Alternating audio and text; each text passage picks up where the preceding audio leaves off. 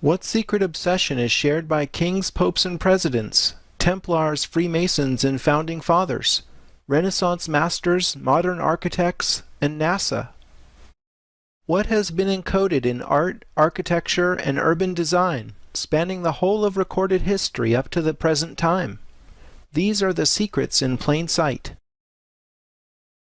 As a teacher of architects, it was the buildings in Dan Brown's The Da Vinci Code, Angels and Demons, and the Lost Symbol that started me on a journey of exploration. What I found encoded in these structures was stranger than fiction, and perhaps even more compelling. Friends kept handing me interesting nonfiction, and after a while I felt that each was a clue in some overarching and interconnected mystery. I felt I was seeing no more than the tip of an iceberg. As I investigated further, I unwittingly began an initiation into the ancient mysteries, as I progressively uncovered a body of knowledge cleverly hidden in plain sight in the design of important buildings, famous works of art, in long-distance alignments between sacred sites, and in the streets and public spaces of many of the world's great cities. What I have uncovered is a story about monumental works specifically designed to embody a symbolic program of ancient wisdom. This wisdom relates to core truths about the design or architecture of the universe, best expressed by musical principles, sacred geometry, and number theory. What I am calling the architecture of the universe is closely related to the Hermetic philosophies of Pythagoras and Plato. All is number. All is mind, indeed all is consciousness. These ideas originated before the pharaohs, and the specifics of this ancient science have been passed down through the centuries by secret groups dedicated to either preserving heretical ideas in dangerous times, or to exploiting the knowledge itself for the acquisition of temporal power.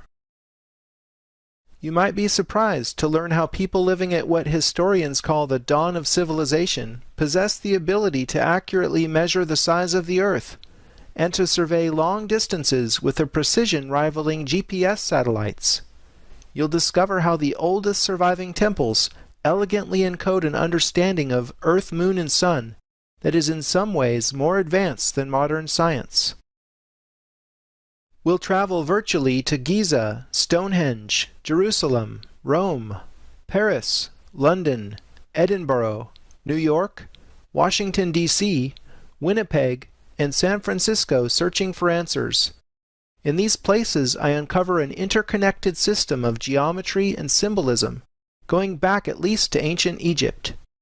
We'll find Pythagorean triangles, Vesica Pisces, rhombi, pyramids, octograms, enneagrams, and zodiacs encoded in much of the world's great architecture and urban design, exposing a secret obsession with ancient symbolism spanning the centuries on up to the present day. Many researchers past and present have uncovered important clues in this mystery. I've synthesized the work of many other authors and been fortunate to make my own connections via books, the internet, and the democratizing power of free tools such as Wikipedia, Google Earth, and SketchUp. What I'm about to share with you is an ongoing effort, and I invite your participation. I believe the time is ripe to reveal what has been hidden for so many centuries and bring this body of knowledge to public attention for the benefit of all. After reading The Lost Symbol, I was intrigued with Washington, D.C. It's a city overflowing with esoteric symbolism. Zooming in from space as we can in Google Earth, let me point out a few landmarks. Here's the White House, Capitol Building, Washington Monument, Jefferson Memorial, Lincoln Memorial, and the Pentagon just across the Potomac. Rick Campbell has uncovered much of the underlying geometry of the city on his informative site dcsymbols.com. He sees the following diagram in the streets and interconnection of monuments. The geometry consists of a pentagram over a cube, all contained within an overarching pyramid. Each one of these shapes carries a meaning we'll be exploring. We'll see later in Egypt how the pentagram symbolizes the microcosm, which is everything in the universe, human scale or smaller. The cube is a recurrent esoteric symbol for the body that we'll be running into all over the world. I found a pair of 3, 4, 5 triangles between the cube and the pyramid. Turning off the cube layer, you see the rectangle surrounding the White House is also made up of a pair of interlocking triangles, this time with 5, 12, 13 proportions. 3, 4, 5 and 5, 12, 13 are the first two Pythagorean triplets. As you'll begin to appreciate, Pythagorean knowledge figures prominently in decoding this mystery. Where have we seen an unfinished pyramid before? On the back of the dollar bill, of course. If we illuminate the DC pyramid with the same all-seeing eye of providence, we are directed to a specific building. Is this the eye of providence we are looking at, or its older incarnation as the eye of Horus? Either way, what is behind the all-seeing eye of the sun? It's the headquarters of Scottish Freemasonry, which goes by many names, including the Supreme Council, Mother Council of the World, and House of the Temple. This building is loaded with Egyptian symbolism, with a 13-step unfinished pyramid on top, just like on the dollar bill, and 2 giant sphinxes flank the entrance out front. The architect John Russell Pope modeled the 1911 building after the mausoleum of Halicarnassus, now a part of Turkey. As one of the 7 wonders of the ancient world, it served as tomb of King Mausolus, which is where we get the word mausoleum. The House of the Temple correspondingly serves as tomb of Albert Pike, Sovereign Grand Commander, Confederate General, and the most famous Freemason of his times. Pike wrote Morals and Dogma, the handbook formerly given to new members up until 1974, which details the 33 ranks of Freemasonry. The House of the Temple is where the climax in the lost symbol takes place. Campbell shows how the elevation was designed ad quadratum, which is Latin for by the square. Ad quadratum is a sacred design template we'll see employed in the District of Columbia itself and at Chartres Cathedral. The sunburst above the entry is at the center of the square, and the top corner marks the symbolic apex of the unfinished pyramid. The bottom corner presumably marks the crypt where Pike is interred. Scottish Freemasons are really into the number 33. There are 33 columns in the House of the Temple that are 33 feet high. This is the place where a hard-working initiate can attain the highest 33rd degree from the 33 members of the Supreme Council. 33rd degree Masons are often found in positions of power. Many presidents of the United States were Freemasons. The Grand Lodge of Pennsylvania has a permanent exhibit featuring the portrait and signature of each of these presidents, with a record of their Masonic careers. It is difficult to verify Masonic membership because some members do not make their involvement a matter of public record. However, each lodge keeps its own records. I find it interesting that George Washington, Harding, Eisenhower, Carter, and the younger Bush all chose to be sworn into the office of the president with a hand on this Masonic Bible dating from 1770. One has to be male and believe in a supreme being to seek membership as a Scottish Freemason. They insist their fraternity is not a religion, although atheists are ineligible for membership. Freemasonry is not a secret society, but members are strongly admonished under pain of death not to reveal core secrets. Much of what happens inside the House of the Temple has been pieced together by outside researchers in recent years, and this has been brought forward in Dan Brown's book, The Lost Symbol. Members can rise to the 32nd degree through hard work and study, but only those selected by the Supreme Council may attain the highest 33rd degree. Richard Hoagland and Mike Barra have dredged up the most interesting connections between the Scottish Freemasons and NASA. Here is Cape Canaveral at Kennedy Space Center. These are the two launch pads where all the Apollo and Space Shuttle missions left Earth. Here is the single runway, runway 33. Of all the vectors they could have chosen for the strip, why did NASA choose 33 degrees west of north? If that seems like circumstantial evidence to you, how about this? Here is astronaut Buzz Aldrin, 33rd degree Mason, on the moon holding the flag of the Supreme Council, which he later brought back to Earth and gave to the Supreme Commander of the House of the Temple. These examples show that the Freemasons and NASA are obsessed with this number. I'm wondering what's so special about 33? Where else does this number appear? Jesus is said to have performed 33 miracles and to have died at age 33. Perhaps this is no coincidence. The Bible says King David, father of the famous Solomon who built the first temple in Jerusalem, reigned for 33 years. In the Kabbalah, or Jewish mysticism, there are 10 Sephiro in the Tree of Life, plus another hidden one called Doth. Adding the 22 paths between Sephiro brings the total up to the magic 33. My theory involves the Schumann resonance. This is the frequency at which the Earth vibrates.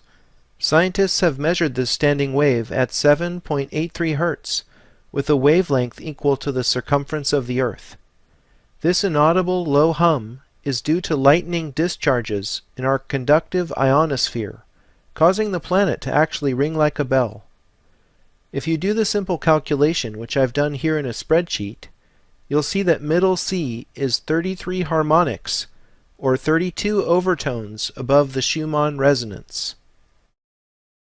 Sound implausible? Think of it this way. Our bodies resonate 33 octaves above the Earth's fundamental vibration. This fits with the ancient Hermetic motto, as above, so below. I find it incredible that the UN emblem divides the Earth into 33 sectors. This has to be more than coincidental.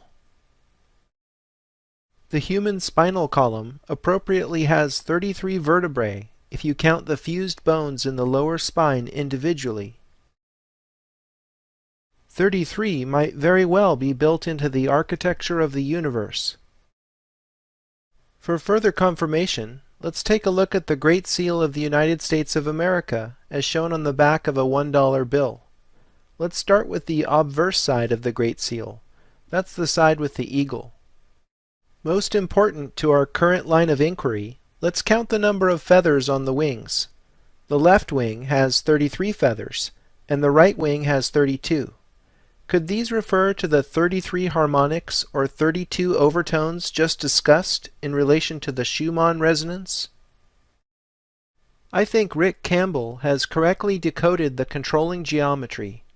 3 circles with their centers on each other's circumferences form a kind of double vesica Pisces, if you will. A vesica Pisces is formed whenever 2 equally sized circles come together, such that their centers are on each other's circumferences. A Star of David emerges from the 3 circles' intersection points.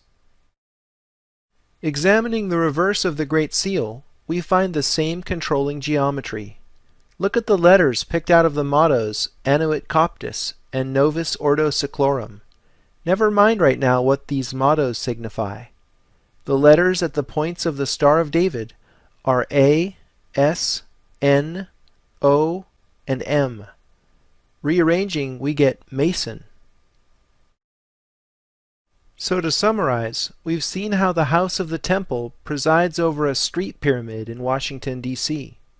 There is a clear Masonic connection to the office of the President, NASA, and the United Nations.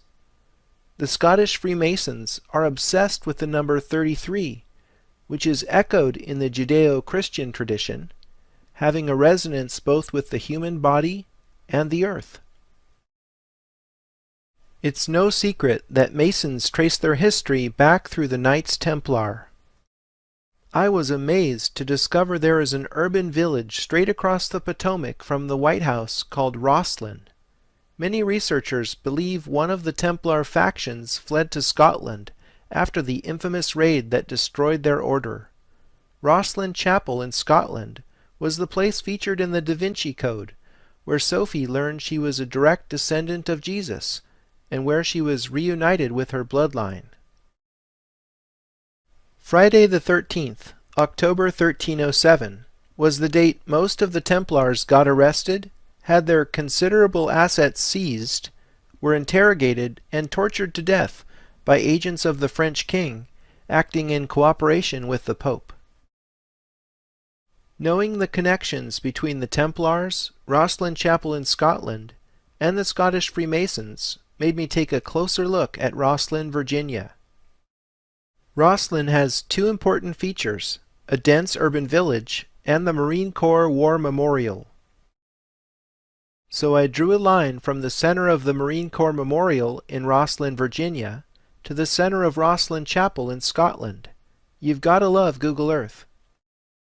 The Great Circle Path passes precisely over the apex of the Eye of Providence and the entire DC Street Pyramid, arguably confirming my line of reasoning.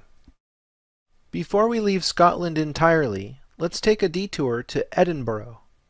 The Royal Mile is Edinburgh's oldest and busiest tourist street.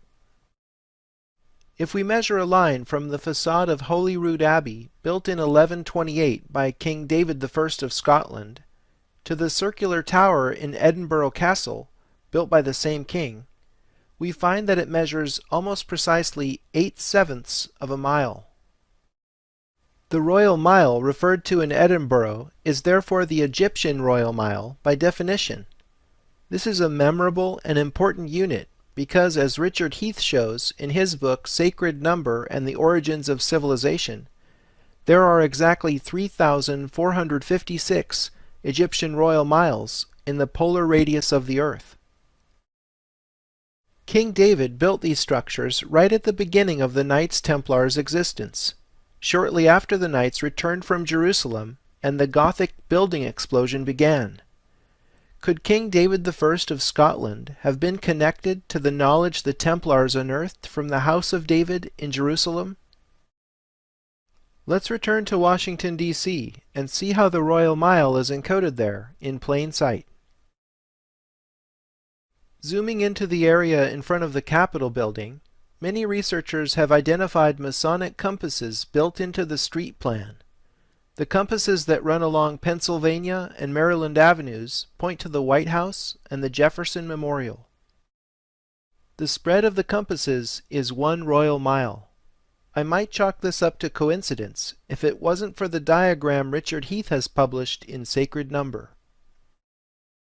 Heath's diagram is drawn as a grid of equilateral triangles, so every edge measures 1 royal mile. The Jefferson Memorial, White House, and House of the Temple are centrally located on these nodes. The point of the Pentagon facing the White House is at this node. This is simply too much coincidence to have not been the product of intentional design. I find the ancient Flower of Life diagram fits perfectly into this grid. The Flower of Life has been found all over the world. Wikipedia lists the Flower of Life in 15 countries so far. Here's the Flower of Life at the Osirion Temple in Abydos, Egypt, which is a minimum of 3,300 years old. It's a little-known fact that Leonardo da Vinci even studied the Flower of Life. This is the second depiction of a cube we've seen in DC. Metrology, the science of measurement, is one of the keys to deciphering secret architecture. Each side of the larger cube spans 2 triangles, forming an edge length equal to 2 royal miles. The polar radius of the Earth is 1728 times 2 royal miles. This equals the 3456 royal miles referenced by the Edinburgh Royal Mile. The number 1728 links DC with the mythical New Jerusalem described in the Bible. And the city lieth 4 square, and the length is as large as the breadth. And he measured the city with the reed, 12,000 furlongs. The length and the breadth and the height of it are equal. The dimensions of New Jerusalem describe a cube whose volume is 1728 billion furlongs. Did you ever wonder why the U.S. and Israel have such a strong bond? D.C. is the New Jerusalem. Here's the 1992 Israeli Supreme Court building in Jerusalem. Does this pyramid on top containing a window look familiar? It appears to be the Eye of Providence, the same symbol found in the streets of D.C. and on the dollar bill.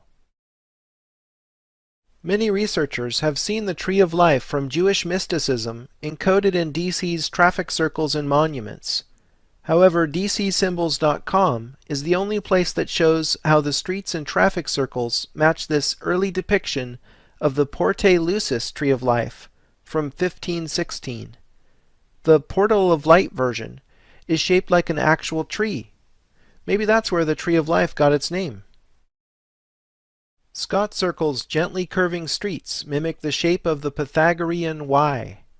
In The Secret Architecture of Our Nation's Capital, author David Oveson says, "The Pythagorean Y is a vestigial drawing of a path through life, in which one is perpetually presented with a choice of symbolic directions.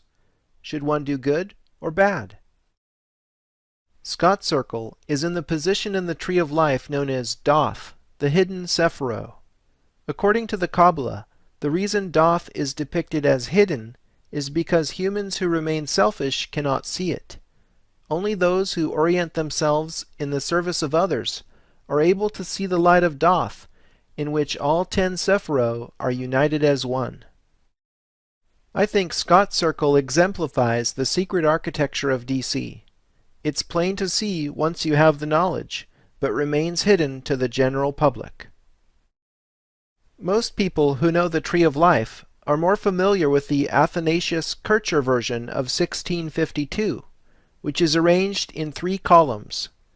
The Kircher version is seen here in John Evelyn's plan to rebuild London after the Great Fire of 1666.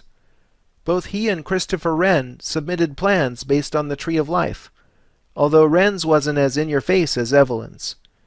Neither were actually carried out, but it shows you this kind of esoteric symbolism wasn't anything new when D.C. was laid out a century after the Great Fire of London. As you've seen, there is a deep connection to Judaism, both in the Tree of Life and in the metrology of Richard Heath's larger cube that links Washington, D.C. with the mythical New Jerusalem in the Bible. To understand why both the Flower of Life and Tree of Life are in D.C., you need a 1-minute visual education in sacred geometry. The Flower of Life grows on the Tree of Life.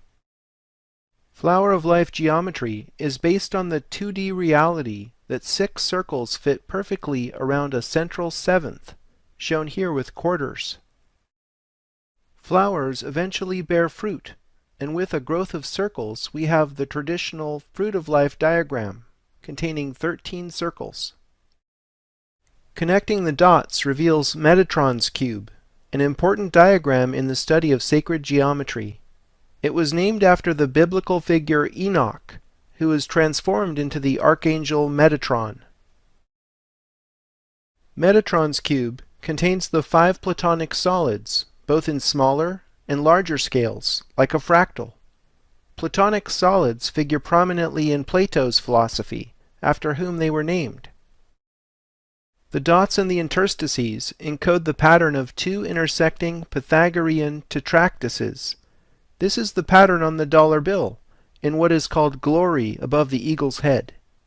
Pythagoreans swore an oath to the tetractys, which was the most important symbol in their secret worship of number.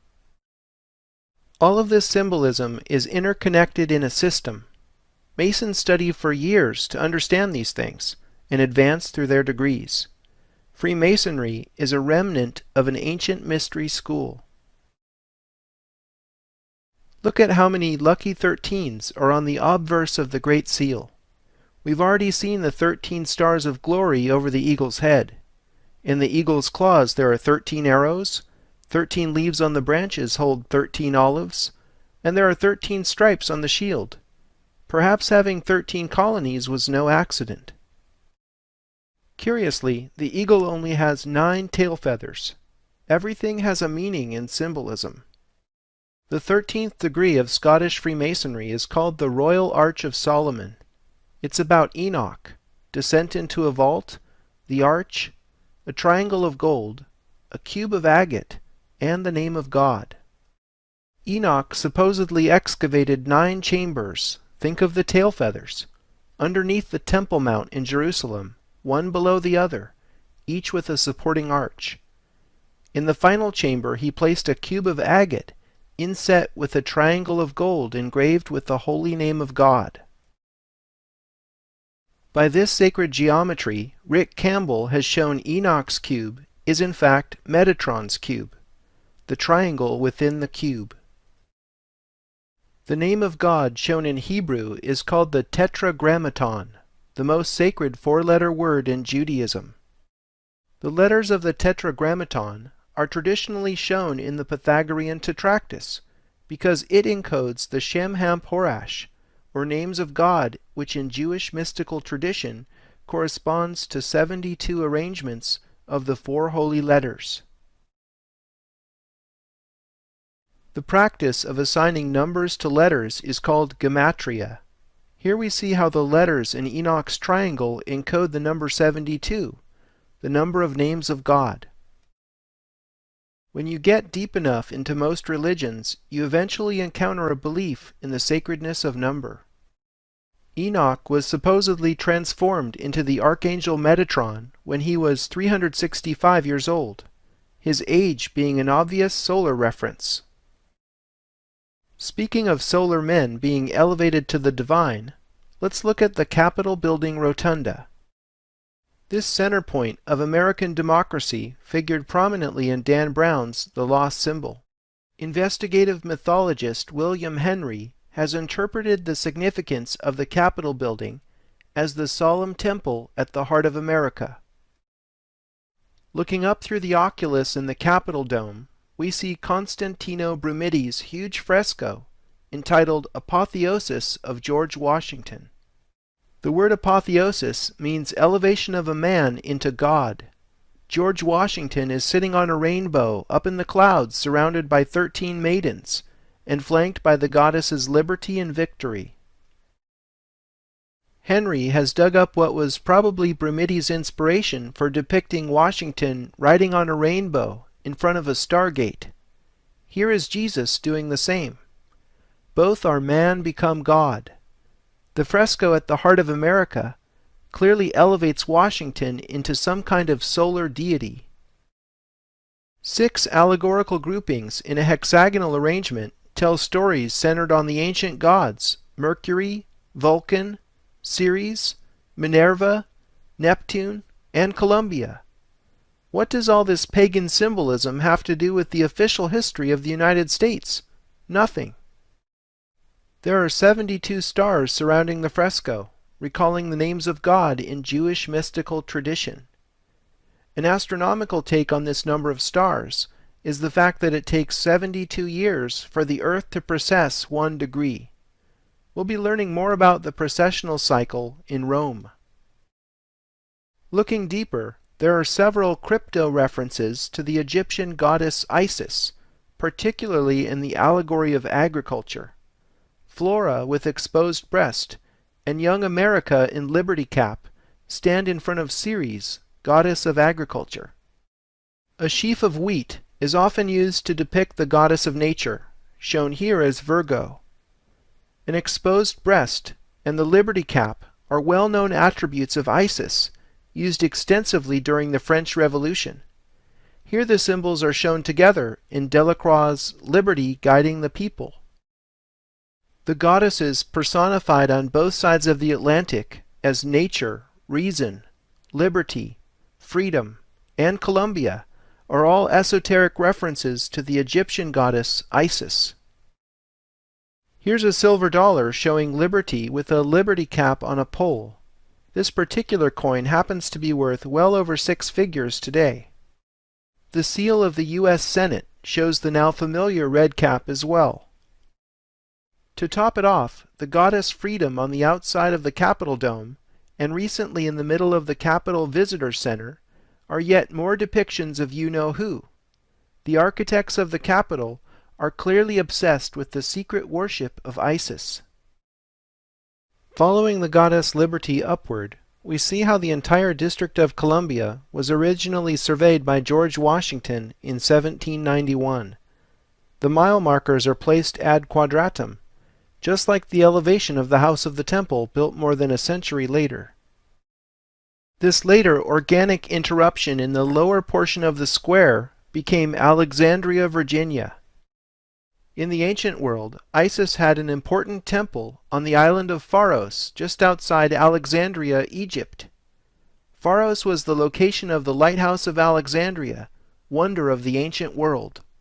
The light that shone from it was the Stella Maris, star of the sea, one of the many epithets for Isis.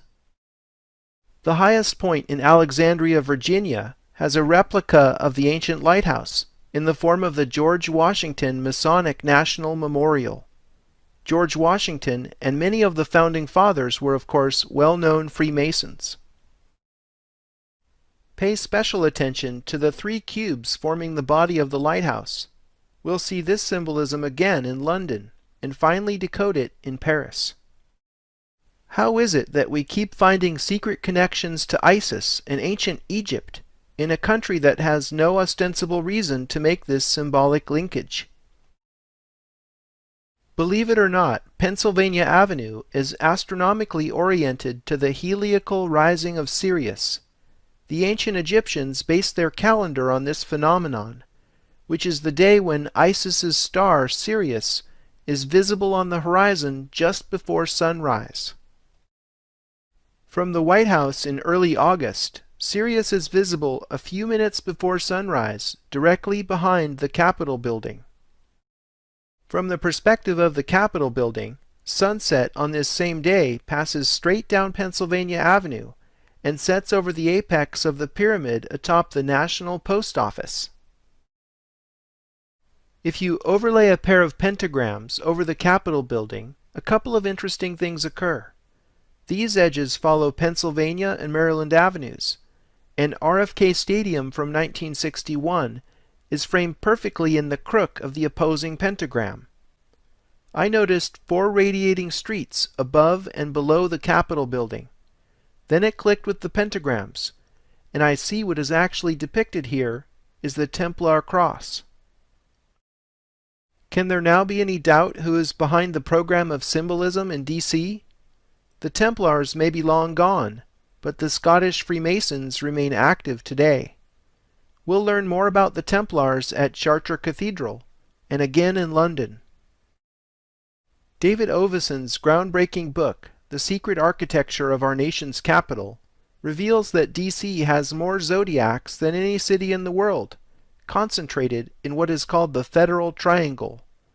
The Federal Triangle contains many important governmental structures, including the National Archives, the National Post Office, the Departments of Justice and Commerce, and so on. Most importantly, Oveson shows how these Federal Triangle zodiacs draw attention to one constellation in particular, Virgo. Virgo the Virgin is an esoteric representation of Isis. Oveson's research into Masonic symbolism led him to map the stars Arcturus, Regulus, and Spica to a terrestrial triangle connecting the White House, Capitol building, and the point where many think the Washington Monument was supposed to be.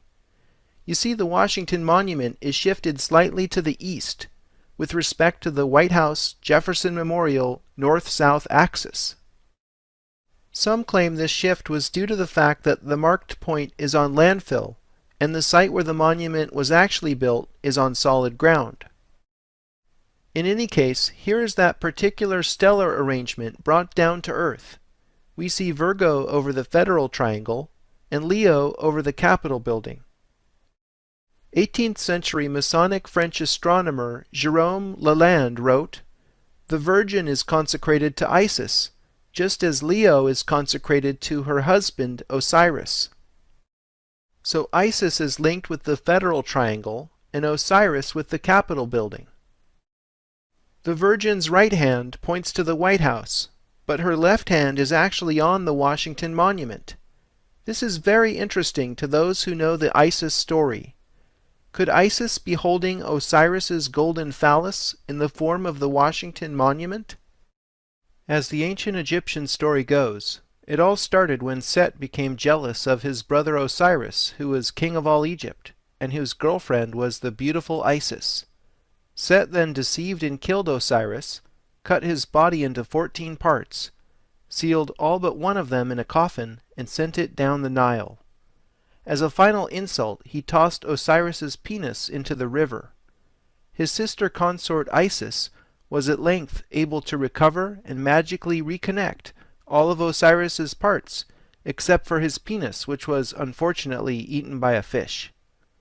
Isis fashioned a golden phallus, attached it to Osiris, and brought him back to life with a song. From this experience, the resurrected Osiris became Lord of the Dead. Isis was impregnated with the golden phallus, and their son Horus grew to become god of the sun. It's the original story of sex and violence, jealousy, incest, and pregnancy.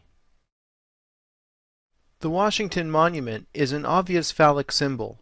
The Vesica Pisces paths surrounding the obelisk suggest female genitals. Taken together, the symbols represent the joining of Osiris and Isis, and the conception of the sun god Horus. Now maybe you think I'm going too far at this point, but take a look at what is above the elevator that goes up the shaft of the Washington Monument, the same ride Robert Langdon took at the end of the lost symbol. Right above the elevator doors there is a bronze sculpture of George Washington, sculpted by French Freemason Houdon, and above that is the winged disc of Horus. What in the world does this Egyptian solar symbol have to do with America? It's a clue to the secret meaning of the obelisk, in the most public of places, but how many actually see it and understand? The dimensions of the monument are all 6s and 5s. What an amazing coincidence that 6,660 inches equals 555 feet. We'll decipher the meaning of 6s and 5s in Egypt. The Washington Monument is not a true obelisk cut from a single piece of stone. Instead, it is both literally and figuratively a monumental work of masonry. Bernard I. Peache's meticulous metrological study of the Washington Monument reveals a sacred diagram projected on the earth. Based on the exact height and angle of the pyramidion, its face and ridge lines project down to the ground and trace circles that are proportioned ad quadratum with respect to each other. The diagram shown here is called the octagram star in mathematics.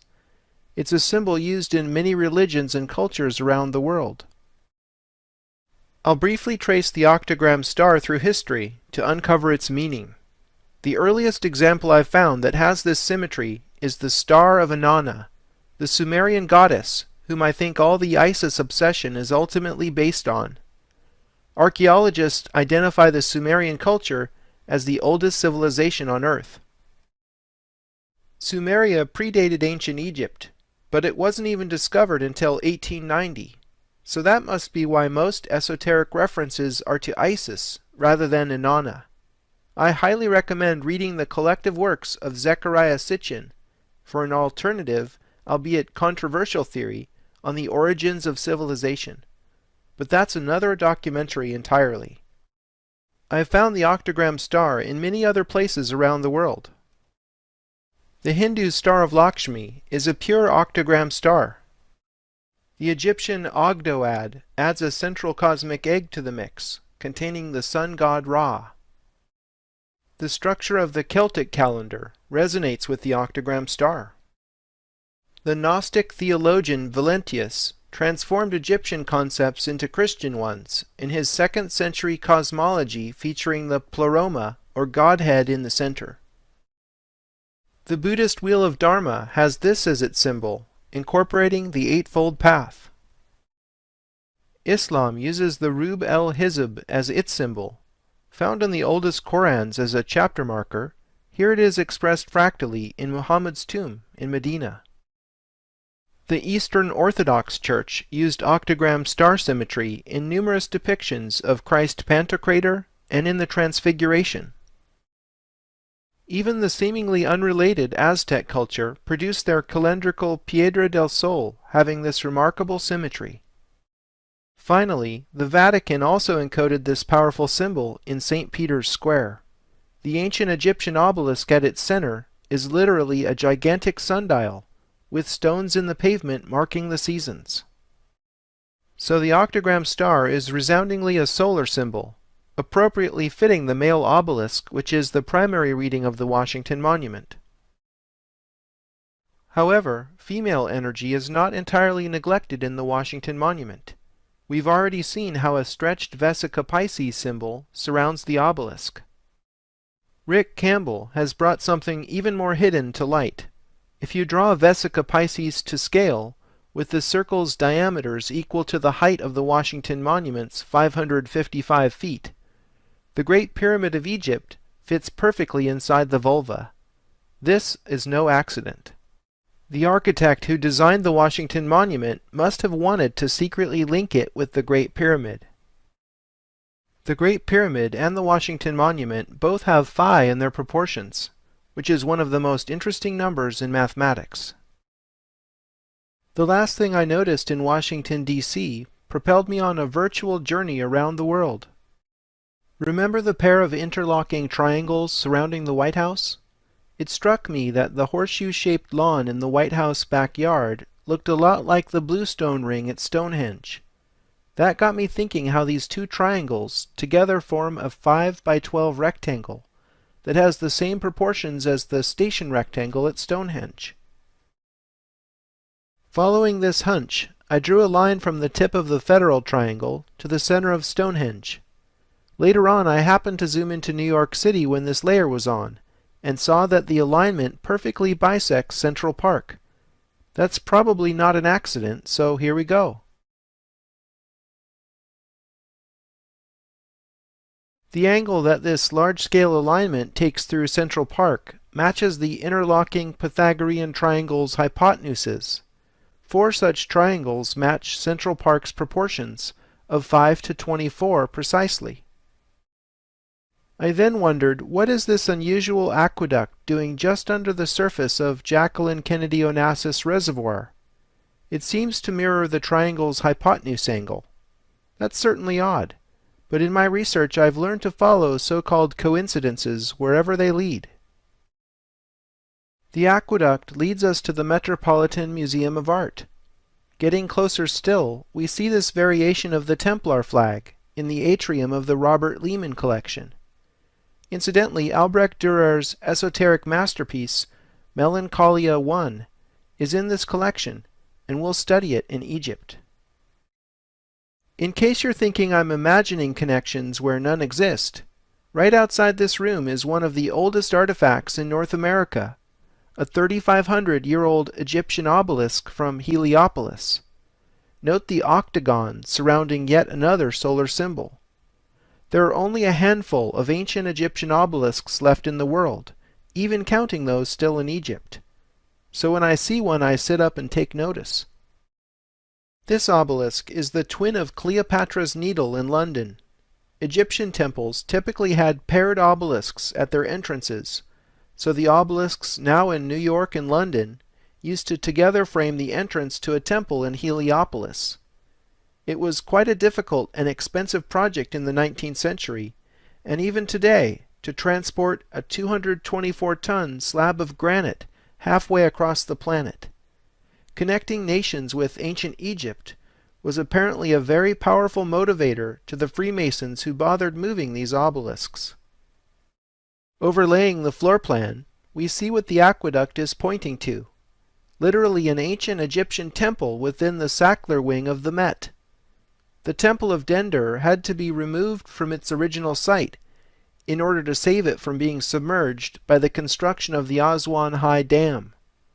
In 1965, the government of Egypt presented the temple as a gift to the United States, which was ceremonially represented by Jacqueline Kennedy Onassis.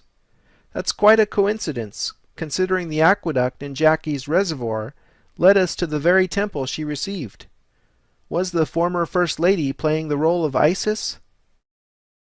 While we're in New York, let's take a look at one of the most famous tourist spots and greatest symbols of America, and visit the Statue of Liberty. The authors Graham Hancock and Robert Bivall have researched the Statue of Liberty, and you might be surprised what they have found. French sculptor and well-known Freemason Bartholdi designed the colossal statue originally for the opening of the Suez Canal in 1867. Fellow Freemason Gustave Eiffel, who was later made famous for his Parisian Tower, was commissioned as the statue's engineer. It is said Bartholdi modeled the sculpture after the Roman goddess Libertas. The truth is, Libertas was an echo of the Egyptian goddess Isis. After Bartholdi's Colossus was rejected for the Suez Canal due to financial reasons, he repurposed it as the Statue of Liberty for New York Harbor. It comes as no surprise that the cornerstone for the Statue of Liberty was laid in a Masonic ceremony. Researcher Jim Allison has connected the dots and identified the triangle between Giza, Pharos, and the opening of the Suez Canal. The angle of this triangle matches the slope of the Great Pyramid and looks like the Greek letter delta, which beautifully echoes the Nile Delta. The Colossus of Rhodes was one of the 7 wonders of the ancient world. The giant statue that stood on the island of Rhodes depicted Apollo, god of the sun, who also wore a crown of 7 rays. 7 rays is very interesting in light of the culmination of the initiation ceremony into the cult of Isis. According to 19th century author Edward Schur, after a successful initiate survived all the harrowing tests and triumphed over death by fire, water, and temptation of the senses, he was led into an inner sanctum, where he looked upon a colossal metal statue of Isis, crowned with a diadem of 7 rays.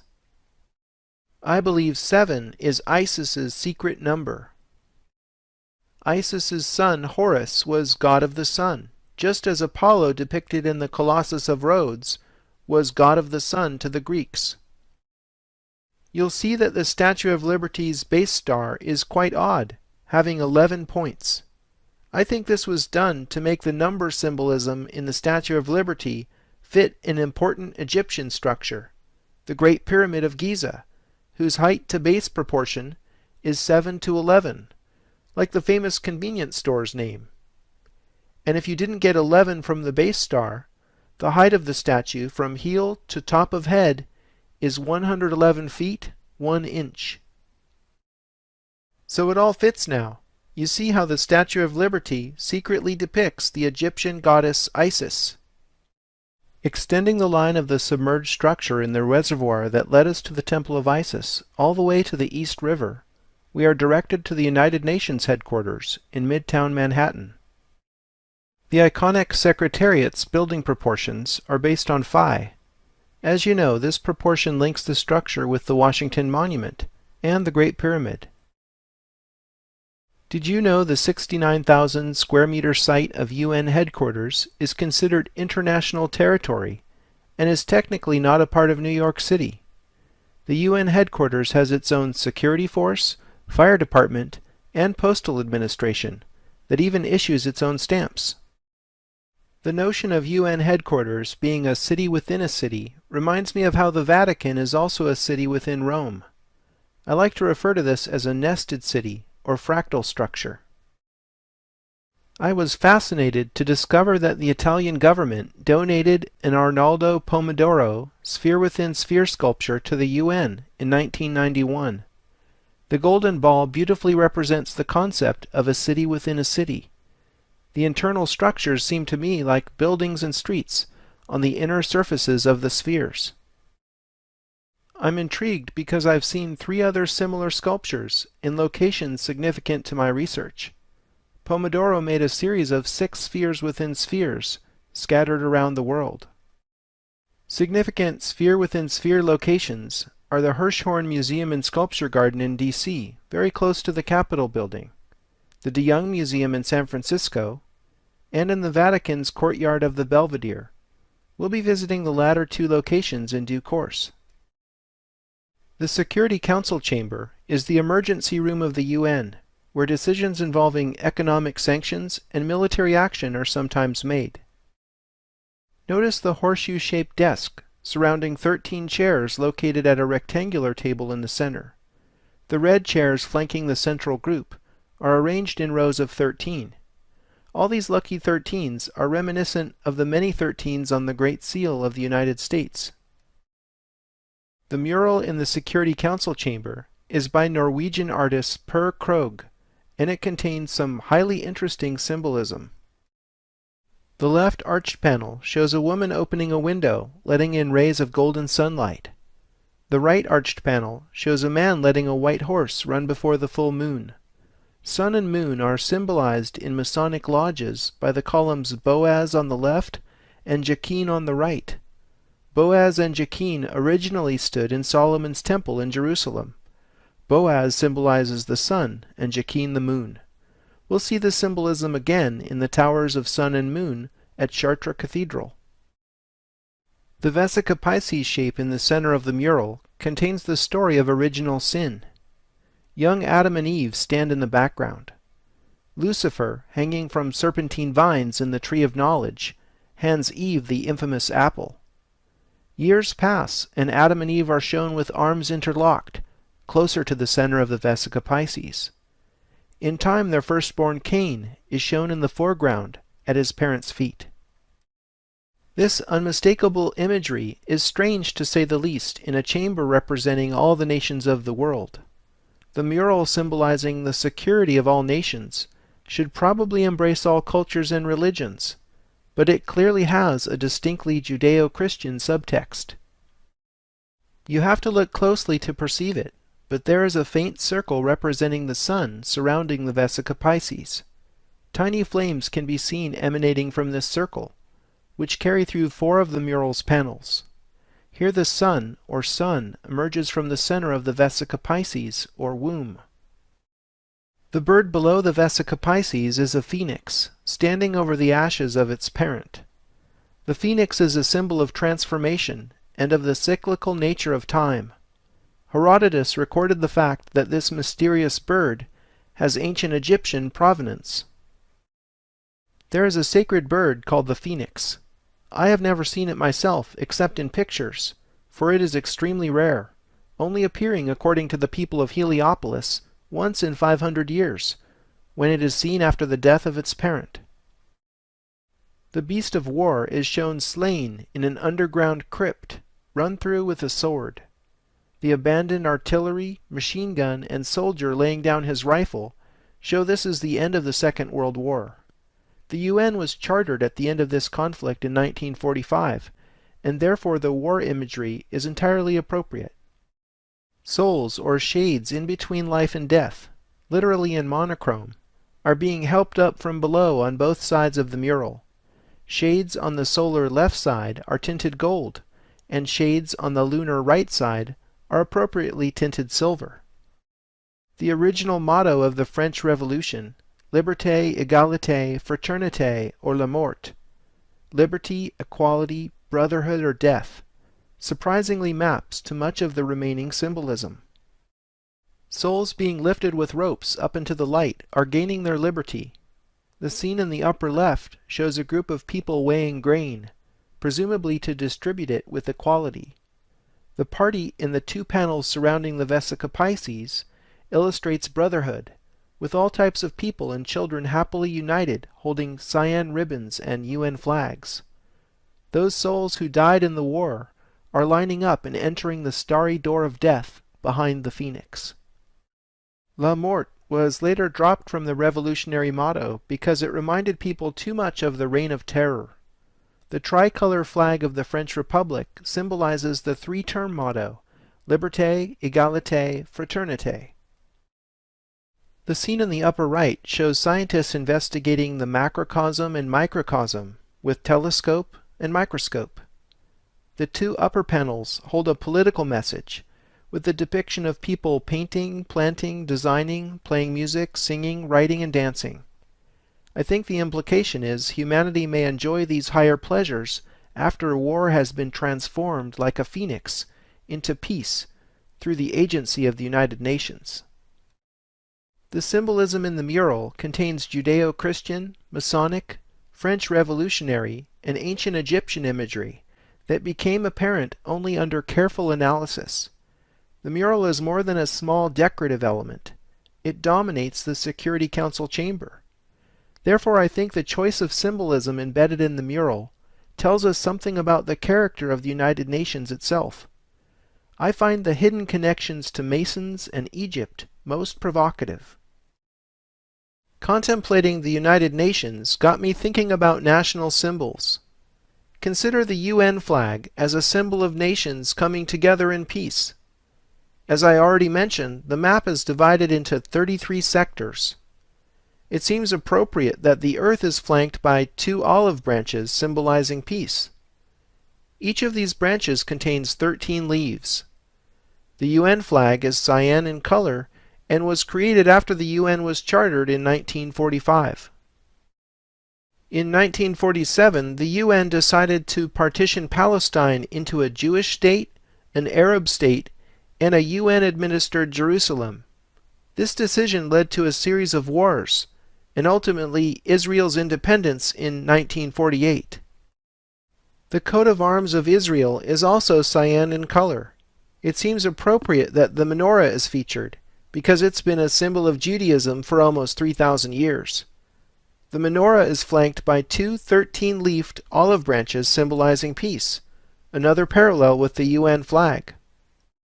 There are many countries whose flags and coats of arms feature olive branches symbolizing peace.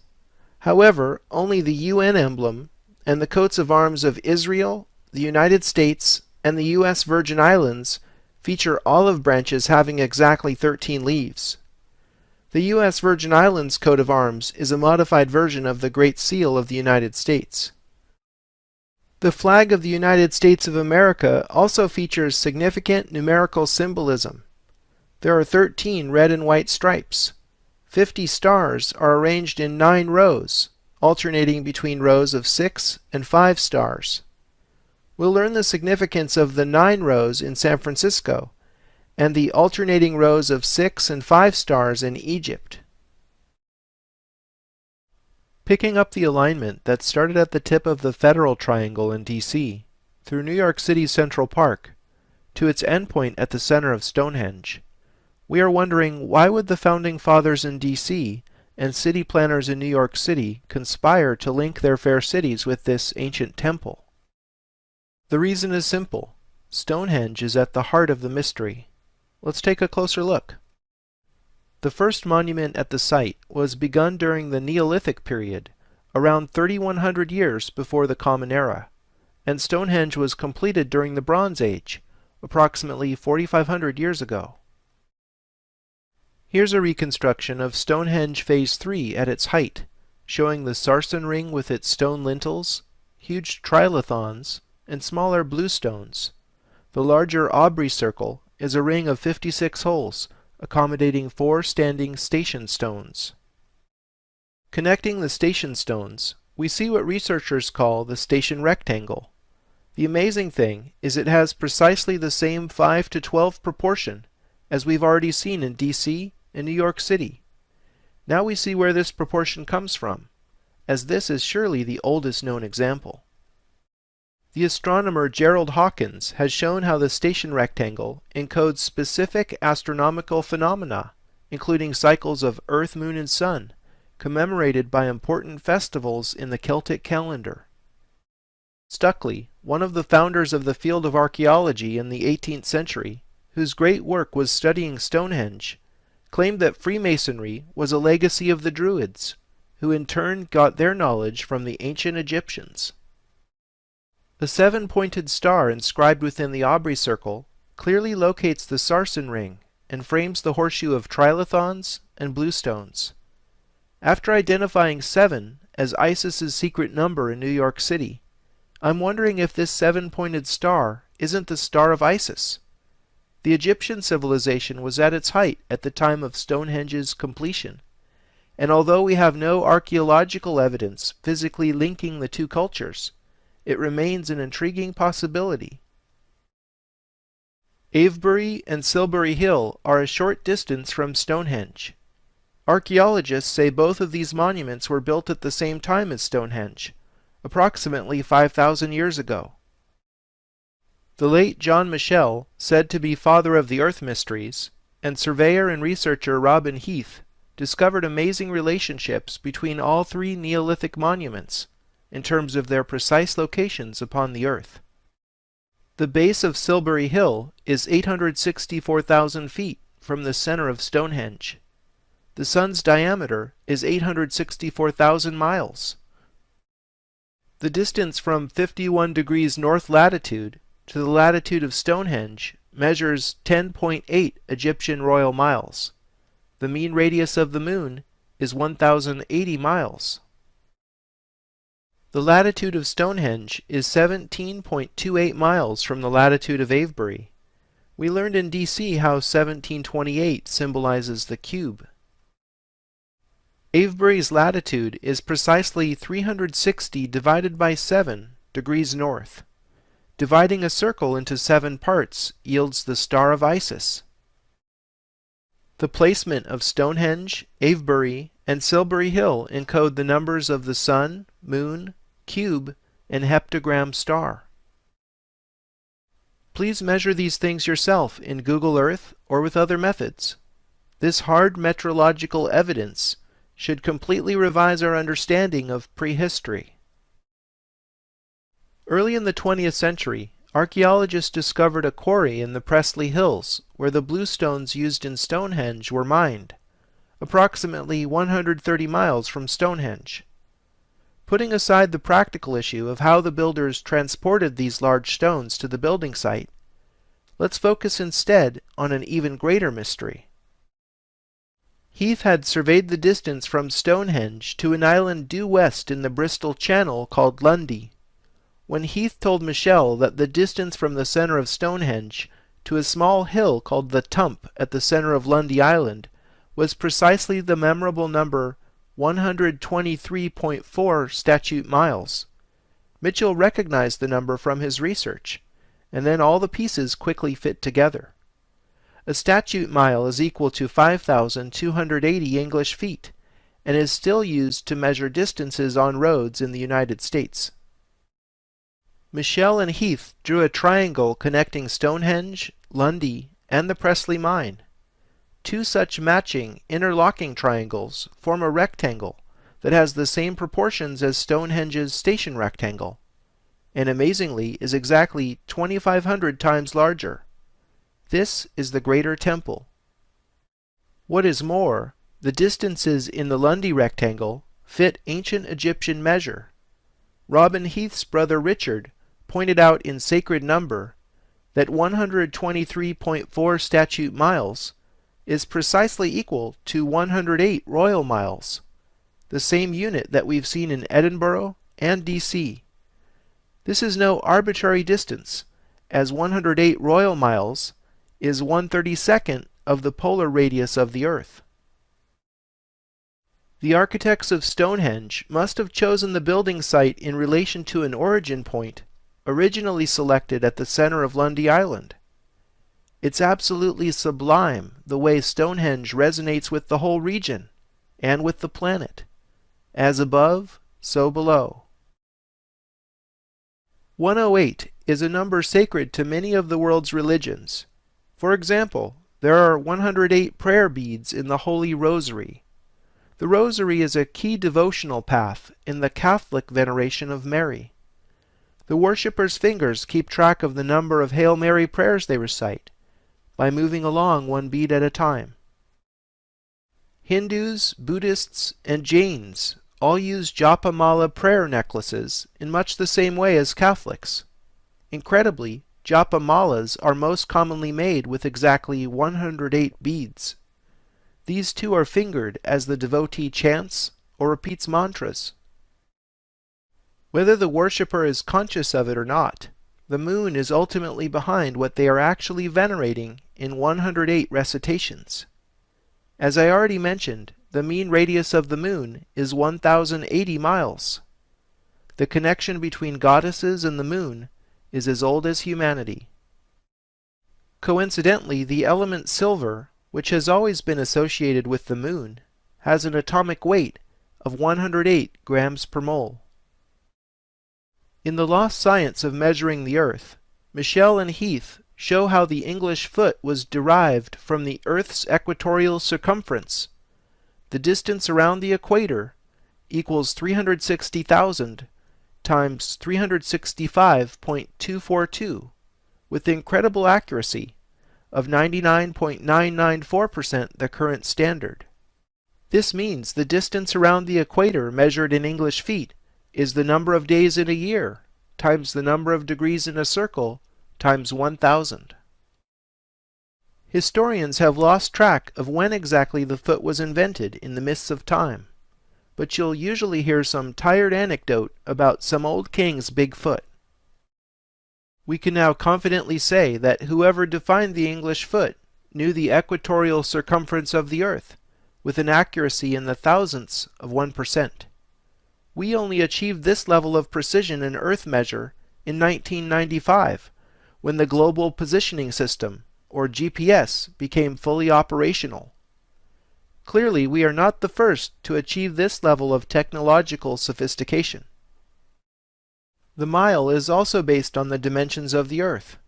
There are 12 to the 5th divided by 10 miles in the meridian circumference of the Earth.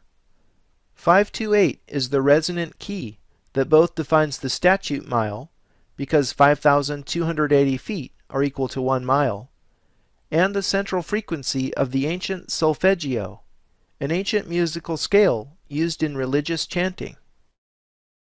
Metrology, the science of measurement, is one of the keys to decrypting the ancient mysteries. After all, the word geometry literally means earth measure, and virtually all ancient measurement systems were based upon the dimensions of the earth. As John Neal laid out in his groundbreaking book, All Done with Mirrors, which was subsequently expanded upon and popularized in books by John Michel and the Heath brothers, the English foot turns out to be the root of the ancient system, wherein units designed to measure different scales were interrelated by fractional relationships. The way the ancient system used simple fractions is analogous to how the metric system uses powers of 10 to interconnect units used at different scales, such as millimeter, centimeter, kilometer, etc. As if these discoveries weren't enough, John Michel and Robin Heath stumbled upon yet another amazing find. There is an island just north of Lundy called Caldy, where there is a very old priory church built over an ancient Druid menhir. This island is located at the 2 to 3 point, along the Presley-Lundy edge of the figure. Musicians will recognize this proportion as the 5th, the most fundamental interval in music. If you draw a line connecting Stonehenge with the precise 2 to 3 point, roughly coincident with Caldy, you get the following proportion. If the Lundy-Stonehenge line is 12, then the Caldy-Stonehenge line is the square root of 153. Believe it or not, we'll see this cryptic number 153 again in the Louvre Pyramid and also in the Bible. So what's up with the square root of 153? Simple. It equals 12.369, the number of full moons in a year. So the proportions of the simple diagram encode cycles of sun, earth, and moon. This is far too much to be explained away by chance. However, Michel and Heath don't offer a theory as to how Neolithic tribespeople knew the precise size of the earth, surveyed such long distances, or understood subtle mathematical and astronomical relationships, living in what we know for certain to be an utterly primitive physical culture. Logically, one must consider the possibility that someone other than Neolithic tribespeople built Stonehenge. Michel and Heath's work sadly hasn't been accepted by the scientists of our times, and is ridiculed as pseudoscience, because their research has exposed how little we really understand about the origins of civilization. I, for one, urge you to keep an open mind, and to weigh the evidence yourself using the scientific method. Academics today have little tolerance for theories that completely upset the apple cart if they wish to keep receiving funding. I don't have an unassailable theory either, but I will say that the builders of Stonehenge sure had some extraordinary architects directing their work. Fast forward 4 millennia from Stonehenge, and not far away Isaac Newton is hard at work in London on his theory of gravity. He's already invented calculus to cope with the mathematics, but now needs an accurate value for the size of the Earth so he can calculate its precise volume, and thus fix his gravitational constant. Few realize that Newton was much more than a scientist. Today's scientists downplay the fact that their greatest hero was also a practicing alchemist, an art many today would consider pseudoscience. For example, Newton was the first to quantify temperature in 1700 with a scale that was based on the freezing and boiling points of water. I find it particularly interesting that Newton chose to measure his scale from 0 to 33 degrees. Conspiracy buffs are also aware of Newton being identified in the Dossier's Secrets as one of the Grand Masters of the Priory of Sion, an offshoot of the Templars. Whatever his reasons, Newton believed that the Great Pyramid's metrology encrypted the true dimensions of the Earth. John Greaves, professor of astronomy at the University of Oxford, surveyed the Great Pyramid just before Isaac Newton was born. Newton meticulously studied Greaves' work and based his own dissertations on ancient metrology on it. In 1637, Greaves made the most accurate survey of the Great Pyramid ever undertaken up to that point in history. He was the first to make the unlikely conclusion that the foot was at the root of the pyramid's measurements. To commemorate his discovery, Greaves inscribed a line inside the king's chamber, measuring precisely 1 English foot, with the words, "To be observed by all nations." The unfinished pyramid, that is without its absent pyramidion cap, measures exactly 480 English feet in height, which also happens to be precisely equal to 1/11th of a mile. The width comes in at exactly 756 feet. Herodotus, the father of history, explained that the Great Pyramid was originally capped by a small model pyramid called a pyramidion, which was sheathed in electrum, an alloy of gold and silver. Unfortunately, the valuable pyramidion is long gone. Richard Heath's metrology shows the Great Pyramid's pyramidion measured 1 1/11th feet in height. This metallic cap would reflect the sun's light and look a lot like the shining eye on top of the US dollar bill. The Great Pyramid is the sole surviving wonder of the ancient world. It remains the oldest, largest, and most accurate building ever built. It was the tallest structure in the world for 4 millennia. It is aligned within 0.1% of true north, and its 13-acre base supporting 2.3 million blocks of stone is horizontal and flat to within 15 millimeters. The mean opening in joints between exterior casing stones is less than 0.5 millimeter. The scale and accuracy are astounding. I believe that even with all the money in the world, we do not have the technical capability to replicate the Great Pyramid today. There is much to be said about the Great Pyramid's proportions. I've already mentioned how 7:11 was encoded in the Statue of Liberty. Renaissance artist Albrecht Dürer used the half-triangle proportion of 14:11 in his esoteric masterpiece Melancholia I. Richard Heath has found the half-triangle also encodes 365 days to 20 moons, an interesting astronomical take on the mystery. Notice how pi and phi, two of the most important numbers in mathematics, are also implicated and interrelated in the pyramid proportions. John Charles Webb Jr. has made a profound discovery about the location of the Great Pyramid that is unfortunately widely ignored because of its utter implausibility. Using Google Earth, we can measure the exact latitude of the center of the Grand Gallery inside the pyramid. It is 29.9792458 degrees north. The speed of light in the vacuum is 299,792,458 meters per second. Incredibly, these are the same numbers. How can this be? This correlation is either pure coincidence or evidence of something very profound. The meter as unit of length and the practice of dividing time into seconds would have to be coordinated for the location of the Great Pyramid to encode the speed of light. Nothing may sound more improbable, but this is exactly the sort of numbers game that I think the ancients played. Consider the fact that 1 second is one Earth rotation divided into 86,400 parts, because 1 day is equal to 86,400 seconds. Recall from the Stonehenge and San Francisco episodes that the Sun's diameter is 864,000 miles, and 864 is the number of the Sun. Perhaps the second and the mile were skillfully designed to express this beautiful harmony with the Sun. The kilometer was originally defined by assuming the Earth's meridian circumference equals 40,000 kilometers. In Paris Part 3, you'll learn more about something I call the Canon of 400.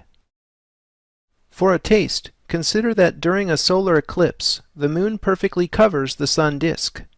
The only reason this occurs so precisely is because the Moon is exactly 400 times smaller than the Sun, while at the same time the Moon is 400 times closer to the Earth than the Sun. In addition, the Earth turns 400 times faster than the Moon. Perhaps saying the Earth has a meridian circumference of 40 million meters was no accident, as it's in the same number canon. I think the meter was secretly designed to resonate with the Sun. In fact, today the meter is circularly defined in terms of the speed of light, which is itself measured in meters per second. Consider the possibility that the meter is an ancient unit that was merely reintroduced 300 years ago, during a time of great Hermetic obsession in France. With these facts in mind, it is easier to see how disparate units based on our planet's source of light truly encode the speed of light using the location of the Great Pyramid itself. Our history books somehow miss the fact that architects at the dawn of history knew the speed of light in the vacuum and the exact size of the Earth with pinpoint accuracy. Perhaps the Great Pyramid was made before the Egyptian culture began, by different architects entirely.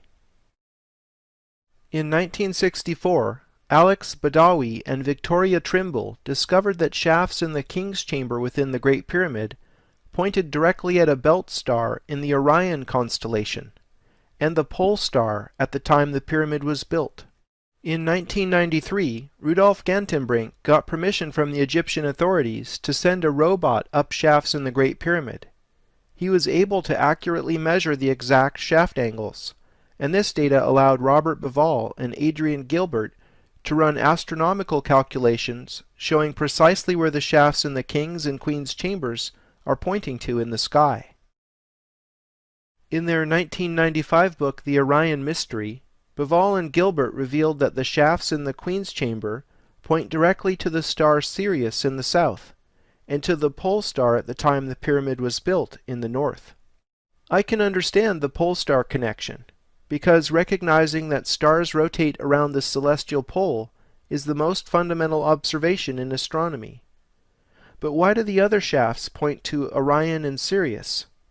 The book Talisman by Graham Hancock and Robert Bauval sheds light on this mystery. Orion and Sirius represented Osiris and his consort Isis to the ancient Egyptians. They are in a region of the sky called the Duat, the Egyptian netherworld, where souls journeyed and were judged after death. Hieroglyphs in the 3,400-year-old tomb of Thutmose III explain the benefits of copying the Duat upon the earth. Whoever shall make a copy of the Duat, and shall know it upon earth, it shall act as a magical protector for him, both in heaven and in earth, unfailingly, regularly, and eternally. So the Egyptians believed building copies of Orion and Sirius upon the earth acted as magical talismans, bringing the power of heaven down to earth. We've certainly seen a much more recent example of this in Washington, D.C. The Orion constellation is often depicted as a hunter with a sword between his legs.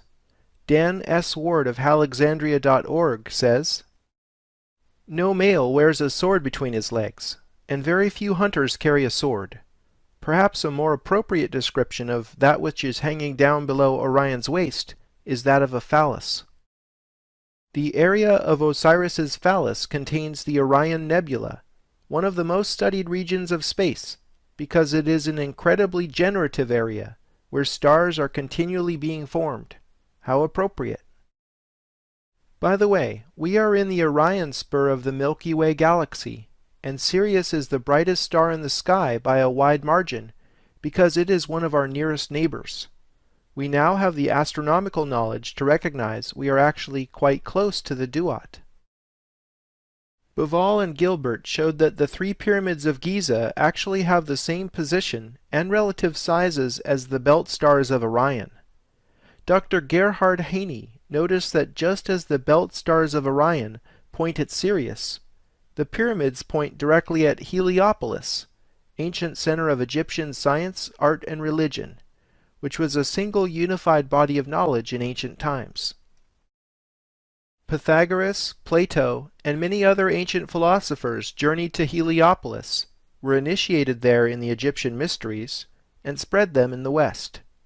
Today the only thing that's left of this entire city is a single obelisk, which happens to be the oldest standing obelisk in the world. Incidentally, this single obelisk is all that's left of the ancient Temple of the Phoenix, which was described by Herodotus.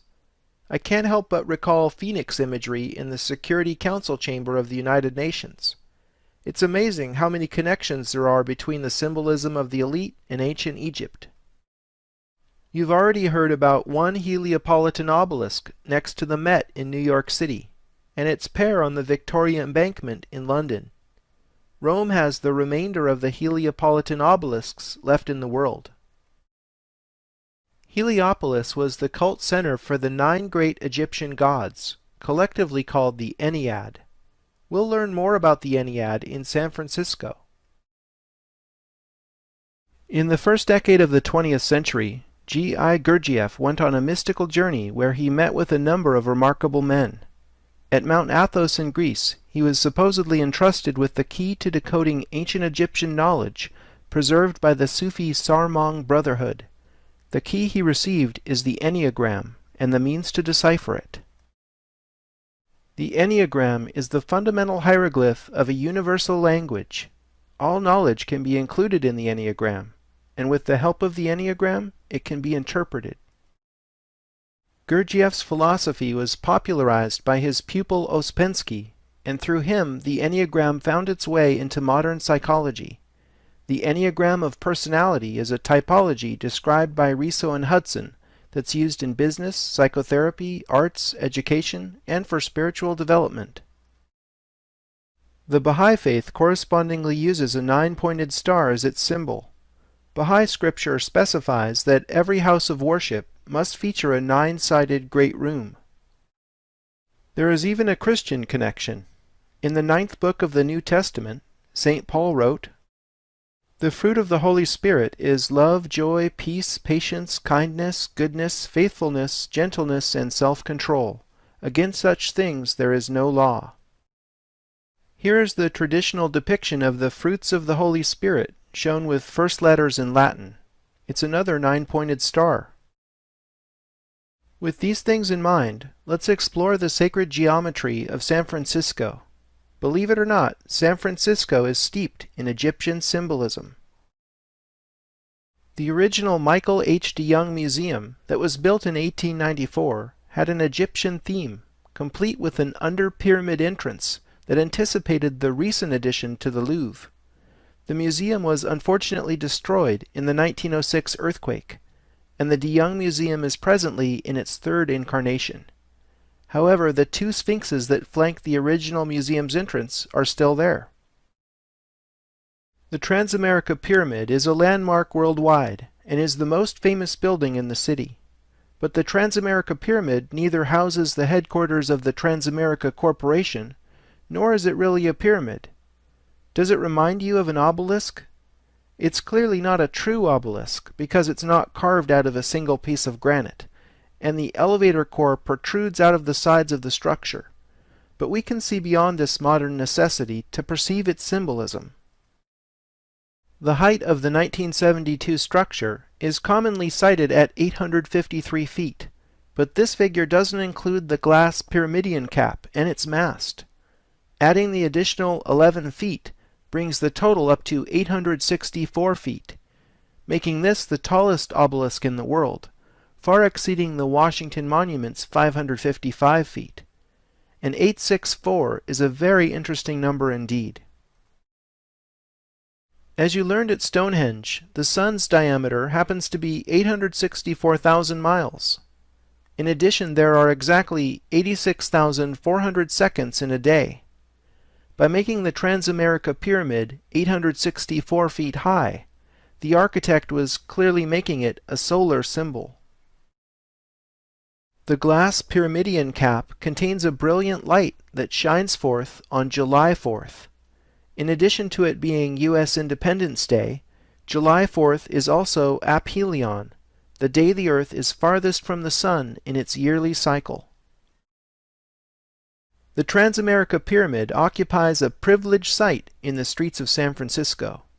It marks the endpoint of Columbus Avenue, which cuts across the street grid at a 40-degree angle. It's funny, but I recognized the significance of this 40-degree angle immediately because I'd just been hired by an architect to make a 3D model of his 9-sided atrium. This incredible synchronicity is what allowed me to make the next discovery.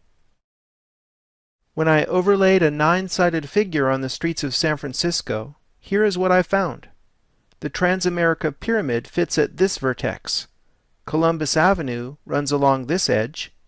The grid of streets matches this edge's 40-degree turn, and most significantly, it appears that Treasure Island was designed to fit this figure.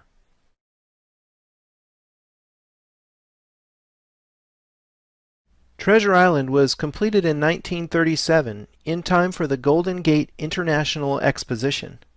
The U.S. Navy controversially seized Treasure Island from the city of San Francisco during World War II. The Navy built the unusual star-shaped barracks in the approximate location of the tower that had been torn down after the Expo in 1937. The barracks also happened to be exactly at the midpoint of this edge of the diagram. While I'm not certain what the barracks symbolize, their shape and position does seem significant. Masonic author Albert Churchward says the hieroglyph of the risen sun god Horus looks like this. Also, 6 triangles in hieroglyphs means land of the spirits. In any case, the Navy base was recently decommissioned, and Treasure Island is now open to the public. I went there to find the barracks abandoned, but the strange symbolism remains, at least for a little while longer. There is currently a plan in the works to build a large mixed-use development on Treasure Island. The plan, scheduled to be completed in 2022, calls for a 650-foot-tall sun tower to be constructed where the star-shaped barracks are today. Coincidentally, the single bus line that serves Treasure Island is Route 108. Again, in the Stonehenge segment, you learned why 108 symbolizes the moon. So in a few years, you'll be able to ride the moon bus to the sun tower. In the Great Pyramid segment, we studied the Ennead, or pantheon of the 9 ancient Egyptian gods worshipped at Heliopolis, the city of the sun. When we layer the Ennead over the 9-sided figure, we see the correlation between the solar Transamerica Pyramid and the phallic obelisk of Osiris. When I turned on the terrain layer in Google Earth, Telegraph Hill poked up through the Ennead layer, so I started researching Coit Tower. It was designed by Arthur Brown Jr. in 1933, after Brown designed 3 buildings in the Federal Triangle, which you'll remember figured prominently in the secret architecture of Washington, D.C. The octagonal top of Coit Tower fits within the octagram star, which you saw in Washington, D.C. Part 2, is a classic solar symbol.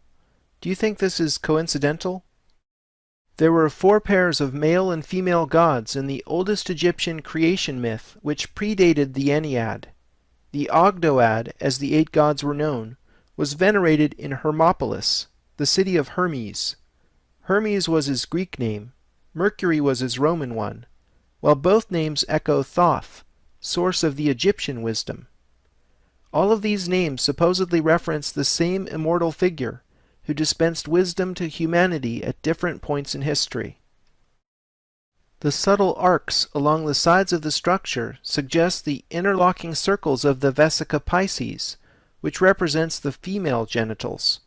Perhaps not surprisingly, and just like the Washington Monument, Coit Tower symbolizes the act of coitus, or the sacred union of Isis and Osiris. Hancock and Bivall have well documented in their book Talisman how Thoth's knowledge base was passed down through the Gnostics, Manichees, Bogomils, and Cathars. All were ruthlessly wiped out by the Catholic Church. Any remaining followers were then completely annihilated by the Inquisition. Thankfully, the popes weren't entirely successful in instituting a permanent Dark Age, because a century after the Inquisition, Cosimo de' Medici recovered the Corpus Hermetica, which was written in the 1st century in Alexandria. This older stream of Hermetic knowledge that escaped the burning of the Library of Alexandria actually fueled the Italian Renaissance, and then went underground in secret societies that persist to this day. The Golden Gate is neither golden, nor is it literally a gate. Instead, it's the red bridge built the same year as Treasure Island. Known throughout the world as an engineering marvel and symbol of San Francisco, it also represents the fulfillment of manifest destiny, the 19th century belief in the inexorable expansion of the United States from sea to shining sea. Here's a 19th century painting depicting the goddess Columbia leading settlers westward in an allegorical representation of manifest destiny. The Golden Gate is actually a concept from, you guessed it, ancient Egypt. Are you seeing the pattern here? They believed the Golden Gate was the threshold souls must pass after death on their way to the Duat. You might be interested they also spoke of a silver gate, guarded by Isis, the great mother of the sun. Souls passing through the silver gate on their journey from the divine source are incarnated upon the earth. I think Treasure Island represents the silver gate guarded by Isis. Its 7 sides certainly have her number. Perhaps the gift of incarnation itself is the treasure. The soul journeys westward like the American settler and passes over Alcatraz, one of the world's most famous prisons. This fits with the Cathar belief that the body is the prison of the soul. All the while angels, this is Angel Island, fly above in a higher dimension. Angel Island is a state park and has incomparable views of the bay.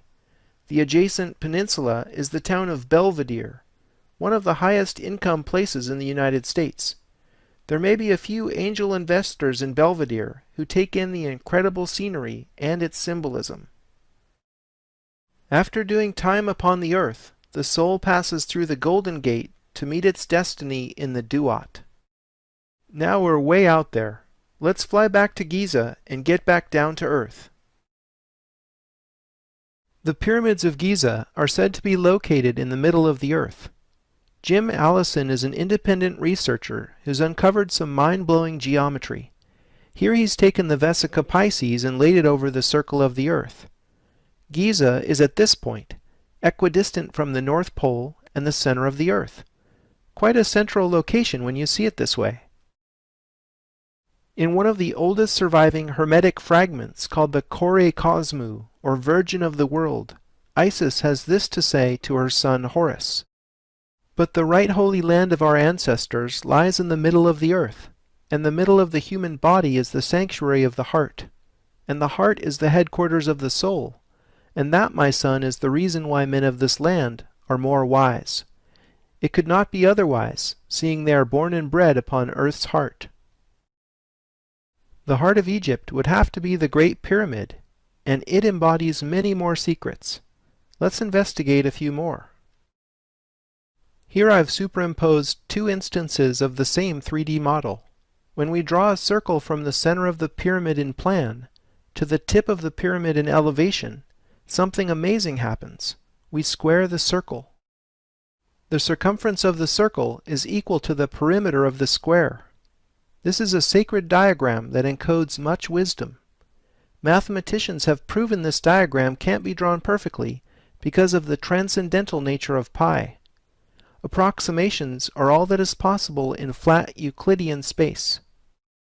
In the book The Dimensions of Paradise, John Michel has shown how the first Pythagorean triplet is the key to the wisdom encoded in this diagram. Here, 3, 4, 5 triangles set the scale and make it a very easy approximation for anyone to draw with compasses and a ruler. Now brace yourself for the wisdom. The moon and earth actually fit this diagram. The size of the moon compared to the earth is as 3 is to 11, with a 99.97% accuracy. The pyramid therefore encodes the relative sizes of moon and earth. The 3, 4, 5 triangle itself contains a secret that unlocks yet more of the mystery. The area of a 3, 4, 5 triangle is 6. 6 is one of very few perfect numbers in math, and is the only number in the infinite sea of numbers which is both the sum and product of the same three numbers. The number 6 is associated with the macrocosm, which is everything in the universe larger than the human scale. There's a simple mathematical realization that gets you from 6 to 720 that I'll skip over here. Pause the video if you love numbers. When you scale the original diagram by 720, here's what you get: the actual dimensions of the moon and earth in miles. The diagram says the Earth's diameter is 7,920 miles, and that's 99.97% accurate. The diagram says the moon's diameter is 2,160 miles, and that's 99.94% accurate. That's one precise approximation. John Michel called these the canonical numbers for a good reason. When we lay this diagram over Stonehenge, we see that it fits.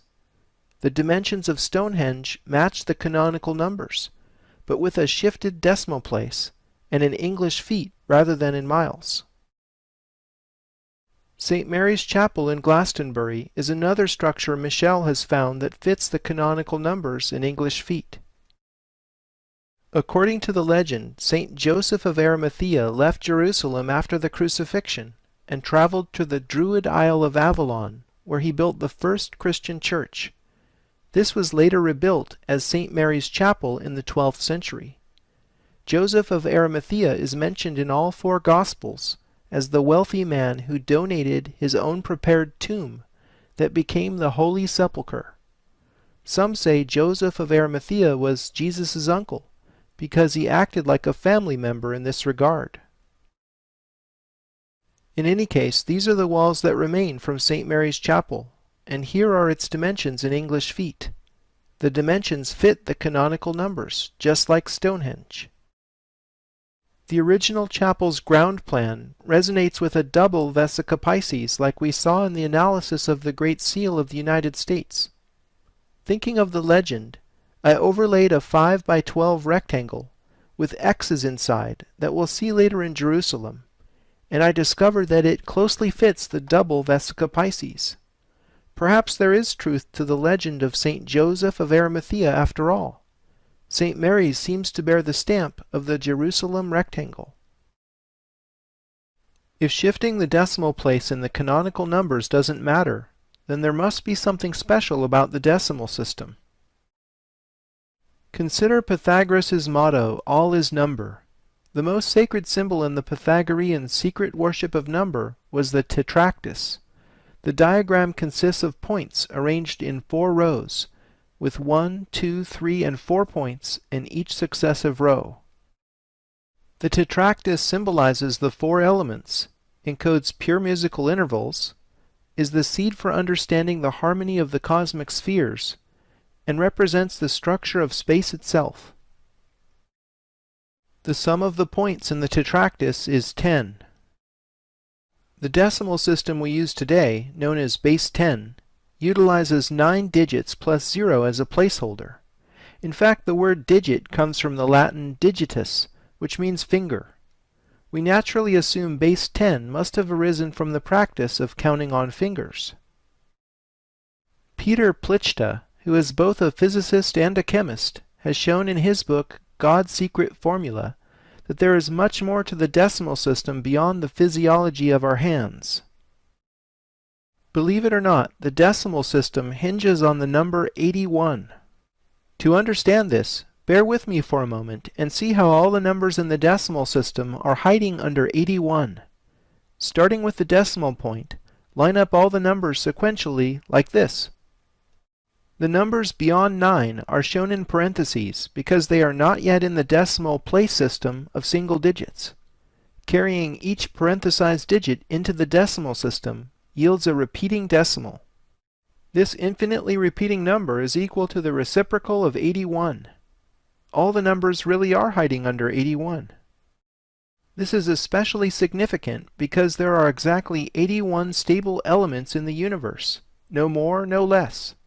The periodic table of the elements lists the elements beyond 83 as subject to radioactive decay, but most are unaware of the fact that unstable elements 43 and 61 don't exist anywhere in the universe unless they are synthesized.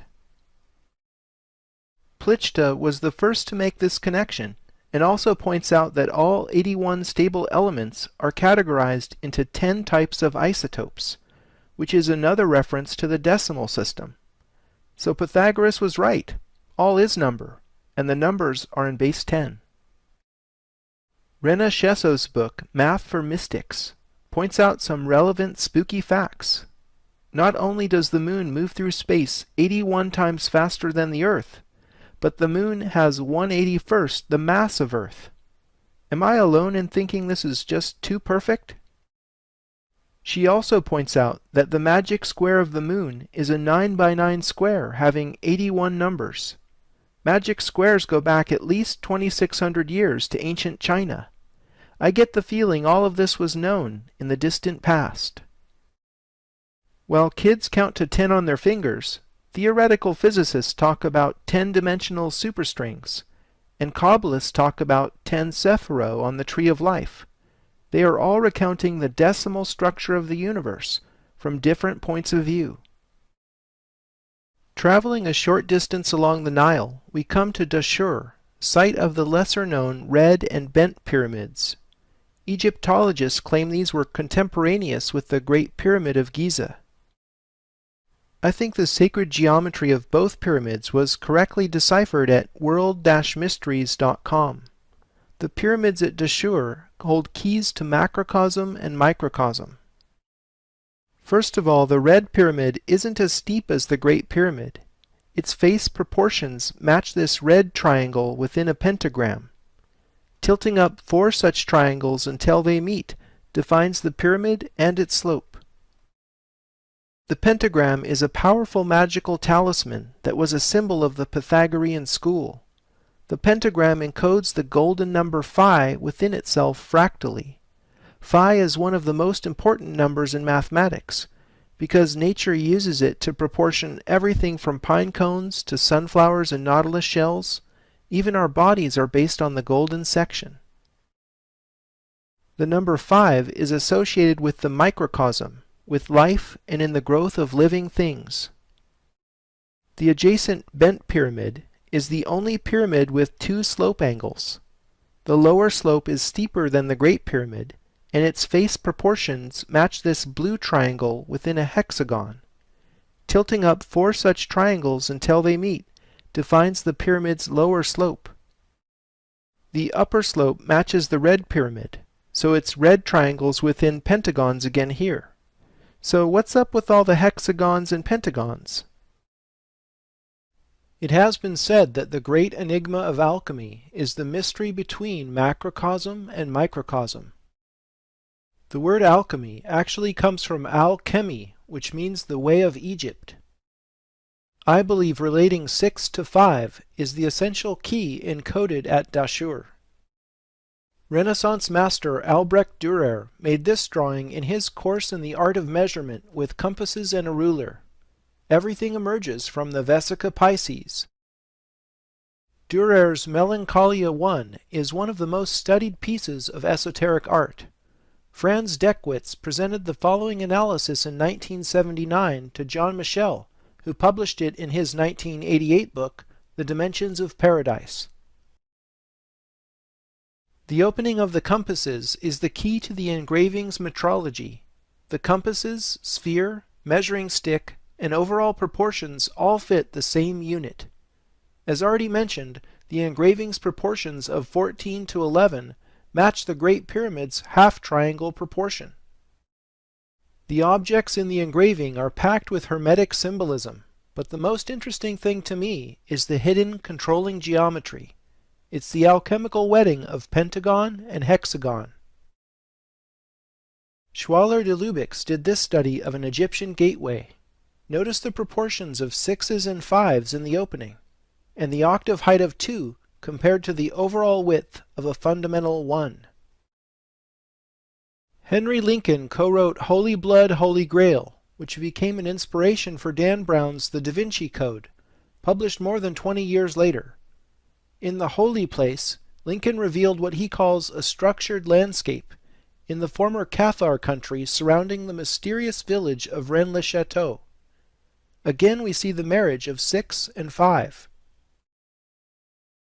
The pentagram over the cube in DC is another representation of 6 and 5 coming together.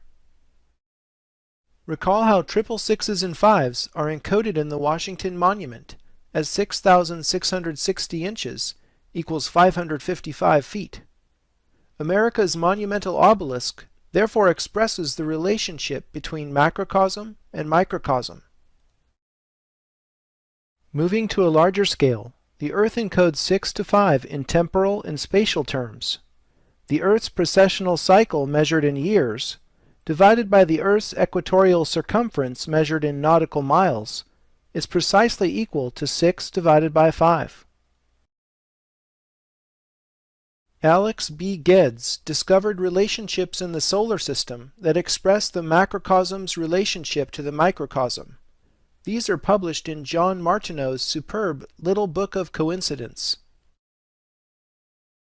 The relationships Geddes found are ratios between the products of mean orbital radii of planets in our solar system. More specifically, the ratios each equal 6 divided by 5, plus a small factor that must be added in each case to balance the equalities. Each product is a symmetrical relationship between inner rocky planets and outer gas giants. I notice that each one of the factors added to balance the equalities encodes 864. The same number you learned in the Stonehenge and San Francisco episodes is the number of the sun. How incredibly apropos. In mathematics, phi and pi are two of the most important numbers. They can be related in the following way. 6 divided by 5 times phi squared equals pi. This equation is an extremely accurate approximation, but is not exact, and as such is classified by mathematicians as a coincidence. Are all of these things just pure coincidence, or evidence of hyperdimensional resonance? For a more complete answer to that, you'll have to wait for the Paris episodes. For the next astonishing example of 6s over 5s, we'll visit the holy city of Jerusalem.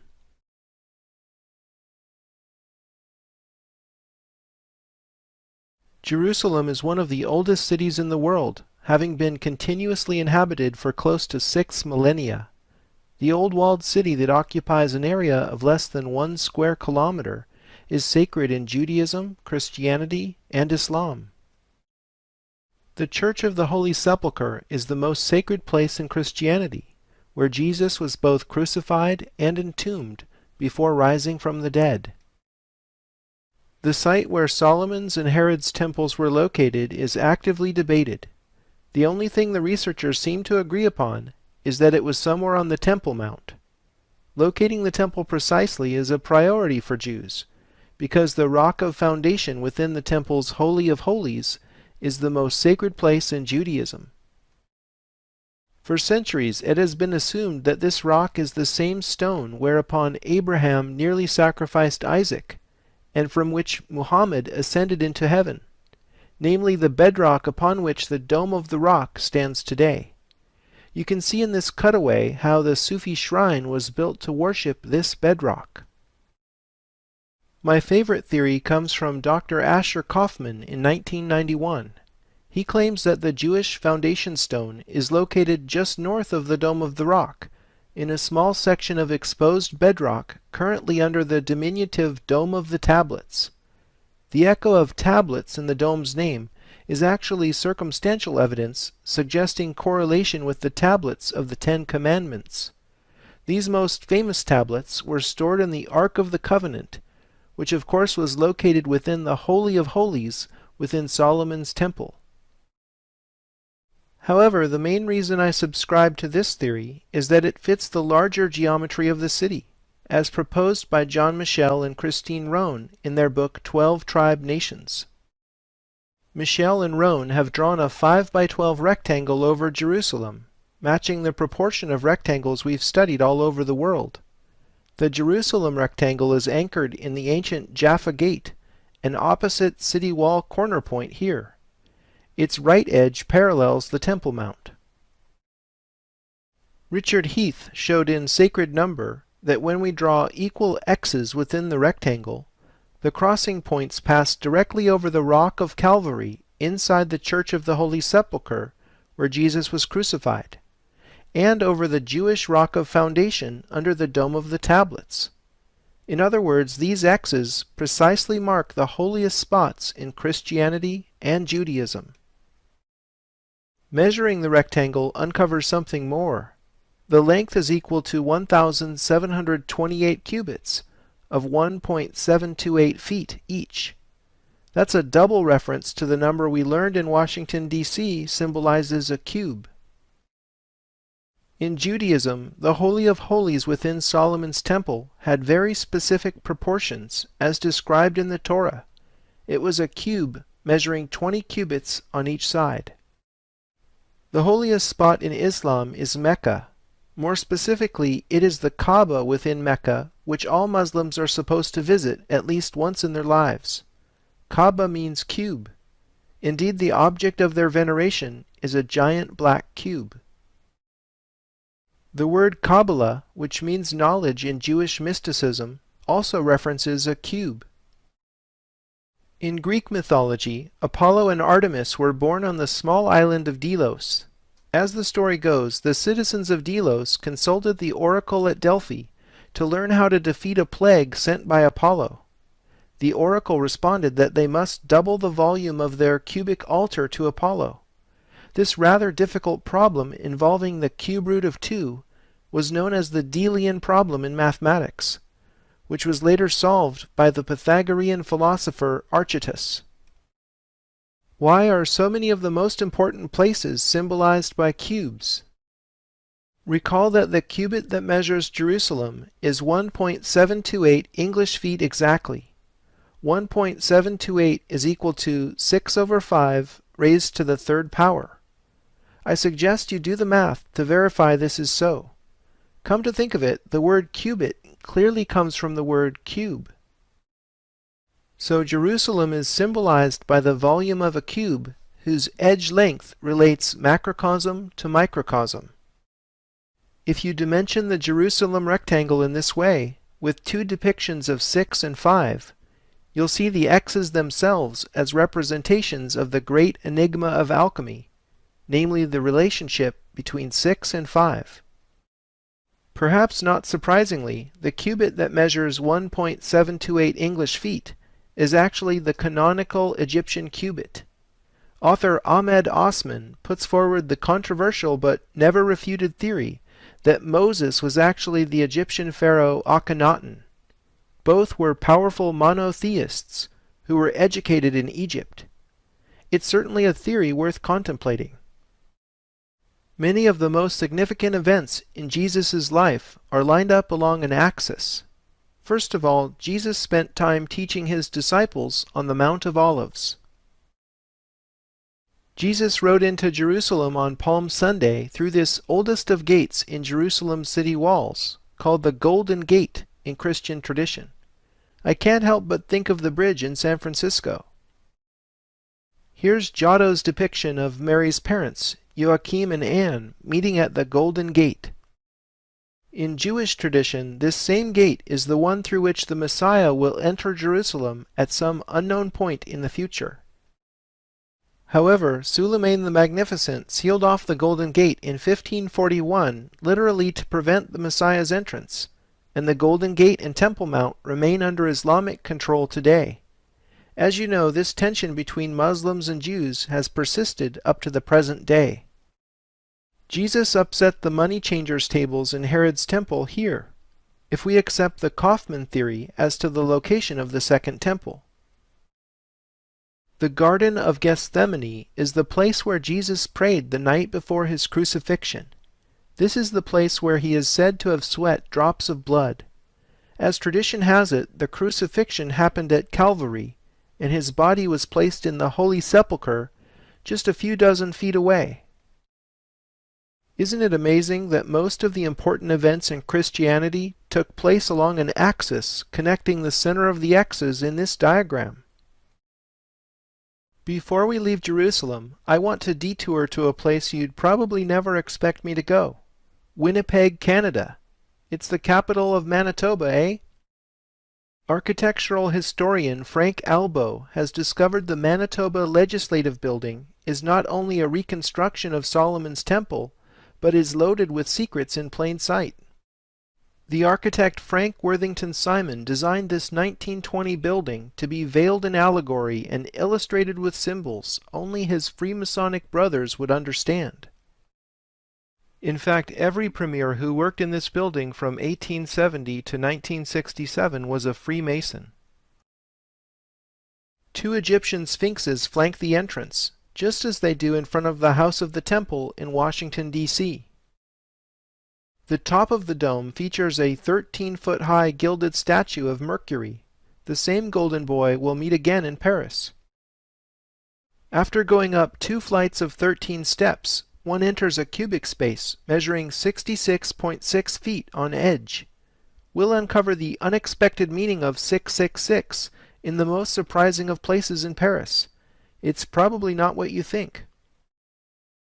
According to Albo's research, 2 13-foot-high bronze bisons identify this as a cleansing room in temple vernacular. Going up another flight of 13 steps, one arrives in the rotunda. There's a mural on the wall of the rotunda above the entrance to the Manitoba Legislative Assembly that ostensibly depicts World War I. However, a man wearing a white robe with exposed chest, being supported by his brother, identifies him as an initiate in the first Masonic degree ceremony. Albo identifies this mural as the altar in what is secretly an initiation chamber. Looking up in the rotunda, you see the underside of the central dome the golden boy is perched upon, and looking down a level through an oculus in the floor reveals a fascinating space called the Pool of the Black Star. Just off the rotunda is the Lieutenant Governor's reception suite, which is the only space in the building off limits to the public. Albo got special permission to measure the chamber, and discovered it's a cube, having an edge length of 20 cubits. These are precisely the same dimensions as the Holy of Holies within Solomon's Temple, a place that was also obviously off limits to the public. But if this represents the Holy of Holies within Solomon's Temple, where is the Ark of the Covenant? Albo discovered it's directly above this suite on the building exterior. The war chest, as it's known, is flanked by 2 warriors, which one can accurately identify as raiders of the lost Ark. This building is clearly amazing, but why is it here? Albo points out that Winnipeg is at the geographical center of North America. The black star at the heart of the legislative building was deliberately placed upon this naval point. Okay, but what is the building really doing? I think the Manitoba Legislative Building was designed as a magical talisman to harvest, or in some sense control, the energies of North America. Consider a much older example of this type of talismanic magic. Old Sarum, which is the center point of ley lines in England, dates from the same era as Stonehenge, Avebury, and Silbury Hill. This radiating topology reminds me of one other magical artifact, the sun disk worshipped during the reign of King Tut's father, the pharaoh Akhenaten. If you think believing in magic is childish, consider Walt Disney's so-called Magic Kingdom. Did you know Disneyland has a mysterious Club 33, which is not open to the general public? We know from studying DC how important the number 33 is to Masons. Club 33 memberships cost $20,000, and it's the only place in Disneyland where alcohol is served. There's clearly more going on in the Magic Kingdom than meets the eye. I think the black star at the center of North America holds a much deeper secret. Physicist Nassim Haramein, whom you'll hear more about in Rome, believes that Moses took a compact power source out of the Great Pyramid and placed it inside the Ark of the Covenant before he left Egypt. Haramein showed how the Ark fits precisely within the misnamed sarcophagus inside the king's chamber within the Great Pyramid. It was misnamed because no mummy has ever been found in an Egyptian pyramid. By the way, the granite box's exterior volume is exactly double its interior volume, a mathematical relationship echoed thousands of years later in the Delian problem that plagued the Greeks. Considering the evidence, I think the Ark was an Egyptian artifact before it became the most sacred object in Judaism. In any case, Haramein believes the power source inside the Ark was a mini black hole. During their exodus from Egypt, the Bible says the Israelites followed a pillar of cloud by day and a pillar of fire by night. Haramein claims the mini black hole stored in the Ark would have produced just such a fiery vortex, rising like a pillar. Haramein's physics show that stars are really black holes under a mantle of trapped matter. Sunspots are black because they literally are vortices in the mantle that expose the black hole inside the sun.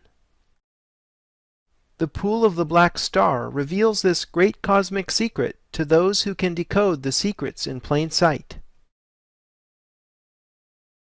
Perhaps there is nowhere else in the world with more layers of history and symbolism than Jerusalem. I can think of no better example of this than in the Church of the Holy Sepulchre. Its architecture is a patchwork made from so many untold layers. Calvary Chapel is built on the first foot or so of the rock upon which Jesus is said to have been crucified.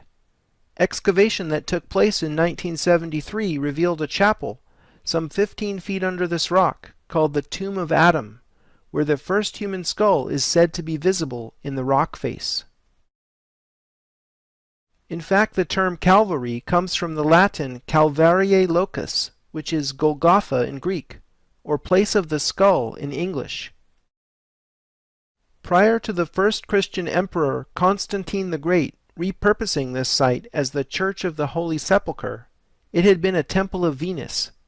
Before the Romans worshipped Venus, she was known in the Greek world as Aphrodite. And if we dig deeply enough, we find yet another layer on top of the Egyptian Isis.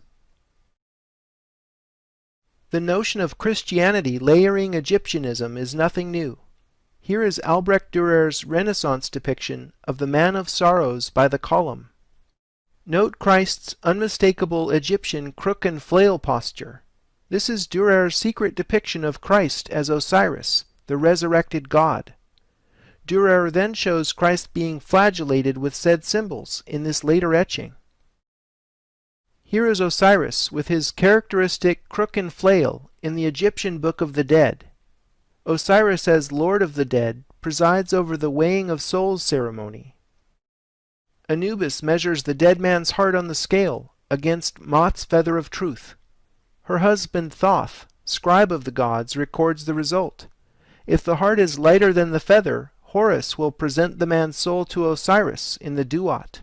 but if not, it will be devoured by the deadly Ammit, the monster who was part crocodile, lion, and hippopotamus. Mot is currently personified as Lady Justice, holding scales and sword. Lady Justice adorns courthouses around the world.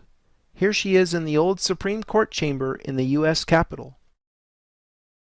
The scales of justice were also used in Christianity in the Last Judgment. Here are 15th century depictions, showing souls being weighed and judged. The beasts of hell certainly recall the terror inspired by Ammit. Spell 125 in the Egyptian Book of the Dead lists what later became the Ten Commandments in Judeo-Christian theology. Everything goes back to Egypt. If you ask someone off the street where the holiest spot in Christianity is, you probably won't hear the Church of the Holy Sepulchre in Jerusalem. Most will think of St. Peter's Basilica in Rome. The word Peter literally means rock, and when Jesus said, "Upon this rock I will build my church," Simon became Peter. Thinking on all the rocks I'd been studying in Jerusalem, it was natural for me to draw a line from the rock of Golgotha to the tomb of St. Peter in Rome. Here we go again.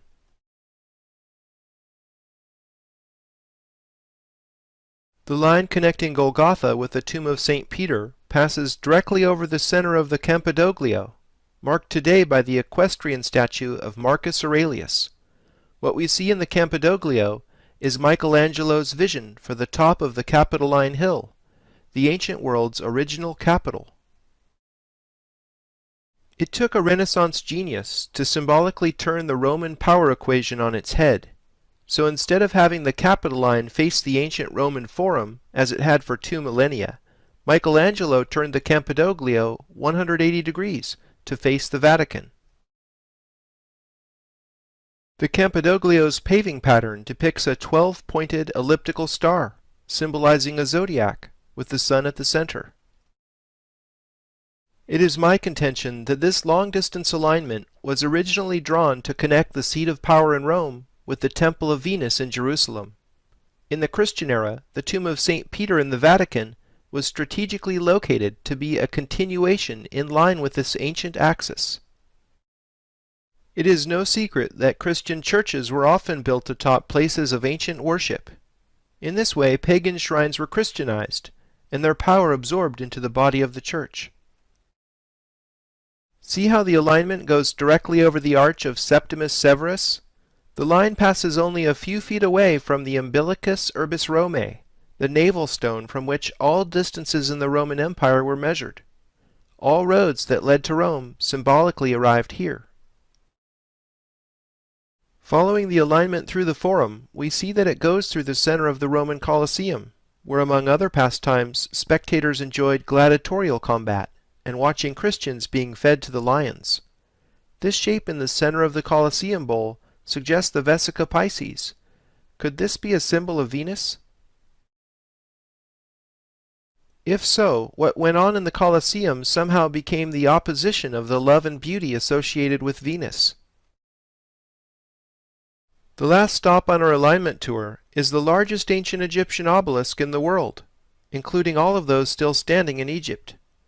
The alignment from Jerusalem passes directly over the tip of this 230-ton symbol in front of the Lateran. As you may have guessed, obelisks are one of the keys to unlocking the ancient mysteries. This obelisk wasn't always in front of the Lateran.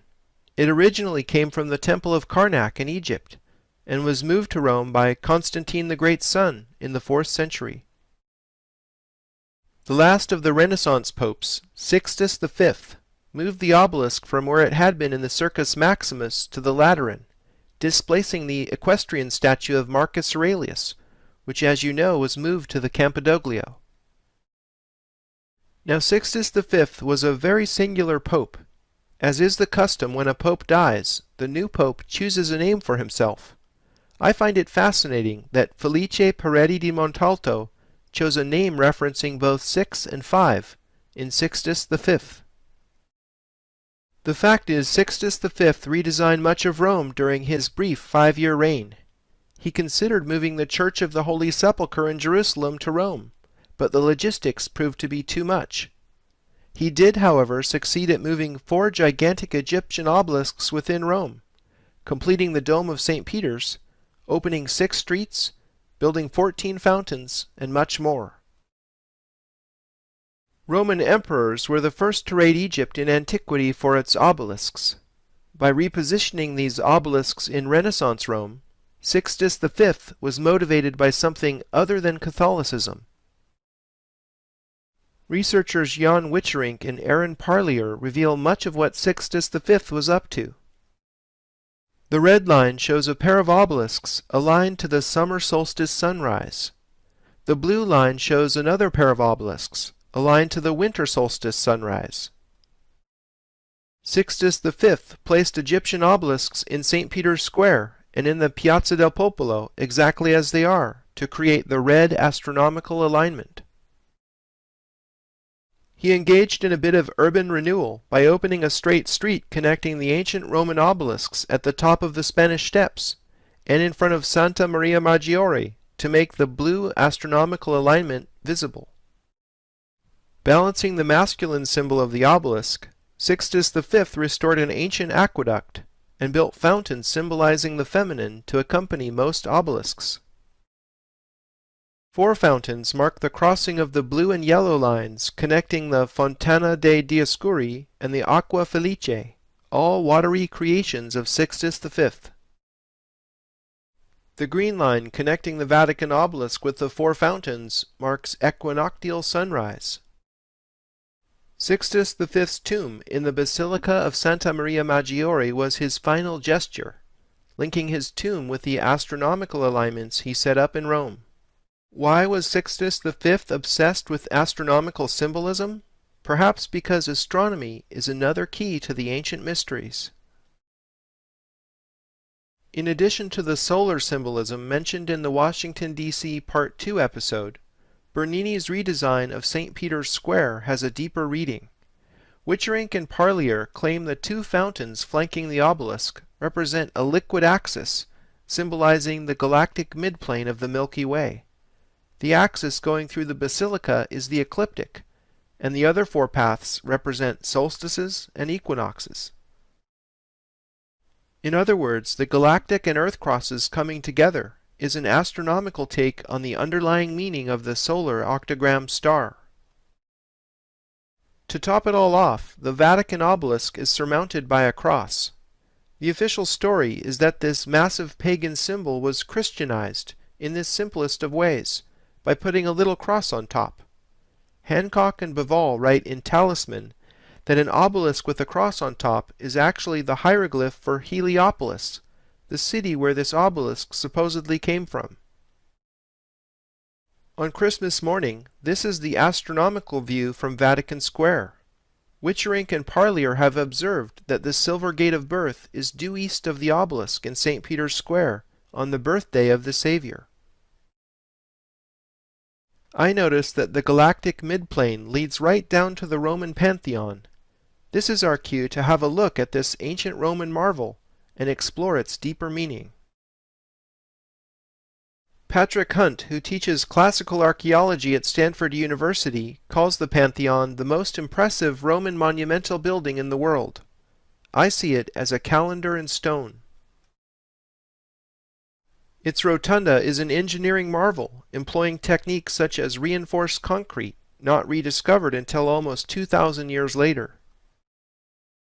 In this plan view, you can see the floor pattern in which stone from all over the empire was inlaid, a testament to Rome's imperial might. Its circle and square motif might symbolize the Earth-Moon system in the following way. Here a circle is inscribed within a square. The square has 27.3% more area than the circle. Comparing a circle and square with equal perimeters, the circle's diameter is 27.3% larger than the edge of the square. Okay, so what? Well, the moon happens to be 27.3% the size of Earth, which is another way of relating moon to Earth with the proportion 3:11. In addition, the moon's sidereal orbital period is 27.3 days.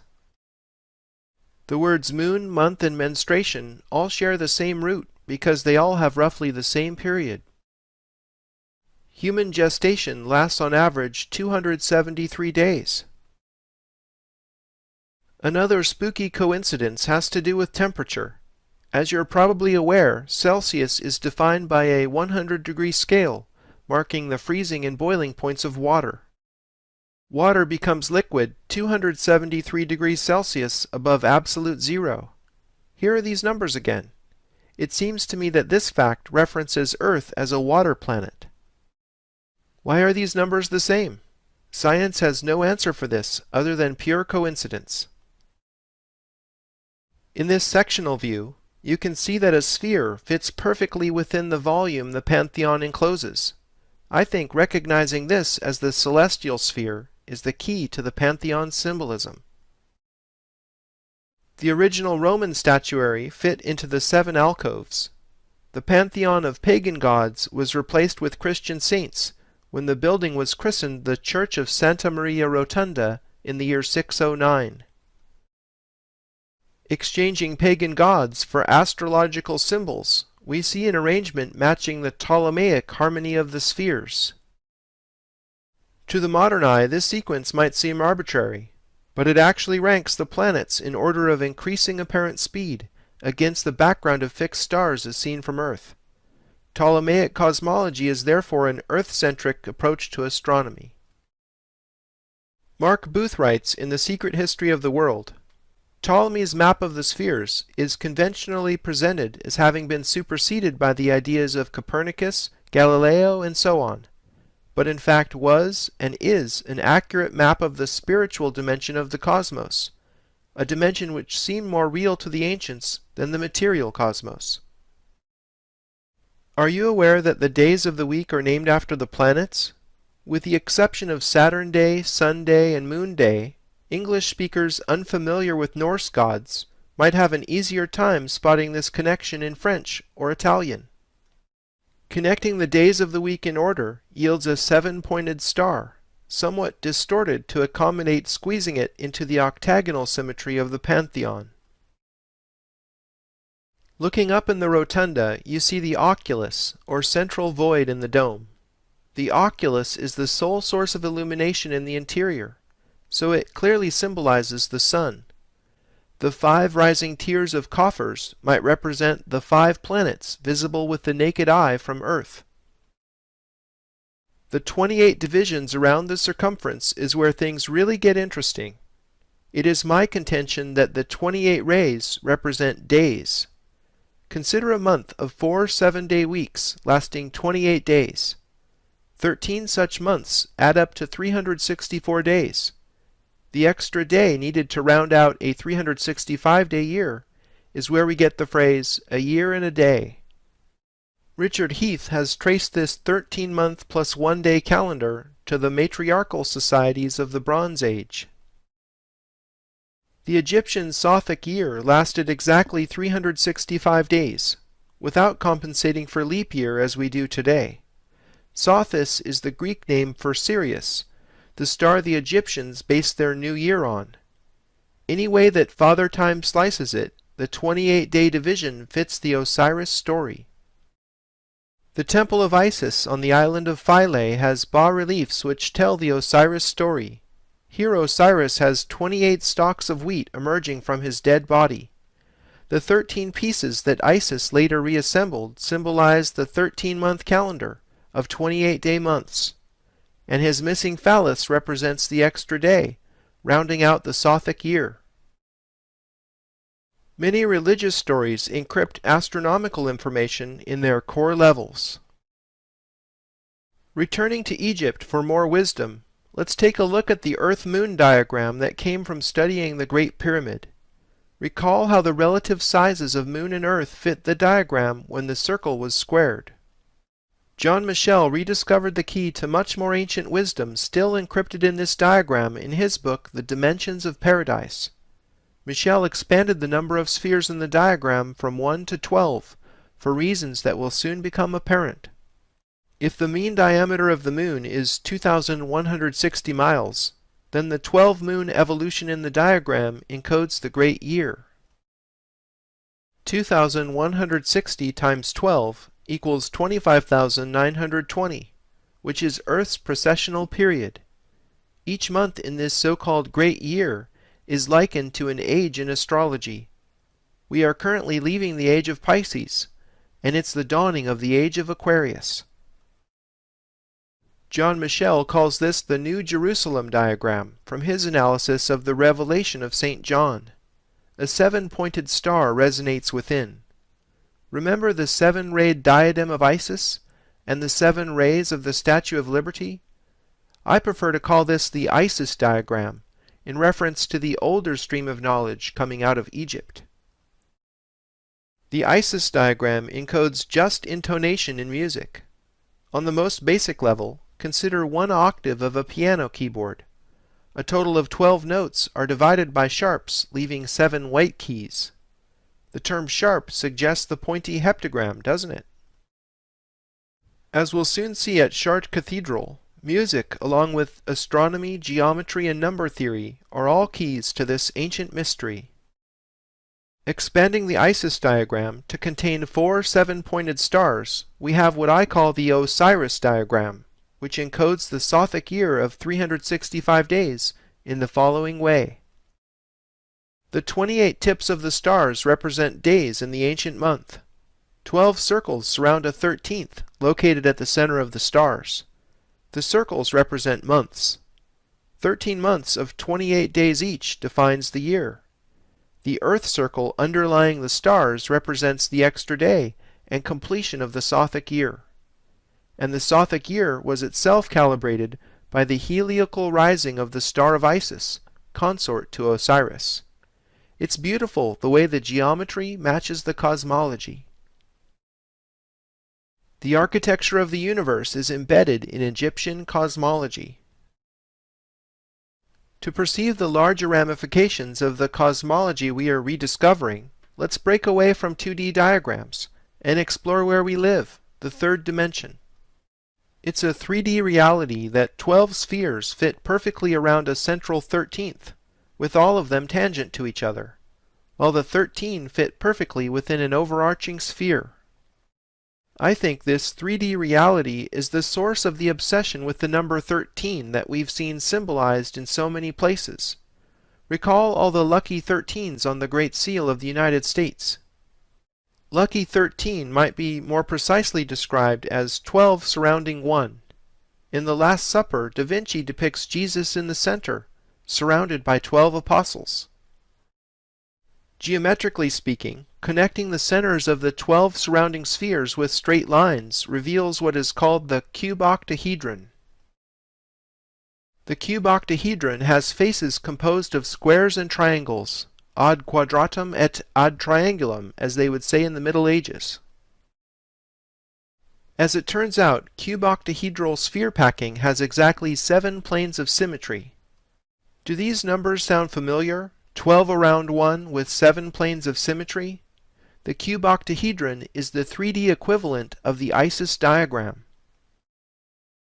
The first ever known depiction of a cuboctahedron was drawn by Leonardo da Vinci. He created this illustration for Luca Pacioli's book, De Divina Proportione.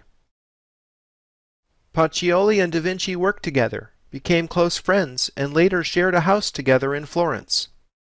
Pacioli was at the center of the Renaissance Hermetic obsession, begun by Cosimo de' Medici in 1430 when he obtained the Corpus Hermetica, a body of work compiled in the first few centuries of the Common Era, recounting words passed down by Thoth through the last of the Egyptian priesthood in Alexandria. Here is Pacioli with a mysterious transparent cuboctahedron half filled with water. Some believe the younger man standing next to him is Albrecht Dürer. In Divine Proportion, Priya Hemingway writes, "In the autumn of 1506, Albrecht Dürer rode from Venice to Bologna to the home of Luca Pacioli in order to be initiated in the mysteries of a secret perspective." Clearly the cuboctahedron was important to these Renaissance masters immersed in Hermetic knowledge. Perhaps they knew something we don't. In the 20th century, Buckminster Fuller was obsessed with the cuboctahedron.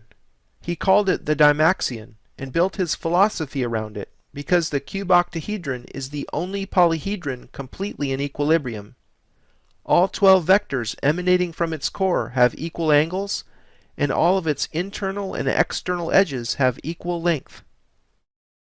In the 21st century, the cuboctahedron is the foundation for physicist Nassim Haramein's unified field theory that offers a new solution to Einstein's field equations. Haramein claims that the vacuum, a term used by physicists to refer to a volume of space that is completely devoid of matter, actually has a structure, and this structure is based at the core on the cuboctahedron. What we perceive as empty space is actually a seething cauldron of energy. Physicists calculate that the amount of energy in each and every cubic centimeter of space exceeds the energy output of all stars visible to the Hubble Space Telescope. The reason space seems empty is because all that energy is perfectly balanced in a state of equilibrium. It looks to us like nothing is there. Haramein has built his entire unified theory of physics on cuboctahedral geometry. I believe Haramein is really onto something. His latest paper, the Schwarzschild proton, received the Best Paper Award in a physics symposium in 2009. Modern physics seems to be catching up with ancient knowledge. To understand astronomy, one needs to have some background. Here's my crash course on esoteric astronomy in 6 quick lessons. The Earth revolves about the Sun in a plane called the ecliptic. The 12 constellations of fixed stars that intersect the ecliptic are called the zodiac. All the stars of the zodiac are actually our close neighbors compared to the size of our entire galaxy. The Earth's equator is tilted some 23.5 degrees with respect to the ecliptic. Gary Osborne's fascinating Paradigm Shift website shows how the angle of the Earth's tilt is symbolized in art. Here are Isis and Osiris raising the Jed, which amazingly matches the angle of the Earth's tilt. And here again the 23.5 degree angle matches the slope of the pyramid on the dollar bill. Osborne has found this same angle symbolized in many other pieces of esoteric art. The Earth's tilt is the reason we experience seasons. The seasons are defined by the Earth's orbit, which contains 2 solstices and 2 equinoxes. Looking at the solar system from above, the seasons naturally make a cross. Witcherink and Parlier call this the Earth Cross. Our galaxy is called the Milky Way because its myriad stars resemble milk streaking our night skies. If you were able to look at our galaxy edge-on, you would see it as a flattened disk. This flattened structure is what makes the Milky Way look like a narrowly defined streak in the sky, rather than an even distribution of stars. The central plane of the galactic disk is called its midplane. The ecliptic is tilted some 120 degrees with respect to the midplane, naturally making a cross in 2 dimensions. Witcherink and Parlier call this the galactic cross. Imagine beginning a journey outside the galaxy, flying through the zodiac, passing by each one of the visible planets, and stopping on Earth for a while. After a short stay, you begin the journey home, traveling out past the planets, through the zodiac, and on toward the center of the galaxy. This route describes the mystical journey of the soul. It is mirrored in the Ptolemaic or geocentric cosmology that predated Copernicanism. The ancient Egyptians represented beginning and ending waypoints along the journey of the soul with silver and golden gates. Witcherink and Parlier show that the direction of the Silver Gate is located between the horns of Taurus as seen from Earth. You can find the horns by following Orion the Hunter's Club, or Monoceros the Unicorn's Horn, because both point at the intersection of the galactic midplane and the ecliptic, a point known to the Egyptians as the Silver Gate. Isis, shown with horns framing the sun disk, symbolizes her guardianship of the Silver Gate, or Gate of Birth. On the opposite side of the zodiac, the Golden Gate is located close to where the arrow of Sagittarius is pointing. and where the stinger of Scorpio is reaching. The Golden Gate is the second place where the galactic midplane and ecliptic intersect. The winged scarab framing a sun disk was used to symbolize guardianship over the Golden Gate, or Gate of Death. The scarab is an appropriate symbol because of how this insect pushes dung balls backward with its hind legs, mimicking the sun's retrograde precessional motion through the zodiac. The coat of arms for the state of Vatican City features silver and gold keys, because these are the keys to the kingdom that Christ gave to Peter. Pietro Perugino's fresco in the Sistine Chapel shows Christ giving one silver and one gold key to Peter. I see the two Roman arches flanking the fresco as secretly depicting the Egyptian silver and golden gates. The octagonal domed building in the center clearly represents the sun, and the perspective grid must be the ecliptic. The people in the piazza are taking the journey of the soul. I was taught as a child to follow the outer edge of the Big Dipper to find the North Star Polaris. In the past, this rule of thumb didn't always work, because the celestial pole changes over time due to the Earth's precession. When the Great Pyramid was built, the star Thuban in the constellation Draco was the North Star. Remember, one of the pyramid shafts point at Thuban. The celestial pole actually traces out a circle in the heavens, representing the 25,920-year precessional cycle. This cycle is called the Great Year. In 3D, the Great Year is seen as a precessional cone swept out over time by the Earth's tilted axis. The Earth's precessional cone, the Sun, and the galactic midplane will precisely align on winter solstice 2012. Author John Major Jenkins calls this phenomenon galactic alignment. The Mayan long count calendar was designed to end on winter solstice, December 21, 2012. Acharya S. says in The Christ Conspiracy, many of the world's crucified godmen had their traditional birthdays on December 25th. This date is set because the ancients recognized that the sun makes an annual descent southward until after midnight of December 21st, the winter solstice, when it stops moving southerly for 3 days, and was born again after midnight of December 24th. Thus, these many different cultures celebrated with great joy the Son of God's birthday on December 25th. Christmas 2012 marks the beginning of a new great year. The Milky Way galaxy has a rotational period that I like to call the galactic year. It lasts approximately 224 million years. Our solar system is related to the larger cycle through number. There are 8,640 great years in the galactic year. It's amazing how the Earth's precessional cycle, the number of the sun, and the decad harmonize with the galactic year. Astronomy grew out of the much older tradition of astrology, the belief that the movement of planets influences events experienced on the human scale.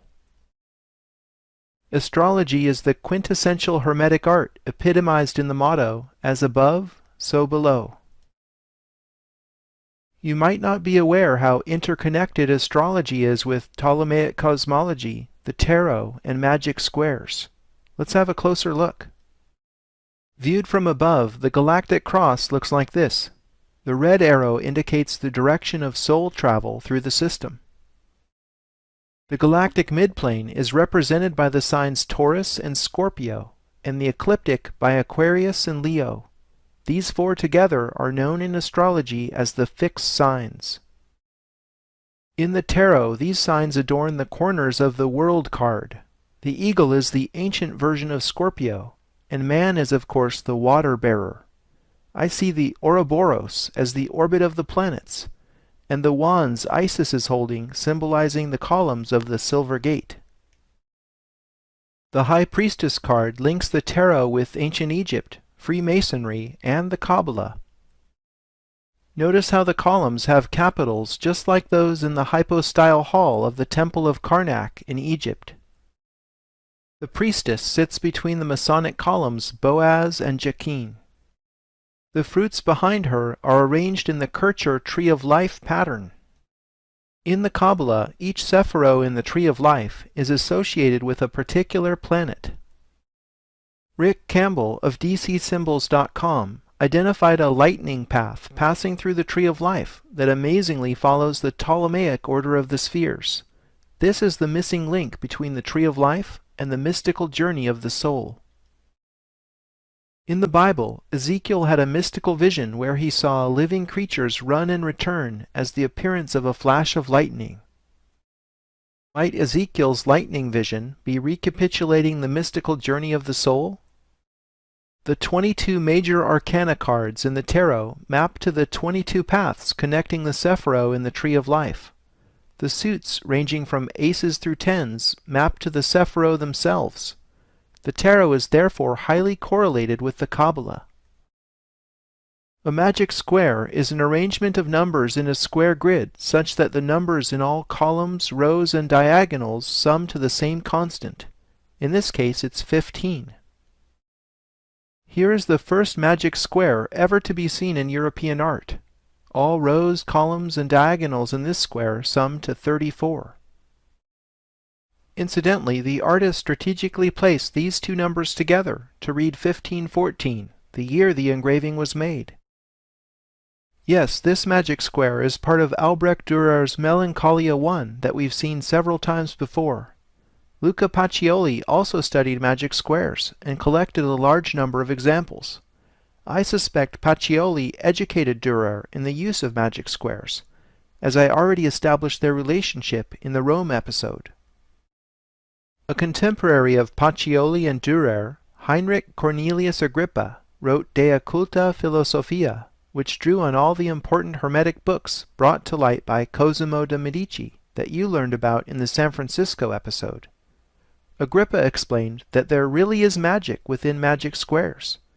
Sigils can be encrypted within magic squares to call upon angels and demons. Agrippa associated magic squares of order 3 to 9 with specific planets. Why the Sun was associated with the 6x6 magic square is simple. The Sun is the 6th planet in Ptolemaic order. An interesting fact about the magic square of the Sun is that the sum of all of its columns or rows is 666, the loaded number we saw in the Detour to Winnipeg within the Jerusalem episode. We'll decode the so-called number of the beast in Paris, Part 1. Before the Italian Renaissance, there was an earlier flowering of ancient knowledge in medieval France. This was initiated when 9 self-described poor knights of Christ returned from a decade of excavation work undertaken in the Temple Mount of Jerusalem. The most famous preacher of the age, Saint Bernard de Clairvaux, argued persuasively on their behalf at the Council of Troyes in 1129. This resulted in the Templar order being officially chartered and endorsed by the Catholic Church. The poor Templars instantly became a favored charity, and it certainly didn't hurt when the Pope signed an order saying they didn't have to pay any taxes, could pass freely through international borders, and were exempt from all legal authorities save for his own. This also tells you something about just how powerful the papacy was in those days. The Templars accepted large donations and monetary deposits, started issuing letters of credit, opened banks in several countries, and essentially became the first multinational corporation. Very quickly the Templars had an abundance of gold and military power. To me the question is, what did those 9 poor knights find in Jerusalem that led to their meteoric rise in power? Could they have found Enoch's cube buried in the Temple Mount from before the Great Flood? Whatever the case, I believe they unearthed knowledge rather than gold. And with knowledge comes power. Speaking of someone with sacred knowledge, Saint Bernard de Clairvaux is a fascinating figure. Norman Cantor had this to say about Bernard in his book The Civilization of the Middle Ages. Bernard played the leading role in the development of the Virgin cult, which is one of the most important manifestations of the popular piety of the 12th century. In early medieval thought, the Virgin Mary had played a minor role, and it was only with the rise of emotional Christianity in the 11th century that she became the prime intercessor for humanity with the deity. Bernard wrote, "No one can enter heaven unless by Mary, as though through a door." In this illumination, Bernard is shown receiving a stream of milk from the Virgin's breast. He wrote several works on the Queen of Heaven, which was also an epithet used in ancient Egypt for Isis. Essentially, Bernard reintroduced the cult of Isis to the West under the veil of Mary. As the primary architect of the Cistercian and Templar orders, Bernard's writings had a major impact on the Gothic building explosion that ensued all over Europe for the next 300 years. On building, Bernard wrote, "There must be no decoration, only proportion. As you've seen, proportion is what sacred geometry is all about." Although the current Cathedral of Our Lady of Chartres was begun a few decades after St. Bernard's death, Chartres had long before been a pilgrimage center dedicated to the Virgin. Since 876, the site housed the Sancta Camisa, a tunic said to have been worn by the Virgin Mary. When the old church at Chartres burned down, the relic was feared lost. When the Sancta Camisa was discovered unharmed in the ashes, it was deemed a miracle. The dramatic recovery of the relic catalyzed medieval Europe's interest in the building project, and Chartres ended up becoming the first cathedral dedicated to Notre Dame, and one of the finest examples of Gothic architecture in the world. More than a place of religious worship, Chartres was also a cathedral school in the medieval period. In this school, Platonic and Pythagorean thought passed through a Christian filter and resurfaced in the West after a 1,000-year hiatus. Chartres remembers Pythagoras in this sculpture in the right bay of the royal portal tympanum. The 7 liberal arts comprise the curriculum taught in the school of Chartres. The 7 arts were split into 2 groups, the trivium and quadrivium. Trivium is where we get the word trivial, because grammar, rhetoric, and logic were considered basic but necessary skills to master, before studying the more challenging quadrivium subjects, which included number theory, music, geometry, and astronomy. Each one of the subjects in the quadrivium serves as a key to the ancient mysteries. The 7 medieval liberal arts were a bit different compared to a liberal arts degree today. These subjects were taught only to the elite. The so-called servile arts were taught to tradespeople employed by the elite. The goal of the servile arts was not to cultivate critical thinking, but to develop specific skills required by farmers, blacksmiths, carpenters, stonemasons, and so on. This liberal, servile division mirrors the internal division between speculative masons, more commonly known as Freemasons, and the operative stonemasons who actually built the cathedral. Australian architect John James has discovered how the floor plan of the cathedral was laid out ad quadratum, as you can see from the red squares. The smaller squares are half the size of the larger, as octaves are related in music. The template for the cathedral ground plan clearly echoes the quadrivium. 2 millennia ago, famed Roman architect Vitruvius described in his 10 books of architecture that effective temples are based on the proportions of the human body. Vitruvius's written description of ideal human proportions later influenced many Renaissance artists, including Leonardo da Vinci and Cesare Cesariano. Here, Cesariano's Vitruvian Man fits the cathedral's ground plan and shows that it was based on the proportions of the human body as laid out in antiquity. English professor of architecture Keith Critchlow has discovered a fascinating correlation between the floor plan and front elevation of Chartres. Intrigued by the fact that the rose windows containing the exquisite stained glass and the themed labyrinth have equal diameters, Critchlow compared the plan to the elevation. The rose window and the labyrinth line up perfectly, like so. The golden ball atop the sun tower aligns with the curve of the apse here. The moon tower's silver ball corresponds to the rond point, the center from which the chapels radiate. Clearly the design is correlated in two separate dimensions. Boaz and Jachin are the names of the two columns that stood at the entry to Solomon's temple that are echoed in all Masonic temples today. Boaz stood on the left, and the name Boaz means sun. Jachin stood on the right and means moon. This symbolism matches the towers at Shart. Critchlow explains that the sun tower is 365 English feet in height. The moon tower is slightly shorter, some 28 feet less. These measurements suggest several things. Number 1, the design was based on the English foot. Number 2, the 365-foot sun tower symbolizes the year. And number 3, the 28-foot difference in the moon tower symbolizes the 28-day month of 4 7-day weeks. I think this metrology shows how Shart is a calendar in stone, very much like the Roman pantheon. Before the Christian era, the grotto below Shart was a druidic shrine of Isis. Above the crypt today there is a black Madonna and child called Our Lady of the Pillar, that many suspect has a meaning older than Christianity. The Druid grotto housed a sacred dolmen that was identified with the womb of the earth. Think about it. Both Isis and Mary were called Queen of Heaven, identified as so-called virgins who had unusual conceptions, and later had sons who symbolized the sun, who also shared the same birthday. The story of Mary and Jesus is a recapitulation of the ancient Egyptian story of Isis and Horus. The Black Madonna hints at her African origins while retaining just enough plausible deniability to avert uncomfortable questions for the Church.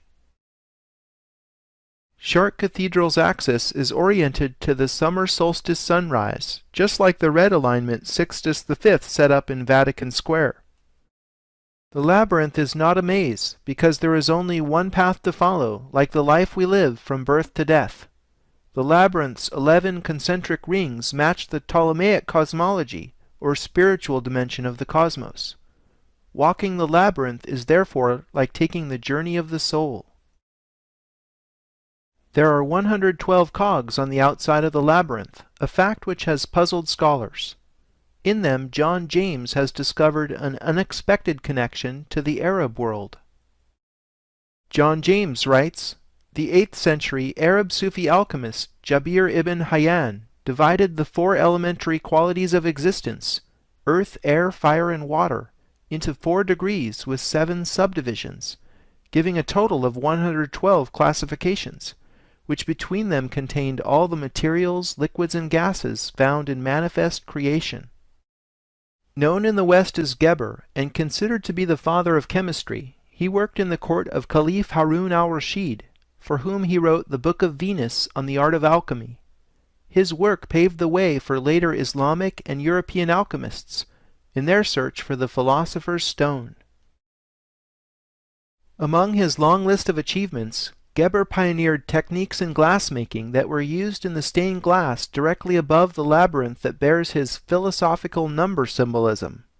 Modern chemists still don't understand what gives the Shart glass such incredible vibrancy. Sir Lawrence Gardner says, in The Bloodline of the Holy Grail, "One of the greatest mysteries of Gothic architecture is the stained glass used in the cathedral windows. The first appeared in the early 12th century, but disappeared just as suddenly 100 years later. Nothing like it has been seen before, and nothing like it has been seen since. Not only is the luminosity of Gothic glass greater than any other, but its light enhancement qualities are far more effective. Unlike the stained glass of other architectural schools, its interior effect is the same, whether the light outside is bright or dim. Even in twilight, this glass retains brilliance way beyond that of any other." Critchlow says in the Shart Cathedral, A Sacred Geometry DVD, that he was approached by a Hindu gentleman who explained the meaning of the number symbolism on the western facade. In Hinduism, chakras are traditionally symbolized by lotus flowers with specific numbers of petals. Amazingly, specific details on the facade match this symbolism. The facade is a reminder that the cathedral houses the body of the church, or more importantly perhaps, Shart is saying the body is a temple. Shart is a masterwork of hidden syncretism, melding belief systems that secretly transcend Christian dogma. The tympanum above the central front doors of the royal portal encodes an entire cosmology. The four figures surrounding Christ depict a man, eagle, lion, and bull.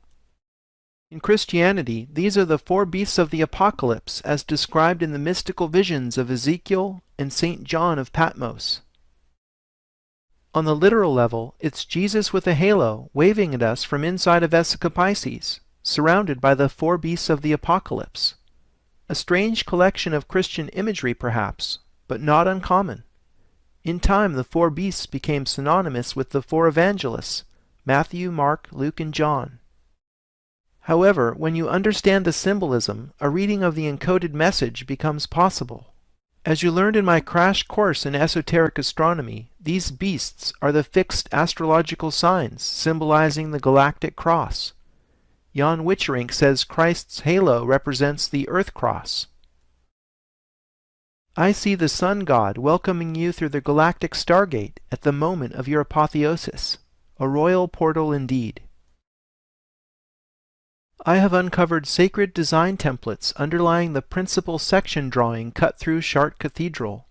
Stephen Skinner identified circles guiding the central vault and flying buttress designs in his book Sacred Geometry. His observations allowed me to take the geometric analysis a few steps further.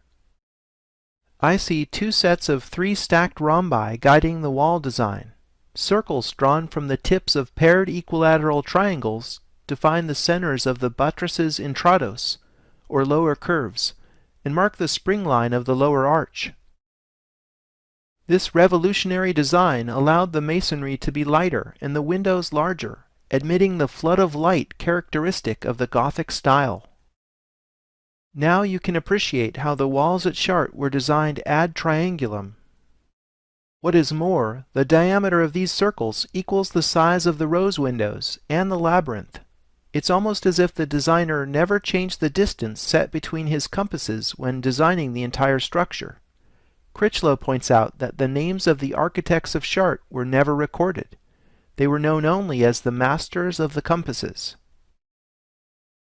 In researching the House of the Temple in D.C., I came across a rare depiction of the Kabbalistic Tree of Life in Albert Pike's Morals and Dogma, shown here as a set of 3 stacked rhombi. This knowledge encoded at Chartres was preserved by Freemasons. For the next revelation, we turn to music and geometry. In music, an octave is the interval between one note and another having double its frequency. In plane geometry, you can symbolize the octave in 2 ways, ad triangulum or ad quadratum. The circle outside the triangle has double the diameter of the circle inside. The circle outside the square has double the area of the circle inside. The central vault is defined by a larger circle having twice the diameter of the smaller circle inside, which itself is equal to the diameter of all the circles in the wall section, the rose windows, and the labyrinth. Chartres is therefore based on one circle repeated using musical principles. Amazingly, the flower of life fits this geometry. Perhaps the master of the compasses used the flower as the overarching design template. You can draw the flower of life using compasses only. The nave width is set by a central circle which is tangent to 4 others, having equal diameters. The central circle shown within the yellow triangle completes the picture. Masonic society probably began around the time Chartres was being built. Recall how Saint Bernard de Clairvaux was instrumental in the formation of the Templars, and later, after the Templars were taken down, the knowledge they unearthed from Solomon's Temple went back underground to survive in Masonry, Rosicrucianism, and other secret societies. The Masonic square and compasses emblem often depicts these instruments surrounding the letter G. As with most symbols, the meaning of G depends upon your level of knowledge. I've seen it referred to at times as geometry, the generative principle, and most appropriately for what I'm investigating, the great architect of the universe. I discovered a long-distance alignment that leads from France to the United Kingdom. This one begins very close to Chartres, both in time and space. Chartres Cathedral was built at the same time as Bourges Cathedral, and is only 100 miles away. When I was studying Bourges Cathedral, I kept thinking about the connections between the founder of the Gothic style and the Templars.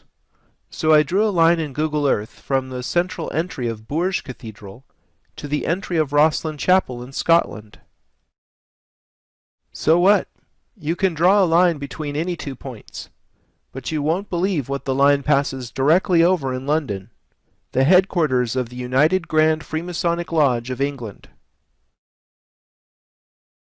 The United Grand Lodge of England is the main governing body of Freemasonry within England, Wales, and much of the former British Empire. The building is on Great Queen Street, no less. UGLY, as the organization is known, seems to be a fitting acronym for its Ugly as Sin container, historically third on the site since Masonic meetings first started here in 1775, a year before the American Revolution. Perhaps some of America's Masonic founding fathers planned the revolution here. I'm not sure. When the Templars were around, they controlled a sizable district less than half a mile away in the city of London. The temple includes Temple Church, the adjacent middle and outer temples, and a host of related buildings. The Templars themselves said they designed the round portion of Temple Church after the Church of the Holy Sepulchre in Jerusalem, which also features a rotunda. Perhaps politics motivated them to claim Christian provenance for their temple. Longtime esoteric researcher John Smout says a better geometric comparison is between Temple Church and the Dome of the Rock, which seems to have a high degree of correlation with the round church's ground plan.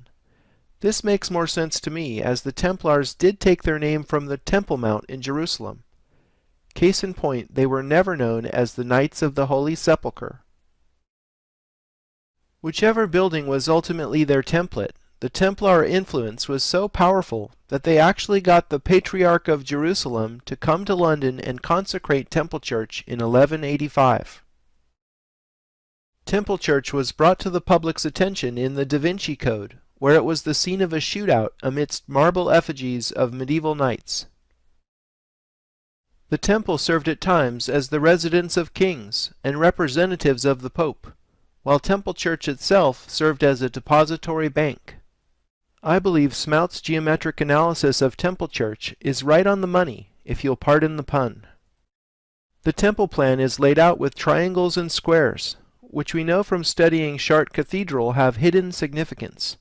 Triangles and squares are arranged in such a way as to depict 3 cubes. The symbolism of 3 cubes is something we've seen before in the George Washington Masonic National Memorial. I believe 3 cubes symbolize the holographic nature of the universe, the human, planetary, and stellar scales resonating as a fractal structure, as above, so below.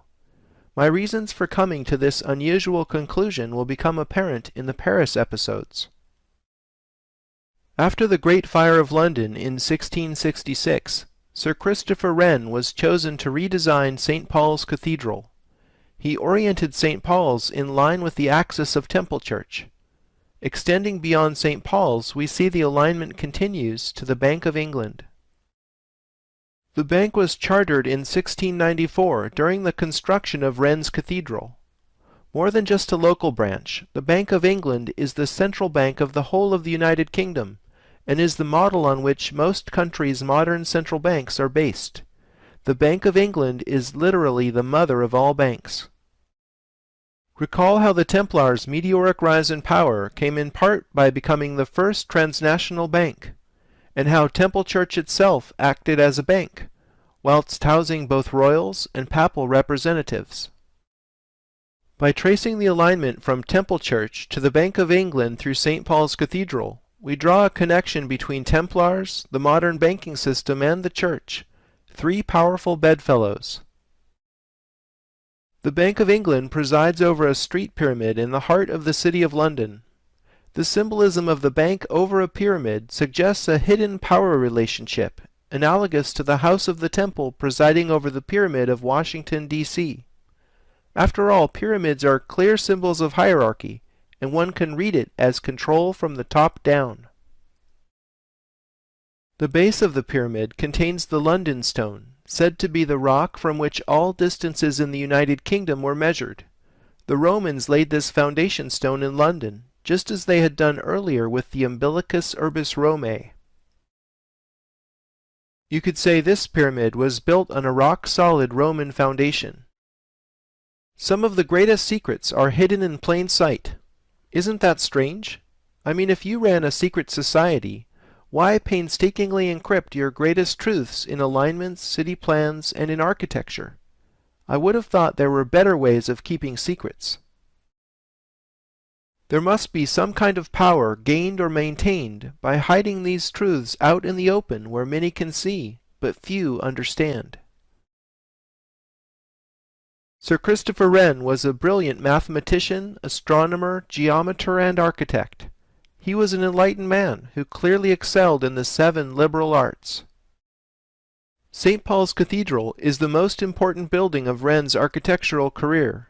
Stephen Skinner pointed out in his book Sacred Geometry that the length of St. Paul's, including its entrance steps, measures 555 feet, and that this distance is equal to the height of the Washington Monument. Recall how triple sixes and fives are encoded in this singular measure, as 6,660 inches equals 555 feet. St. Paul's length therefore symbolizes the relationship between macrocosm and microcosm. The distance from the floor of the cathedral to the top of the cross on its dome is 365 feet, matching the height and symbolism of the sun tower at Chartres. St. Paul's is one of the few places we're not surprised to see the English foot used as the unit of measure. Trying to decipher London from another angle, I was looking at Buckingham Palace and wondering about the perfectly straight axis called the Mall in front of it. Wanting to trace where this obvious gesture leads, I need to ask, where does the royal axis go? It appears that the Mall leads to the Admiralty Arch, but then the axis seems to fade away in the confusion of buildings along the Strand. Or does it? Tracing the axis beginning at Buckingham Palace, passing over the Victoria Memorial, traveling along the Mall, going under the Admiralty Arch and through the buildings on the Strand, the axis arrives precisely at Temple Bar. Temple Bar was a gate designed by Sir Christopher Wren to ceremonially bar access to the City of London. It got the name Temple from being directly in front of the Templar compound. The temple was taken over by the Inns of Court after the Templars were ousted in 1307. The Middle Temple and Outer Temple are 2 of the Inns of Court to which all barristers in England must today belong. In fact, the phrase the bar, meaning the legal profession as a whole, can be traced back to Temple Bar. Wren's gate is no longer there, but tradition and the law remain. Traditionally, the Lord Mayor would offer the sword of state to the Queen when she passed through the gate as a token of loyalty. It is a little-known legal fact that the monarch may not enter the City of London without the permission of the Lord Mayor of London. What's up with that? I always thought the Queen was the one in charge. You might be surprised to learn that the Lord Mayor is not the Mayor of London, nor is the City of London the same as Greater London. Confused? The law can do that.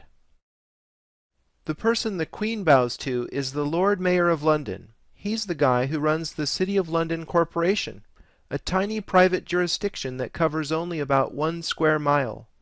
The wealthiest square mile on earth, as it's often referred to, is the sovereign state within Greater London, whose boundary closely follows the ancient Roman walls of Londinium. In Isaac Newton's day, there were more than 200,000 souls living within the square mile, but now that figure is down to less than 10,000. Today the tiny city of London has become a leading center of global finance. Other powerful sovereign cities within cities that come to mind are of course the United Nations headquarters and Vatican City. Let's see if you can guess the final city in my world tour. Here we are over a semi-public urban park. I was drawn to this place when I read it had a small Egyptian pyramid folly, 9 gates, and a 5th-generation watchman who lives in the diminutive rotunda building right here. 5 generations of watchmen living in a tiny pavilion must be motivated to guard something pretty interesting. The informal layout and curving walkways say English Garden, but having been immersed in London, something bigger popped out at me: the shape of the park. It closely matches the ancient walls of the City of London. This park was built by the richest man in the country, who was also a king's cousin. He was a lover of all things English, an enemy of all things royalist. He ended up being beheaded like so many others of his time. Where are we? If you guessed Paris, you're correct. We entered the City of Light through the portal of Parc Monceau, established by Louis-Philippe II, Duc d'Orléans. As you may have guessed, the Duke of Orleans was a Freemason. He actually served as Grand Master of the governing body of French Freemasonry, the Grand Orient of France. The pyramid in Parc Monceau is trivial, however, compared to what the Louvre pyramid encodes. President François Mitterrand commissioned the Louvre pyramid and the adjacent pyramid in Versailles to be completed by 1989 for the celebration of the bicentennial of the French Revolution. Mitterrand personally selected architect I.M. Pei without hosting a design competition, as would be expected for such an important commission. The modern pyramid's metal armature was designed to support a lot of glass. Wikipedia states that the official brochure published during construction cited 666 as its number of panes, but then writes it off as an urban legend because in actual fact the pyramid contains a different number of panes. That didn't stop various journalists at the time from drumming up quite a controversy about the number of the beast, and Mitterrand was jokingly referred to as the Sun King for a while. However, I have indeed found 666 rhombi symbolized in the pyramid. Why rhombi, you ask? A rhombus can be made from 2 conjoined equilateral triangles. The rhombus is the masculine or linear element inside the feminine curves of the Vesica Pisces, whose name means vessel of the fish, because the Christian fish symbol emerges from it. The rhombus is therefore a sacred symbol. Notice how each of the larger rhombic frames contains 36 rhombic panes of glass. As you can see, the number of rhombic panes on a typical face adds up to 153. This is a very interesting number that has mystical Christian significance. Do you remember the square root of 153 being equal to the number of moons in a year? We learned that fact by studying Stonehenge. Here's a quote from the New Testament that entangles fish and 153 in a Christian net. Simon Peter went up, and drew the net to land full of great fishes, 153, and for all there were so many, yet was not the net broken. This number of fish, why bother enumerating them, has puzzled scholars for centuries, and is an example of how parables in the Bible encrypt important information in plain text. Here's Jesus describing his practice of hiding information in symbols. He answered and said unto them, Because it is given unto you to know the mysteries of the kingdom of heaven, but to them it is not given. Therefore I speak to them in parables, because they seeing see not, and hearing they hear not, neither do they understand. Tabulating the additional triangles and converting them to rhombi, and then adding the number of rhombic frames, we get 166.5 symbolic rhombi in a typical face, and 4 such faces equals 666.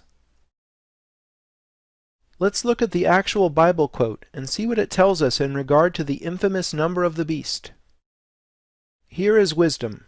Let him that hath understanding count the number of the beast, for it is the number of a man, and his number is 666.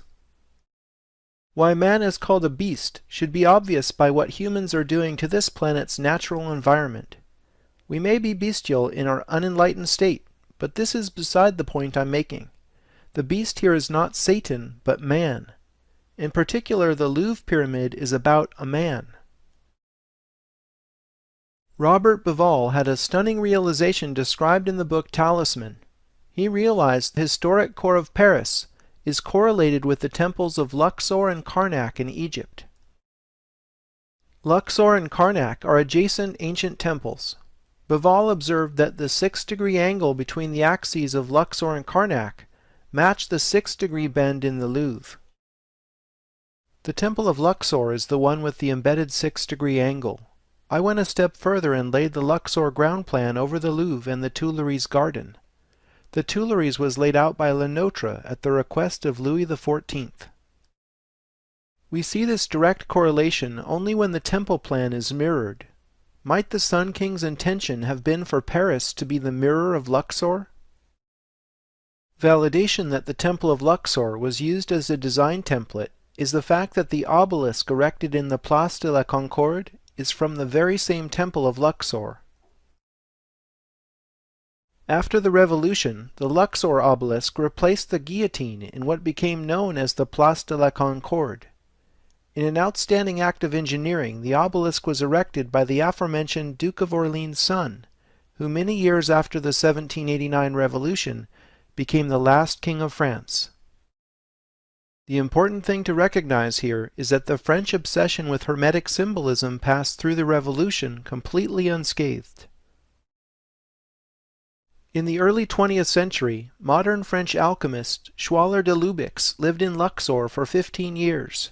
Out of his intensive study came the book The Temple of Man, wherein he showed how the Temple of Luxor represents the body of a man. Now we're really on to something. I see the head here, the neck, the heart, all the way to the small chambers of the intestines here. The obelisk is, of course, his erect phallus. The ancient Egyptians related the cult of the phallus with the dismemberment of Osiris. Next I overlaid the most famous depiction of the human body ever made, Leonardo da Vinci's Vitruvian Man. See how his leg follows the bend in the Seine? These roads follow the angle of his other leg, and the Luxembourg Gardens seem to parallel his arm. Could the Vitruvian Man be another hidden template in the design of Paris? If so, I suspect the man of Paris is Osiris. Thinking on this, I started to see energy centers in the parterres of the Tuileries. At first I thought they were chakras, but their locations tell a slightly different story. In a normal state of consciousness, people don't see chakras. However, as we learned at Chart, chakras are part of the architecture of the universe we've been investigating. If chakras exist on another level of reality, call it the etheric body or aura if you will, then their interface in our everyday reality is controlled by the endocrine system in the physical body. Why do we care? Because stimulating and balancing the endocrine system can lead to states of ecstasy, using more of the brain, slowing the aging process, attaining enlightenment, and even experiencing everlasting life, as some believe. I was able to pinpoint gland locations in Paris because of another observation. Many famous public spaces have axial streets pointing directly to where the ductless glands would be in the body of a man. The Church of the Madeleine and Palais Bourbon form a cross-axis directly in line with the obelisk in La Place de la Concorde. On one side we have Napoleon's church venerating Mary Magdalene, who is said to have started the royal bloodline of the Son of God. On the other side is the Palais Bourbon containing the lower house of the Parliament of France, known as the National Assembly. These two Roman-styled temples energize the gonads in the body of Paris, on either side of his phallus centered on the axe historique. The gland most associated with enlightened states is of course the pineal, which actually looks like a tiny pine cone in the center of the human brain. This colossal pine cone is in the courtyard of the Belvedere in the Vatican, a name which recalls the affluent town of the same name overlooking San Francisco. The pine cone is flanked by two peacocks, which are ancient symbols of resurrection that predate Christianity. Believe it or not, there is an empty black coffin I couldn't get a picture of behind the colossal pine cone that symbolizes the death and rebirth of Osiris. The pine cone in the private courtyard is actually a 1st century bronze that used to act as a fountain in front of the Temple of Isis in ancient Rome. In the Renaissance, Sixtus V built the library wing that closed off the courtyard, perhaps in order to hide pagan symbols not easily explained by the Catholic Church. The pineal gland of Paris marks one endpoint of a line starting at the Paris Observatory, whose construction was incidentally authorized by Louis XIV. This axis passes directly through the French Senate and the Luxembourg Gardens. This cosmic connection to enlightenment is not lost on me. Also notable is the fact that nothing aligns with the thymus or throat chakra. As the throat is associated with speaking and communication, it seems appropriate nothing should energize this center if secrecy is to be maintained. Each of the other alignments is an interesting case study for further analysis. Parc Monceau is right under the Vitruvian man's foot. His outstretched leg seems to point directly at the rotunda building where the gatekeeper lives. The tiny rotunda was designed by architect Claude Nicolas Ledoux, an interesting figure to be sure. Ledoux built 63 toll barrier buildings in the city wall built around Paris in the Ancien Regime to collect taxes. This tax wall was universally hated and was torn down during the Revolution. When the Paris metro was built, it made sense to dig up the city where the extra space for the wall had been, so metro lines 2 and 6 follow the tax wall boundary. Only 3 of Ledoux's tax structures remain today, and the rotunda in Parc Monceau is one of them.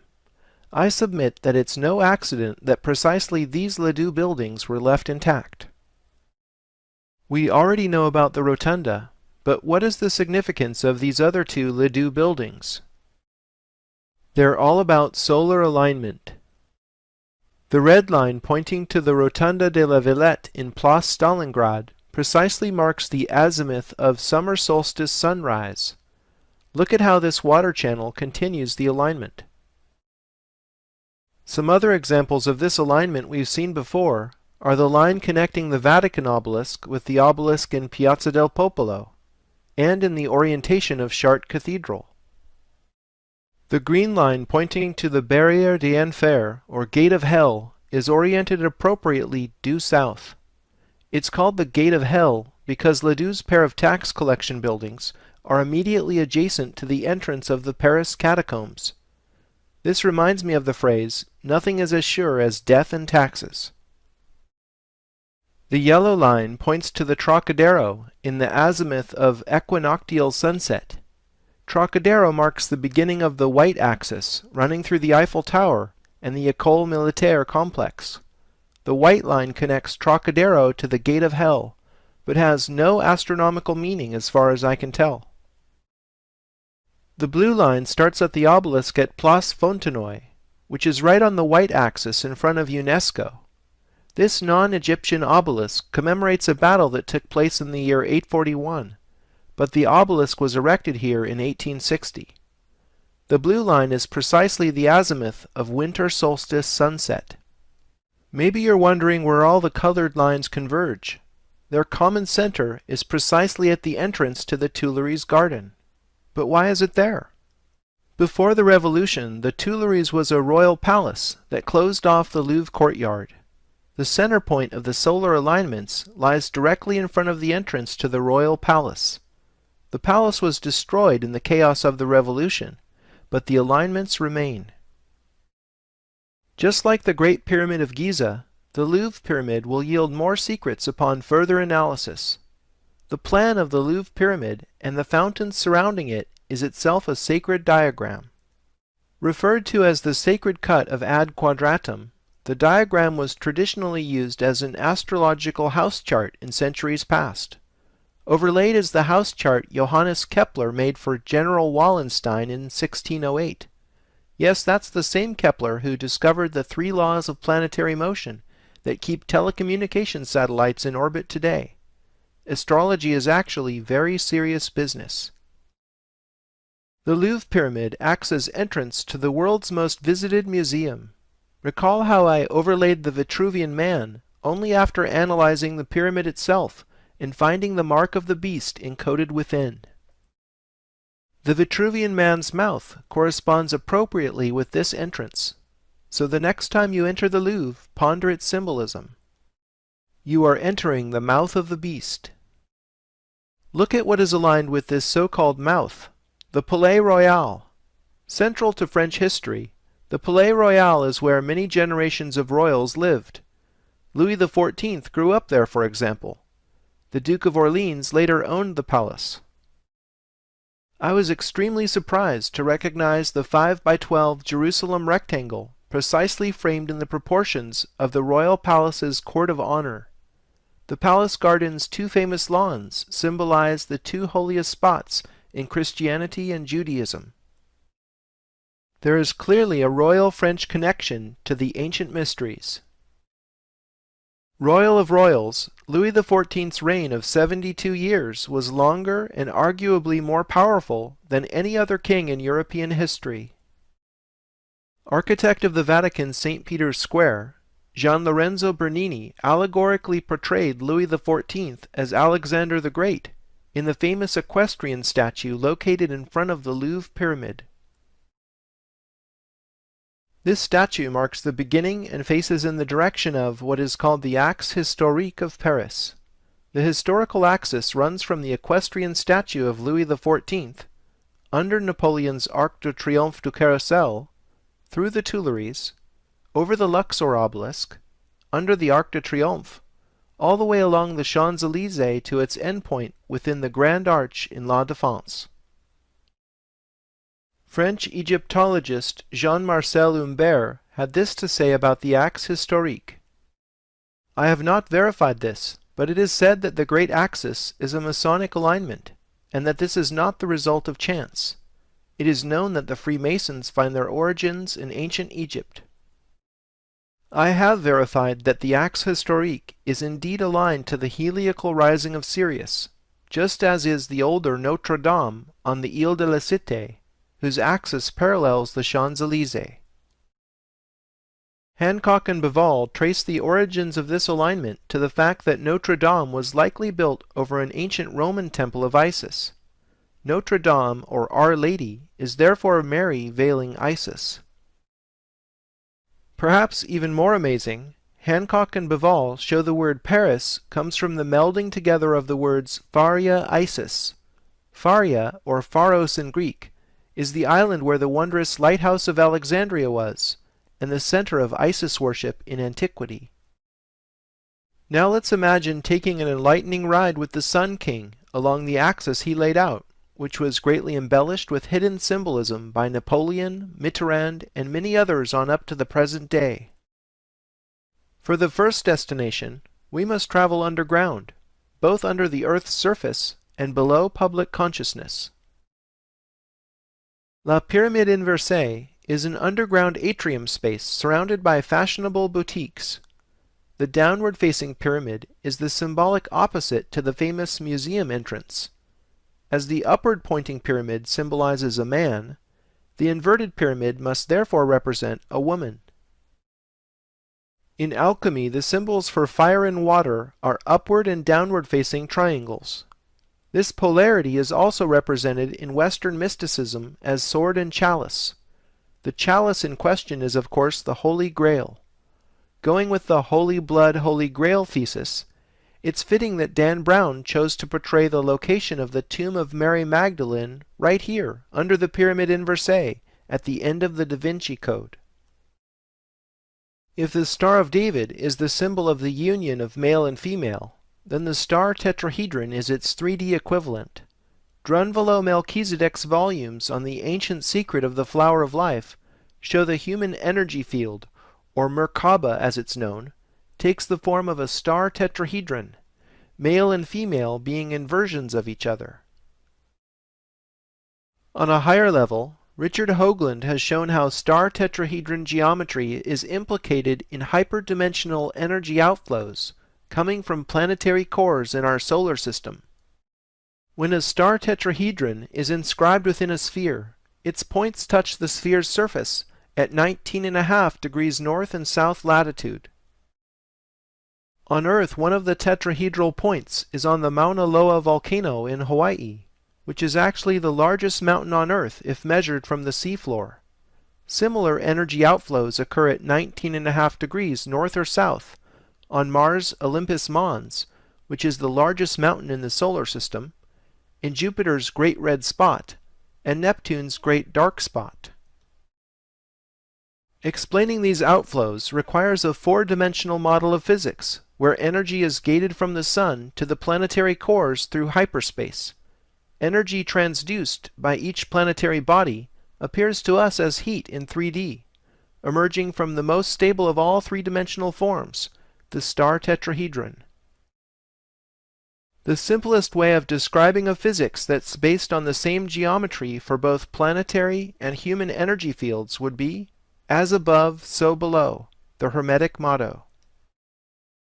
Next on our tour is the Arc de Triomphe du Carrousel built by Napoleon. When you stand directly under the central arch, your body symbolically resonates with the sun. The name carousel suggests planets revolving about you. The 12 hedges representing constellations of the zodiac radiate like rays of the sun from exactly where you are standing. In addition to the official allegory of peace being guided by Napoleon's victories, the chariot drawn by 4 horses on top of the arch could just as well be read as the ancient depiction of Helios drawn by 4 horses. The oval that terminates the hedges symbolizes Kepler's scientific discovery that planets have elliptical orbits, and the square hedges must be the 2 foci of the ellipse.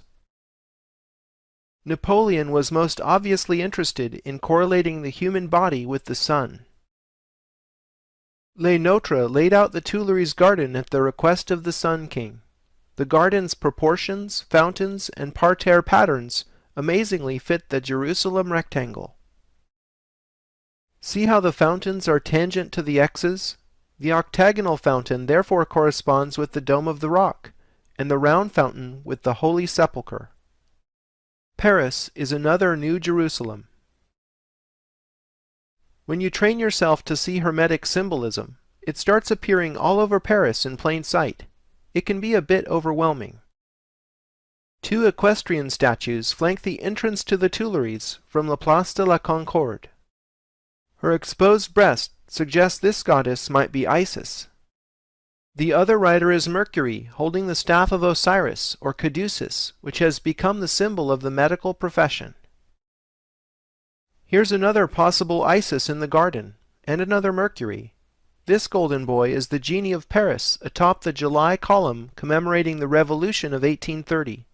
The genie is Mercury himself.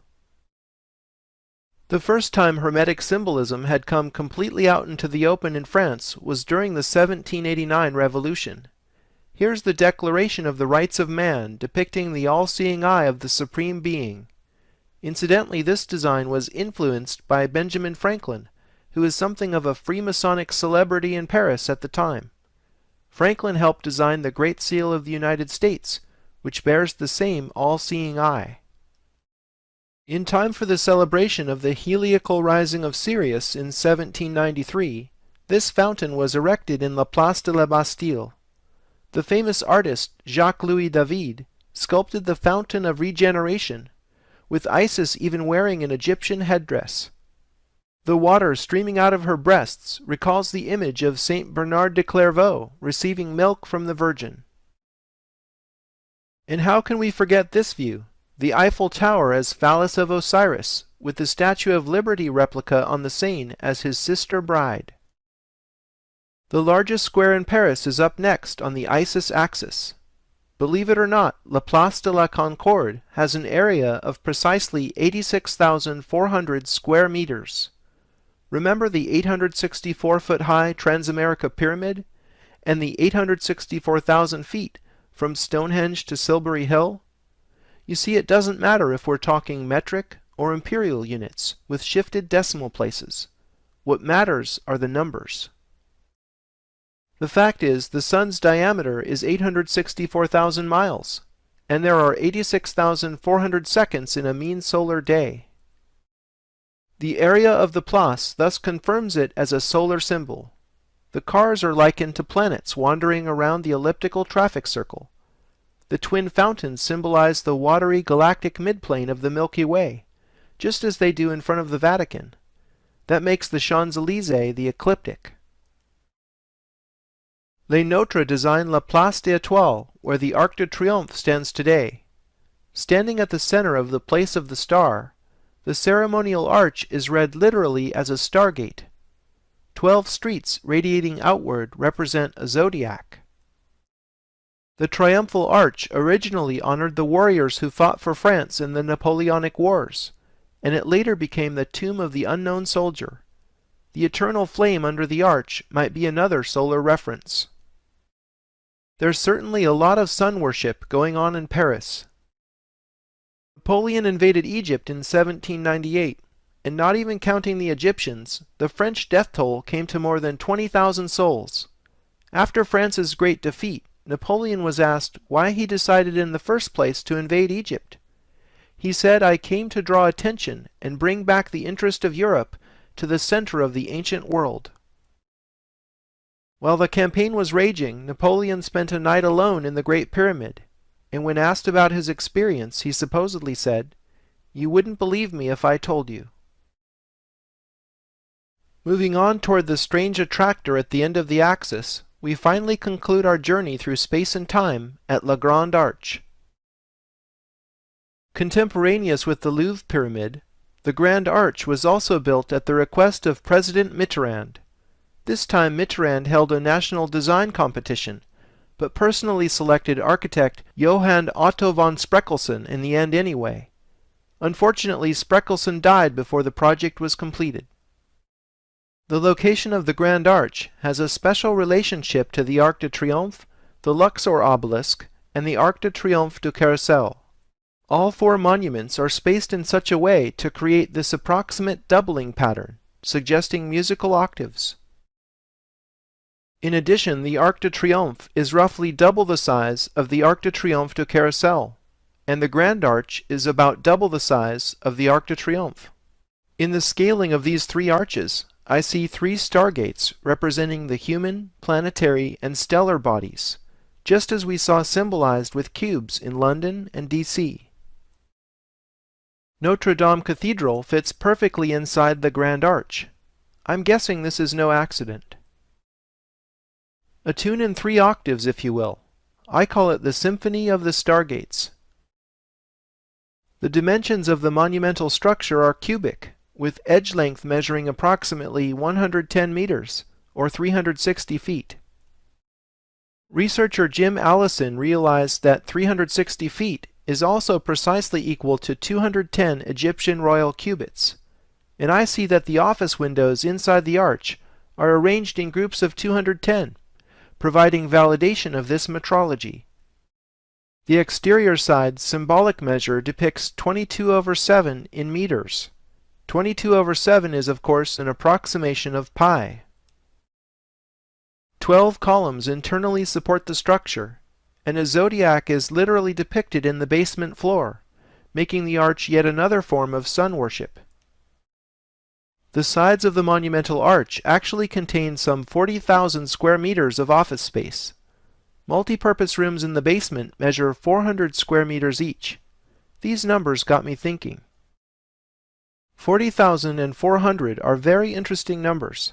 To appreciate this, let's start with the metric system. The metric system was originally defined by measuring the Earth. The original prime meridian passed through the Paris Observatory and continued all the way around the Earth. This circumference was defined as 40,000 kilometers in the 18th century, and this served to define the metric system. There are 121 documented bronze medallions marked Arago after the French astronomer embedded in streets and sidewalks in a line crossing Paris. These medallions mark the line of the Paris prime meridian that was used in France for 200 years. This line touches the corner of one of the Louvre's satellite pyramids. Perhaps this is why the smaller pyramids are there. The meter is the basic unit of length in science today. The meter's definition moved from being based in Earth measure to a prototype bar to being circularly defined in terms of the speed of light, which is itself measured in meters per second. Christopher Knight and Alan Butler's book, Who Built the Moon, is really an eye-opener. Although I don't agree with their thesis that the moon is an artificial satellite, they have discovered numbers relating Sun, Moon, and Earth that are too perfect to be the product of random chance. For example, consider a solar eclipse. When one happens, the moon completely covers the sun disk. The only reason this can occur so precisely is because the moon is exactly 400 times smaller than the sun, and happens to be 400 times closer than the sun during the eclipse. The Earth also turns 400 times faster than the moon. The odds of these three seemingly unrelated characteristics would all converge on the number 400 is literally astronomical. As I already mentioned, the axe historique is aligned with the heliacal rising of Sirius, known as the Star of Isis, but the Grand Arch is turned approximately 6 degrees with respect to this axis. This is of course no accident.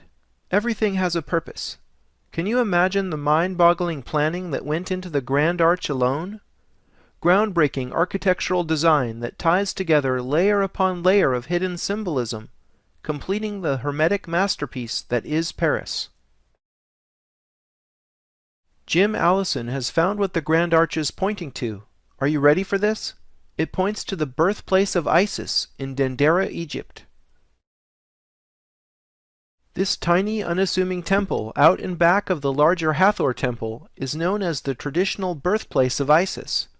The location of the small cube within the larger enclosure matches the azimuth where the Grand Arch is facing. Remember that the heliacal rising of Sirius was the basis of the ancient Egyptian calendar. Well, here is where all of that started. This is where ancient Egyptian priests saw her bright star rising just before the dawn, signaling the beginning of a new year. Isn't it amazing that the Champs-Élysées and Pennsylvania Avenue share the same astronomical orientation with this tiny backwater in modern Egypt? Backwater it may be today, but symbolically it's the holiest place in the cult of Isis. Napoleon came here and had a master mason cut out this massive ceiling from the adjacent temple and ship it back to Paris. It's called the Dendera Zodiac and is now suspended in the Louvre. As you can see, the Dendera Zodiac has octagram star symmetry. More than a zodiac, it is a planisphere showing the whole cosmology as seen through Egyptian eyes. Another Louvre ceiling that gets to the essence of things is François-Edouard Picot's Study and Genius reveal ancient Egypt and Greece. Hancock and Bivol recognized the importance of this Hermetic work in their book Talisman. The painting allows the viewer to see Isis unveiled for Athena. This unveiling references Plutarch's first-century depiction of her temple at Sais, where it was inscribed, "I am all that has been, and is, and shall be. My veil no mortal hath ever raised." The term genius in the title is the epithet of the divine messenger Mercury, who is introducing Athena to Isis. I think the Western world, exemplified by Athena, is being introduced to the older stream of knowledge coming out of Egypt. As I can attest, the term study in the title refers to the intensive research required to uncover the deep Egyptian connections that the elite is so clearly obsessed with. Returning to Paris, let's look at the Grand Arch with fresh eyes. Remember that everything has a reason. The Grand Arch is in La Défense, the modern section of Paris. Why? We need a modern mathematical understanding to perceive its deepest symbol and to recognize it for what it truly is, a three-dimensional shadow of a hypercube. Come again? What is a hypercube? If the square is 2D, the cube is 3D, and the hypercube is the 4D equivalent. Here's what a cube looks like when it's being rotated. Here's what rotating a hypercube looks like in three-dimensional projection. The fourth dimension is hard to imagine because it's literally beyond us. You might be interested to learn that 4 spatial dimensions were known far before the birth of modern science. Here is what Saint Bernard de Clairvaux wrote to his former disciple, who became Pope Eugene III. What is God? He is length, width, height, and depth. There are 4 spatial terms used. Bernard described the 4th dimension in the 12th century. St. Paul also described 4 dimensions in the 1st century. That Christ may dwell in your hearts by faith, that ye, being rooted and grounded in love, may be able to comprehend with all saints what is the breadth and length and depth and height, and to know the love of Christ, which passeth knowledge, that ye may be filled with all the fullness of God. 4 centuries before Paul, Plato even described higher dimensional reality in his allegory of the cave, which goes something like this. We are prisoners chained in a cave and sit facing a blank wall. There's a fire outside the cave, and unseen people are passing in front of it. We see shadows on the wall, and mistake this illusion for reality. I think we are kept in the dark about a great many things. Notice how the hypercube's shadow in 3D projection looks like a cube within a cube. This structure is fractal, meaning the same pattern repeats at different scales. We've seen things like this before in cities, buildings, and art. Consider the fractal-like City of London within Greater London, Vatican City within Rome, and the United Nations headquarters within New York City. On the scale of a building, take a look at the Dome of the Chain standing immediately outside the Dome of the Rock. It's the same structure repeated in a smaller scale, hinting at a higher dimensional connection for those who have eyes to read the symbolism. Examples from art are Pomodoro's series of golden spheres within spheres, scattered strategically in the Vatican, UN headquarters, museums in DC and San Francisco. The sacred Egyptian cubit is a unit of measure reserved for measuring the earth. 1 sacred cubit is equal to 6/5 raised to the 4th power in English feet. Think about it. Raising to the 4th power means the sacred cubit is literally a hypercubit. Michel and Heath have found there are 10 million hypercubits in the Earth's polar radius, and 63 million hypercubits in its meridian circumference. Now these amazingly round numbers measure our planet with remarkable accuracy. How can this be? Some physicists believe the universe is made of 10-dimensional superstrings, but 6 of them have curled up into unimaginably small size. The 4 remaining dimensions express the architecture of the universe. Recall how I saw in the union of both Louvre pyramids the knowledge of how energy flows from the sun through hyperspace into planetary bodies. In addition, the Earth is measured by a hypercubit whose edge length of 6/5 relates macrocosm to microcosm. The Earth is therefore a hyperdimensional object, even though with our normal perception we experience both the Earth and ourselves as being only 3-dimensional. Another projection of the hypercube into 2 dimensions looks like this. Do you see the octagram star within? This is where it all comes from. The sun is a hypercube. Recall Metatron's cube. Now that we understand the Grand Arch, we perceive Metatron's cube as Metatron's hypercube. This 4D solar symbol appropriately contains the 3D star tetrahedron and the 2D Star of David. We see now why these sacred diagrams are both called stars, because they are projections of our sun, which is itself a star. To make all of this 4-dimensional geometry easier to understand, it helps to bring it down a level. Unfolding a square gives you a line. Unfolding a cardboard cube gives you a cross. Unfolding a hypercube gives you a cross made of cubes. Salvador Dali started with this idea when he painted the Corpus Hypercubus. He depicts the crucifixion, yes, but what is he really saying? Corpus Hypercubus is the ascended body as hypercube. In analytic cubism, the art movement that anticipated Dali's surrealism, Picasso and Braque depicted objects from a multitude of viewpoints in an effort to see all sides at once. Of all the myriad forms in existence, why did they choose a cube to symbolize their art movement? Could these cubists have been privy to secret knowledge that inspired their attempt to paint the 4th dimension? Or did they follow unconscious synchromystic inspiration? Food for thought. So now we have the human body, the earth, and the sun symbolized as hypercubes. 3 cubes if you want to use a 3D symbol. So which is it? It's actually all of the above. The human, planetary, and stellar scales resonate as a fractal structure within the holographic universe.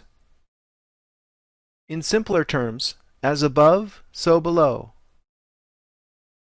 Metatron's hypercube, as Enoch's hypercube, reveals the cosmic man. Enoch's triangle had the ineffable name of God written on it.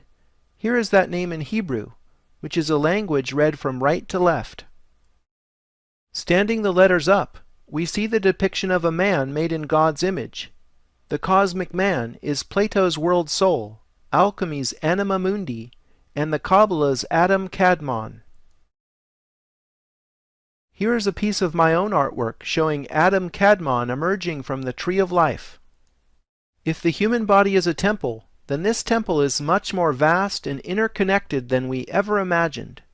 The human energy form resonates with the esoteric architecture of the universe. What we know as the history of civilization is only a very small part of our past. There is something extraordinary about our beginnings not written about in history books. The oldest surviving temples encode an understanding of Earth, Moon, and Sun that is in some ways more advanced than modern science. To catch up with ancient knowledge, a broad interdisciplinary approach is clearly indicated. Specialists in art history, archaeology, architecture, philosophy, semiotics, mathematics, physics, and many others will need to cooperate in new ways.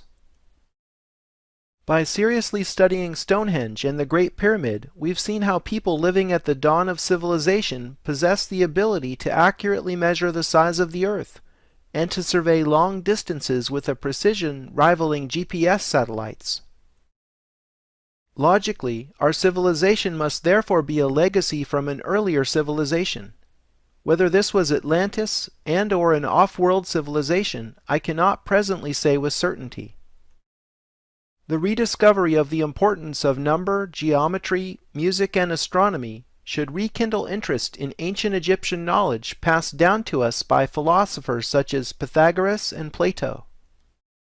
Understanding how the macrocosm and microcosm are related through the art of sacred geometry, in the act of measuring structures and the earth, is a thing of profound beauty. Relating 6s to 5s by drawing hexagons and pentagons in the landscape, or by measuring with Egyptian units, are brilliant examples of this ancient science at work. Finding Pythagorean triangles, 5 by 12 rectangles, pyramids, octograms, enneagrams, and zodiacs encoded in much of the world's great architecture and urban design exposes an obsession with ancient symbolism spanning the centuries.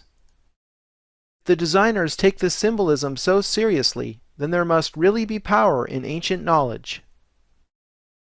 Putting this story together has been by far the most challenging and satisfying project of my professional life. I hope you've enjoyed it, and I invite your participation in uncovering more secrets in plain sight.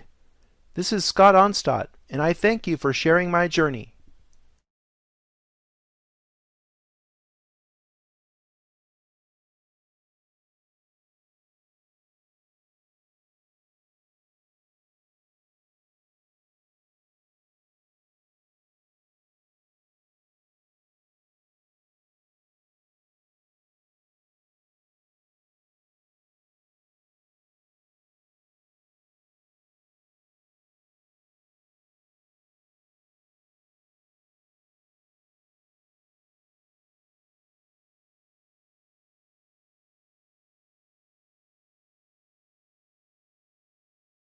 Did ancient architects know the dimensions of the Earth, Moon, and Sun? Were they capable of surveying vast distances with pinpoint precision? Did they encode their advanced understanding in monuments and units of measure? Why do many of the world's religions encode the same geometry in their most sacred symbols and temples?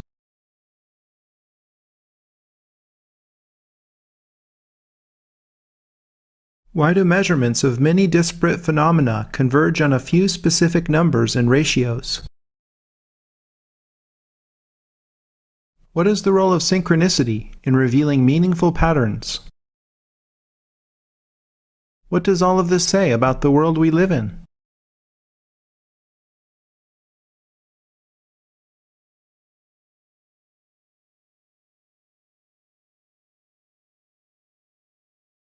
Before we look at patterns at all scales, we need to look at the foundations of measurement. There are primarily two measurement systems used in the world today. The United States uses the British imperial system of inches, feet, and miles, while the rest of the world, including Britain, has converted to the metric system, which was initially introduced in revolutionary France. Both systems were originally based on the dimensions of the Earth and on cycles of time.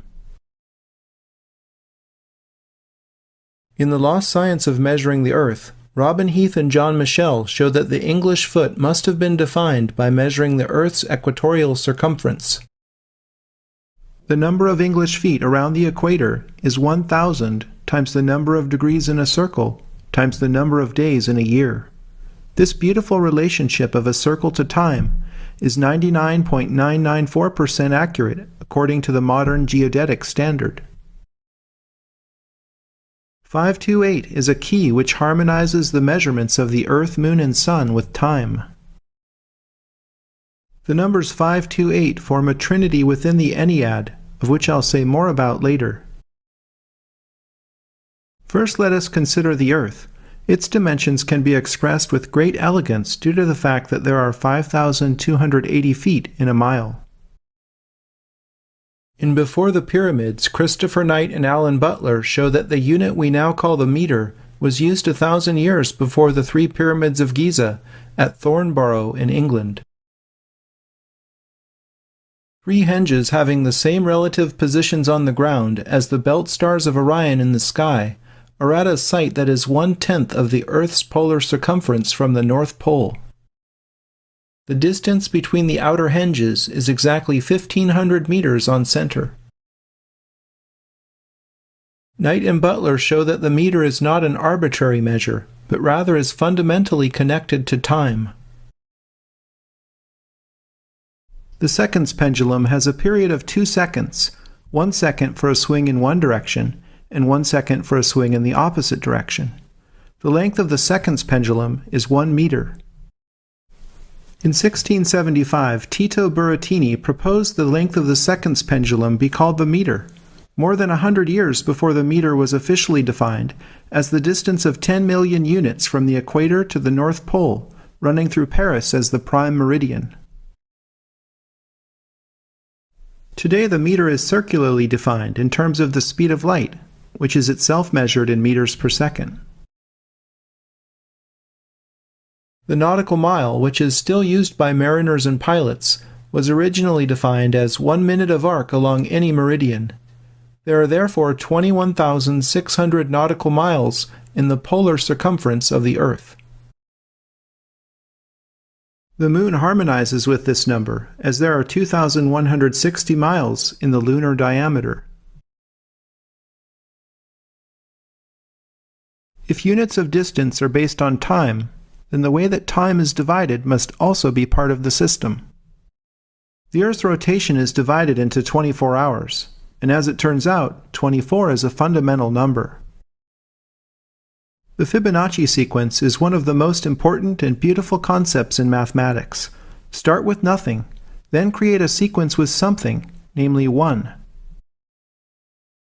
Add the current number to the previous number to get the next term in the sequence. So 0 plus 1 is 1, then 1 plus 1 is 2. The subsequent terms are 3, 5, 8, and so on. Continuing in this way, you get a sequence that spirals out of the void into infinity. Every ratio of successive terms in the Fibonacci sequence approximates the golden ratio phi. The higher in the Fibonacci sequence you go, the closer the ratios get to phi. The ratios oscillate above and below phi, getting ever closer as the sequence progresses. The bodies of innumerable living things are built using the Fibonacci sequence, and thus manifest their forms from the template of phi in their morphic fields. Every number can be reduced to a single digit by adding its places horizontally. For example, the number 13 can be reduced to 4 because 1 plus 3 is 4. Larger numbers such as 55 require multiple reductions, such as 5 plus 5 equals 10, and then 1 plus 0 equals 1. In the end, all numbers can be reduced to single digits called digital roots. The Fibonacci sequence's digital roots repeat with a period of 24. When the digital roots of the Fibonacci sequence are placed around a circle, you can see that all opposite number pairs add to 9. Most people aren't aware that, in addition to hieroglyphics, the ancient Egyptians used an alphabet called uniliterals, which had 24 letters. I see this as another clue to the importance of 24. Prime numbers are numbers divisible only by themselves in 1. Prime numbers are the basis of banking security, as it is computationally prohibitive to decompose large numbers into their prime divisors. In the book God's Secret Formula, Peter Plichta noticed that if you arrange all numbers in concentric rings around a circle with a period of 24, then prime numbers exist only on 8 of the rays. This is true for all prime numbers except for the numbers 2 and 3 that are part of the initial trinity of numbers. It's a fascinating coincidence that the Maltese or Templar cross is depicted in the primes, which are so important to banking, since the Templars literally invented multinational banking. Jeremy Stride at code144.com discovered a prime number code at Coral Castle. The complex of megalithic blocks was constructed single-handedly and without heavy machinery by the secretive Ed Leedskalnin in 1920. Many believe Leedskalnin understood the connection between magnetism and gravity, because it appears that he was able to levitate massive stone blocks and float them into position. Leedskalnin said he, quote, discovered the secrets of the pyramids, end quote. His rotor artifact consists of 24 magnets arranged in a ring. In the book The Holy Science, Sri Yukteswar, guru of Yogananda, claimed that the Earth's precessional cycle is exactly 24,000 years, even though traditionally this has been calculated as 25,920 years. Both are correct in a manner of speaking. Although it is now recognized that the rate of precession changes over time, what causes the precessional cycle isn't well understood by mainstream scientists. Walter Cruttenden of binaryresearchinstitute.org presents a credible model that explains the precession phenomenon. He says the solar system moves, and this in turn changes the Earth's orientation to the distant stars. Our solar system and the Sirius system, which we perceive as the brightest star in the sky, appear to rotate around a common center of mass. In the 17th century, Johannes Kepler discovered the 3 laws of planetary motion, which show that the orbit of every planet is an ellipse, and that orbital speed varies according to where each body is in its orbital path. With this new understanding, it makes sense that the rate of precession would vary as our systems slowly transit an elliptical orbit. So to astronomers in earlier times, it appeared that the precessional cycle was 25,920 years, but now that the yearly rate is speeding up, it's looking more like the cycle could be 24,000 years. In this binary solar system model, the rate of precession per degree varies from 60 to 72 years, with 66.6 years as the average rate. If our solar system truly dances in a 24,000-year cycle with the Sirius system, then 24 resonates with the music of our spheres. Consider the fact that there are 12 notes in the chromatic musical scale. 1 octave up and down correspond beautifully to a day and night of 24 hours. A mean solar day is defined as exactly 24 hours. Of course, each hour is divided into 60 minutes, and each minute is divided into 60 seconds. So there are 86,400 seconds in a day and night on Earth. The Sun's diameter is 864,000 miles. We find 864 also expressed in alignments, technology, architecture, and urban design. In The Lost Science of Measuring the Earth, Heath and Michelle reveal that not only is the distance from Stonehenge to Silbury Hill 86,400 feet, but Silbury Hill itself is dimensioned in units of 8.64 feet. The 35mm film format used for over 100 years, which continues today with full-frame digital SLR cameras, has an area of 864 square millimeters. This is a most appropriate size to capture the light of the sun. The area of the largest square in Paris, La Place de la Concorde, is 86,400 square meters. The height of the Transamerica Pyramid in San Francisco is 864 feet, if you include its glass pyramidion. The quoted height is some 11 feet less, but I think this was done to tie it in more closely with its namesake, the Great Pyramid of Egypt. The Great Pyramid is the sole surviving wonder of the ancient world. It remains the oldest, largest, and most accurate building ever built. It was the tallest structure in the world for 4 millennia. It is aligned within 0.1% of true north, and its 13-acre base is horizontal and flat to within 15 millimeters. The scale and accuracy are astounding. In the book Sacred Number and the Origins of Civilization, Richard Heath's metrology shows that the Great Pyramid is 480 feet in height, which is exactly 1/11th of a mile. Its missing pyramidion would measure 1 1/11th feet in height if it were to cap off the geometric mountain of 2.3 million blocks of stone. In terms of the pyramid and its pyramidion, the metrology is clearly a play of ones. In the book Fingerprints of the Gods, Graham Hancock pointed out that the height of the Great Pyramid times 43,200 is equal to the Earth's polar radius in feet, and that its base perimeter times 43,200 is equal to the Earth's equatorial circumference in feet. Aside from being twice 216 and half 864, the number 432 encodes yet another layer of the genius which is encoded in the Great Pyramid. 432 times 432 equals the speed of light in miles per second.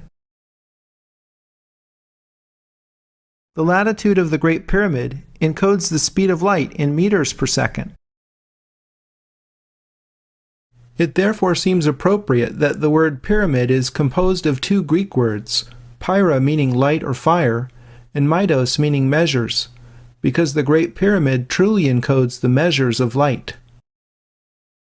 The Grecian mystical Pythagorean Brotherhood considered the knowledge of 432 and similar relationships essential in order to gain mastery of oneself.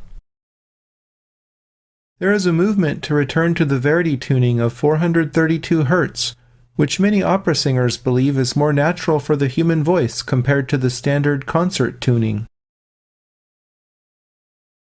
In addition to its dimensions, the proportions of the Great Pyramid encode great wisdom.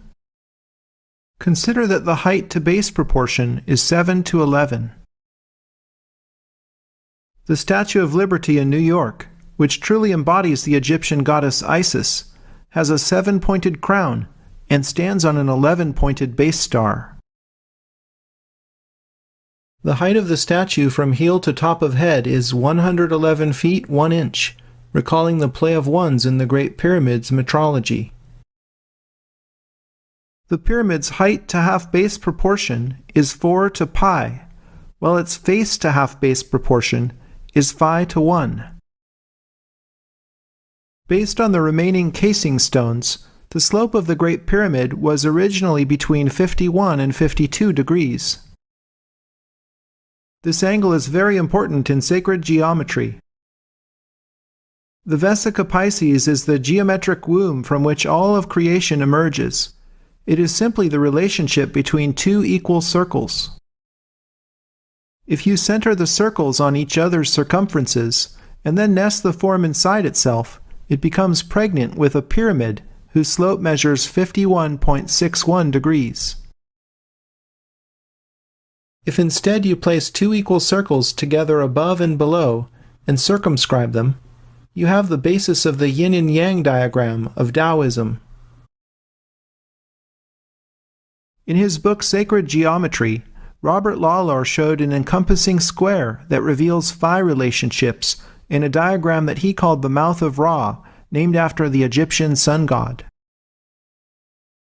If you then draw larger circles with phi as the radius, they are tangent to the inner circles and beautifully form more phi relationships.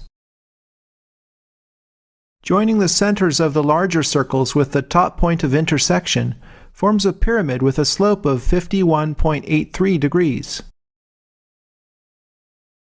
The circle is traditionally a symbol of heaven, and the square a symbol of earth. The reconciliation of opposites, such as heaven and earth, or the limitless with the limited, is the challenge of squaring the circle. The Freemasonic emblem of compasses and square obviously suggests drawing a circle in a square. The first method of reconciling a square with a circle is by comparing lengths. Using a computer, I can draw a circle with a diameter equal to the square root of phi around a square with an edge length of 1. The lengths of square and circle are 99.9% equal. All circle and square constructions are approximations because of what mathematicians describe as the transcendental nature of pi. Another method of squaring the circle is by comparing areas. Draw a circle with a diameter of 9, about a square with an edge length of 8, and their areas will be equal to the tune of 99.4%. The ratio 9 to 8 is known as the whole tone in music.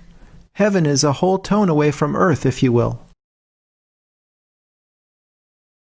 Squaring a circle is also at the heart of the Great Pyramid. I'll square a circle so that its circumference equals the square's perimeter as closely as computer-aided design software can approximate. Then I will draw lines from the center out to two of the points where the circle and square intersect. If you superimpose the diagram on an analog clock, the green lines point to the time 10:08. A large number of watch advertisements show the time 10:08. Remember to take a look yourself. I discovered that by drawing red lines perpendicular to the green lines, with all three tangent to the circle, one can construct a pyramid which surprisingly has a 51.76 degree slope. Thus, the pyramid slope follows from squaring the circle. Maybe it's no surprise, but the slope of I.M. Pei's Louvre Pyramid in Paris closely matches the slope of the Great Pyramid in Egypt. I discovered that the azimuth of summer solstice sunrise on the Louvre Pyramid is exactly 51.76 degrees from true north. In the books Talisman and more recently in The Master Game, Graham Hancock and Robert Bivall present compelling historical and etymological evidence that Paris was originally founded as a temple dedicated to the Egyptian goddess Isis. What better place to found Paris than at the exact latitude encoded by squaring the circle? Izapa, in Mexico, is where the Mayan 260-day Zolkin calendar originated. Being in the tropics, the sun passes directly overhead at Izapa on exactly 2 days of the year, August 12th and May 1st. There are 260 days between August 12th and May 1st. This seems to explain why the 260-day cycle was introduced at Izapa. Bert Jansen discovered that if you map the year to a circle, 260 days subtends the major arc indicated by the green lines in the squaring the circle diagram, with an accuracy of 99.96%. Therefore, the design of the Mayan calendar also resonates with squaring the circle. Jansen also discovered that the azimuths of the solstice sunrises and sunsets at Silbury Hill trace the same lines as above, so below on the squaring the circle diagram. In City of Revelation, John Michel showed in a simple diagram how the Great Pyramid encodes not only the proportions, but the dimensions of the Earth and Moon and the distance between them. Start with a 3-4-5 Pythagorean triangle. Draw a square of edge length 3 on the side, and inscribe a circle in it to represent the moon. Then draw a mirror 3-4-5 triangle opposite. Draw a larger square below with an edge length of 11. Inscribe a circle in the large square to represent the Earth. Next, draw a circle with its radius extending from the center of the Earth through to the center of the moon. This circle matches the large square in terms of length with an accuracy of 99.96%, so you have just squared the circle. Amazingly, this diagram actually encodes the Earth and Moon's true proportions of 3:11. Connecting these 3 points makes a pyramid with a 51.85-degree slope. Scaling this diagram up by a factor of 720 gives you the actual dimensions of the Earth and Moon in miles. Inscribe a hexagon within the Earth circle and measure its perimeter. It is 1/10 the average distance from the Earth to the Moon, with an accuracy of 99.6%. John Michel also realized that the same Earth-Moon diagram not only fits perfectly over Stonehenge, but it also encodes its dimensions in feet rather than miles. This reveals a design connection between ancient Egypt and the Neolithic United Kingdom. It is worth recognizing that the ancient Egyptian civilization shared a similar timeline with Stonehenge. We've already seen how the meter was encoded at Thornborough, where the 3 henges were laid out to mirror the belt of Orion. In the Orion Mystery, Robert Bauval and Adrian Gilbert showed that the 3 pyramids of Giza mirror the same 3 stars. Archaeological evidence of crude bone and antler tools proves that the builders of henges were indeed our ancestors. However, the architects of these monuments encoded advanced knowledge of Earth, Sun, Moon, and the speed of light. In Before the Pyramids, Knight and Butler explain what they call the megalithic or large stone system of measurement. As you'll see later, this system was used not only in Neolithic times, but is still secretly being used in modern cities.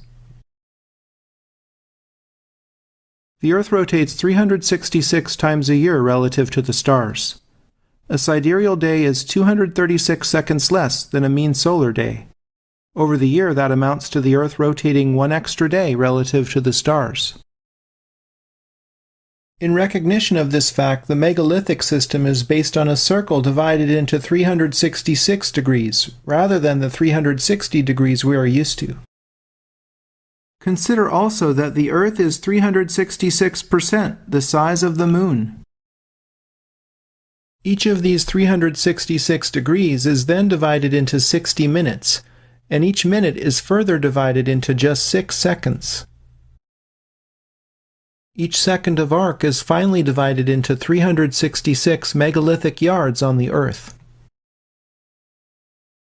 Only in the megalithic system is 1 second of arc equal to 1 second of time of the Earth turning on its axis, so 366 megalithic yards is equally 1 second of arc and 1 second of time. This system also creates a beautiful cosmic harmony because 1 second of arc on the Moon measures exactly 100 megalithic yards, and 1 second of arc on the Sun measures exactly 40,000 megalithic yards. Knight and Butler say that, quote, the whole system is virtually miraculous, making our modern approach to measurement systems look primitive, end quote. By unifying time and arc measurement on Earth, Moon, and Sun, the ancients created an elegant and practical system. Stonehenge's actual henge is 366 megalithic yards in circumference. The second largest pyramid at Giza fits within a circle having a diameter of 366 megalithic yards. Knight and Butler additionally show that weights and measures such as the pound and the pint appear to be derived from the megalithic system. Absolute zero is the theoretical coldest possible temperature where all molecular motion ceases.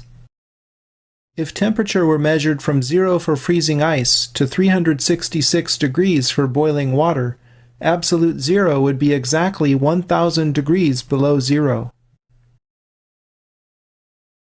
Alexander Thom reverse-engineered the megalithic yard after surveying thousands of sites in the United Kingdom. He defined the megalithic yard as 2.722 feet, plus or minus 2 1,000ths of a foot. Robin Heath and John Michell had reason to believe this value was ever so slightly off by 0.2%. They defined what they call an astronomical megalithic yard in the lost science of measuring the Earth. The metrology of the astronomical megalithic yard reminds me of the latitude of Avebury and the fact that there are 5,280 feet in a mile. I see that both the megalithic yard and the astronomical megalithic yard are suspiciously close to the mathematical constant E. Euler's identity, which has been called the most beautiful theorem in mathematics, relates E to pi, imaginary numbers, unity, and the void. Like pi, E is a transcendental number.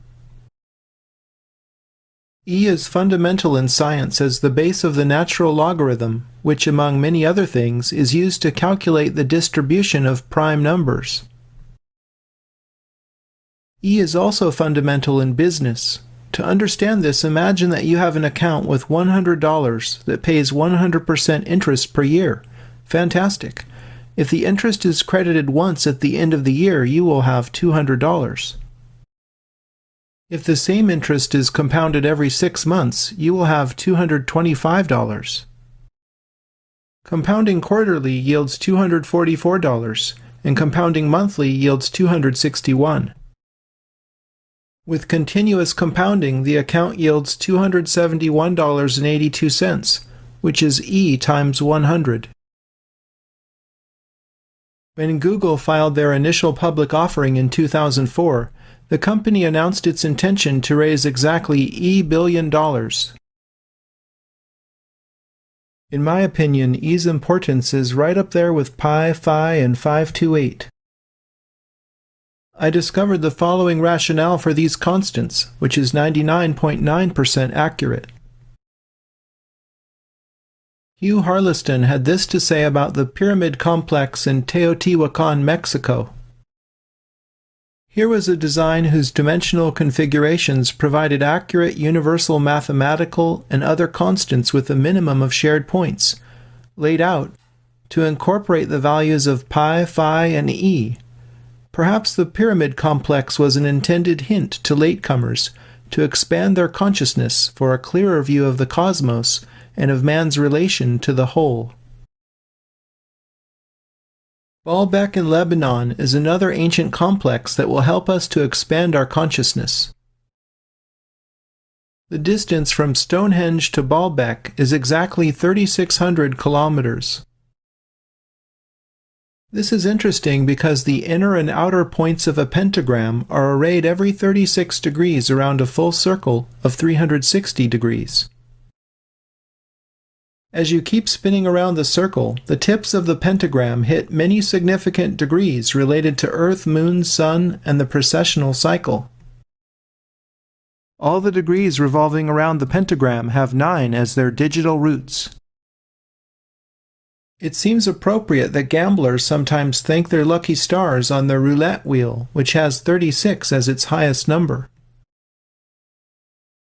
The sum of the numbers 1 through 36 is 666. Baalbek is named after the god Baal, which means Lord. The priests of Baal are mentioned in the Hebrew Bible numerous times. Jeroboam and Aaron both made golden calves to Baal. Baal worshipper or Baal-zebub, anglicized Beelzebub, came to be identified in Christianity as a demon or devil. Baalbek has been continuously settled for over 9,000 years, making its massive platform one of the oldest structures on Earth. 3 stones in its foundation present one of the world's greatest mysteries. Each of these stones weighs approximately 800 tons based on its volume and density. A megalith still in the quarry less than a mile away weighs in excess of 2.4 million pounds. With more pounds than there are blocks in the Great Pyramid, it is hard to imagine that the ancient engineers didn't understand the connection between magnetism and gravity. Baalbek was known as Heliopolis in the time of Alexander the Great. Alexander stopped at Baalbek in 333 BC on his march to Memphis, the ancient Egyptian capital. The Roman Macrobius later wrote that Baalbek as Heliopolis was a priest colony from its namesake Egyptian city of the sun. In Geomantic Information Systems Volume 1, researcher Kurt Lindahl has identified the significance of the hexagonal temple on top of the Baalbek platform and its location on the Earth.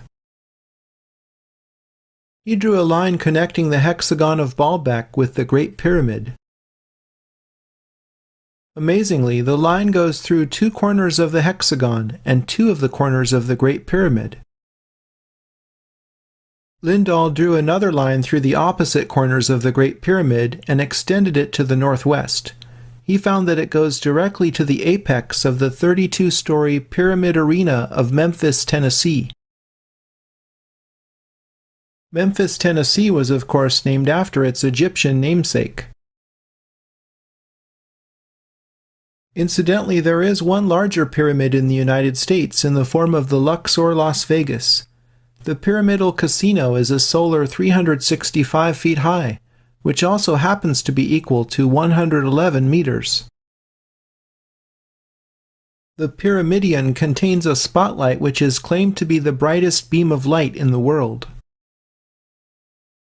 There is an interesting play of ones in the Luxor Casino's 11,000 square meter area, its 11 acres of glass, and the 110-foot Sphinx sitting out front that echoes the Great Pyramid's metrology.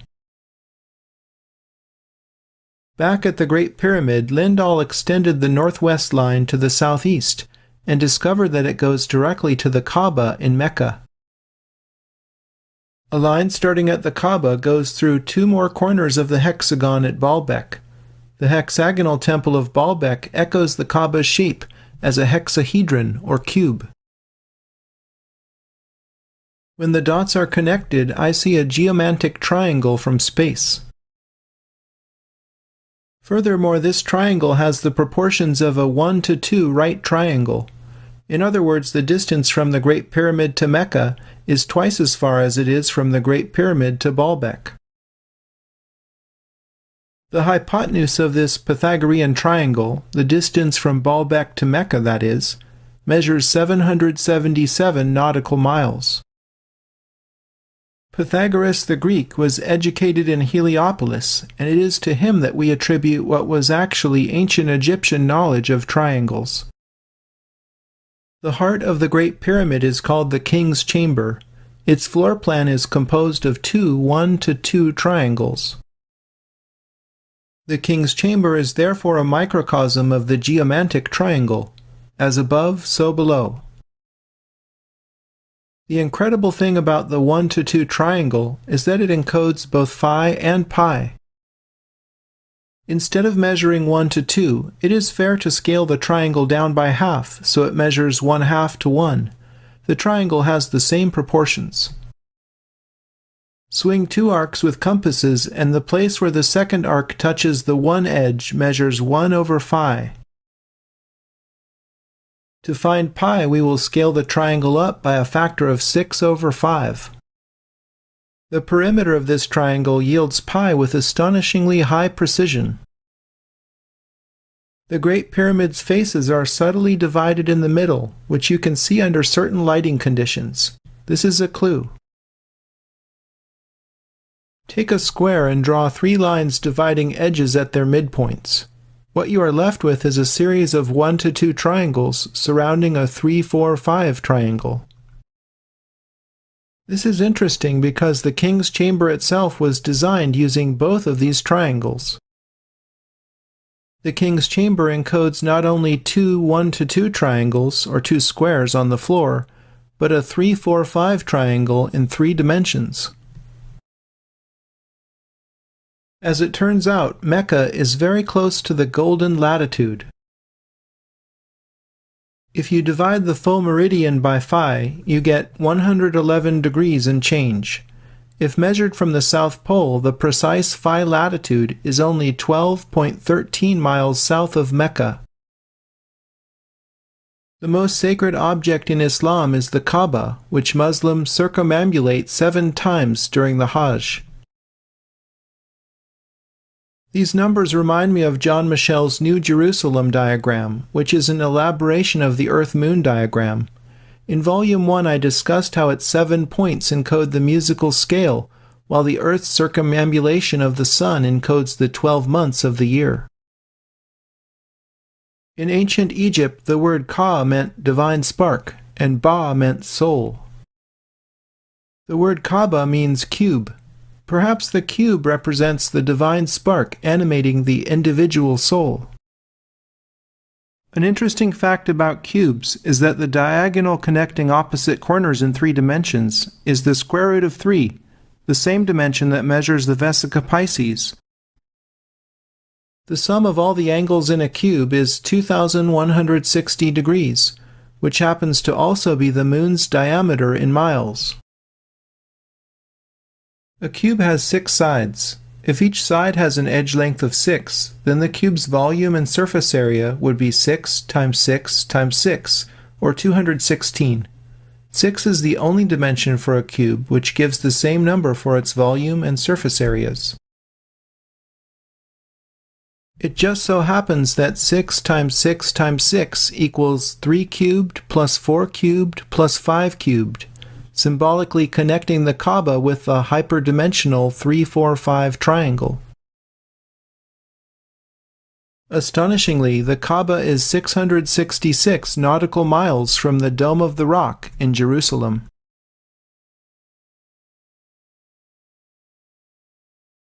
The Dome of the Rock on the Temple Mount in Jerusalem is the oldest Islamic monument still in existence. Its 24 outer piers echo the 24 prophets that came before Muhammad and the 24 hours of a day. The foundation stone at the center of what author David Flynn called the Temple at the Center of Time is sacred also to Christians and Jews. The foundation stone is thought to have been where Abraham nearly sacrificed Isaac. Many Jews believe that the foundation stone was the location of Solomon's temple, which was destroyed by the Babylonians. It is interesting that the dimensions of the Holy of Holies within Solomon's temple, described in the Bible, show that it too was a cube containing the Ark of the Covenant. The dimensions of Solomon's temple reveal a cube and a 3-4-5 triangle. The Seal of Solomon is also connected with the hexahedron, or cube. The heavenly Jerusalem described in the book of Revelation has the dimensions of a cube. Solomon's wisdom was as legendary as his wealth. Now the weight of gold that came to Solomon in 1 year was 666 talents of gold. In today's gold prices, 666 talents is equal to approximately $1.11 billion. The Seal of Solomon encodes 666 with 6 inner and outer points plus 6 smaller equilateral triangles. Solomon's name echoes Sol Ammon, the Egyptian sun god. All the rows and columns in the magic square of the sun add up to 111. The sum of the rows or columns is of course 666. The floor plan of the Dome of the Rock is an octagon, which is a symbol of the sun used in cultures around the world. The Knights Templar took their name from the Temple Mount, and their emblem from the Dome of the Rock. The Freemasons see themselves as heirs to the Knights Templar. One of their goals appears to be to rebuild Solomon's Temple wherever they are able.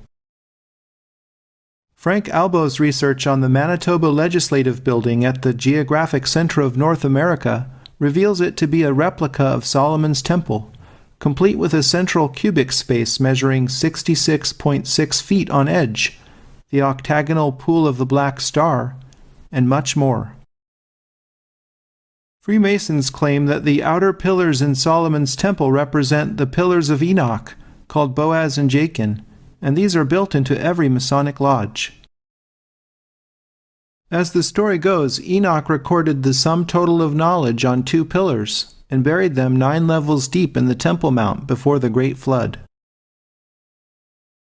This unearthed information is likely to be the source of Solomon's wisdom and the Templar's secrets. Enoch didn't die, but was instead transfigured into the Archangel Metatron when he was a solar 365 years of age. Metatron's hypercube is a sacred geometry encoding much wisdom that I discussed in Volume 1. There are 22 paths in the Tree of Life, plus 10 visible Sephiro yielding 32 elements. There is one hidden Sephiro called Doth, bringing the secret total up to 33. Both 32 and 33 are highly charged numbers with wide-ranging resonances. Scottish Rite Freemasons have 32 degrees which members can earn, plus the final 33rd degree, which is conferred only on those selected by the 33 members of a Supreme Council. The mother of all Supreme Councils is itself in the position of the Eye of God within the pyramid diagram encoded into Washington, D.C., shown in Volume 1. The eagle on the Great Seal of the United States has 33 feathers on one wing and 32 on the other. Jesus, the Son of God, was said to have performed 33 miracles and was crucified at age 33. In 2010, scientists at Stanford University discovered that the Sun's core rotates once every 33 days. The Sun is 333,000 times more massive than the Earth. It takes 33.3 times 10 to the negative 10th seconds for light to travel 1 meter. The Sun is truly the all-seeing eye par excellence. The Sun has a volume 33 orders of magnitude larger than a pair of dice. The scale at which the structure of space-time becomes dominated by quantum effects, known as the Planck length, is 33 orders of magnitude smaller than that pair of dice. Was Einstein right in saying God does not play dice with the universe? The Federal Reserve Bank of New York, which is the largest gold repository in the world, is located at 33 Liberty Street.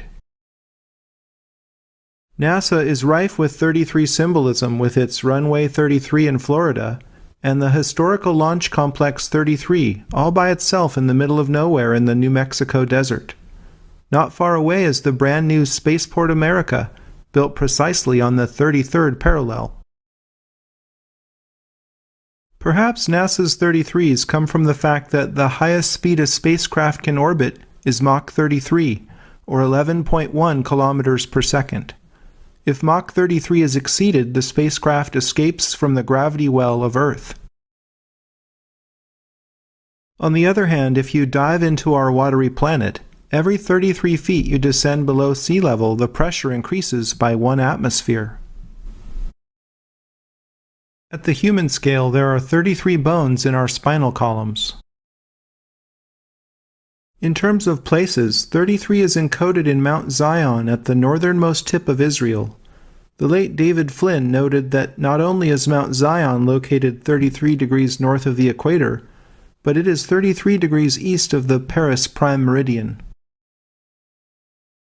It should therefore be no surprise that King David, father of Solomon, reigned for 33 years in Jerusalem. The summit of Mount Zion features the highest permanently manned United Nations position in the world. The UN emblem divides the world into 33 sectors, just as Greater London is divided into 32 boroughs surrounding the City of London Corporation's square mile.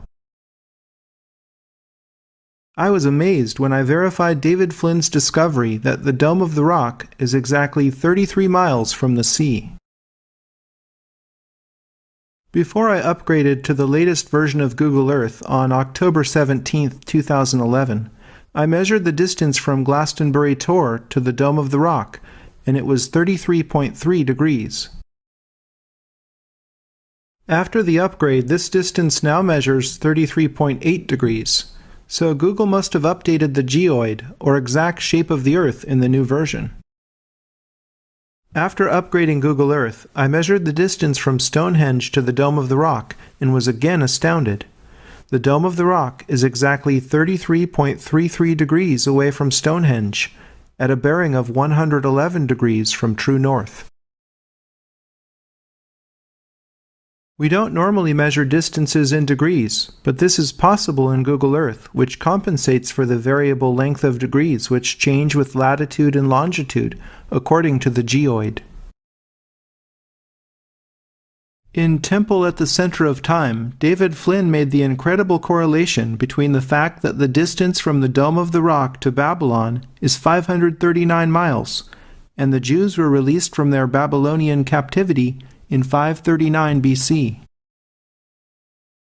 The latitude of the center of ancient Babylon is 32 degrees, 32 minutes, and 32 seconds north.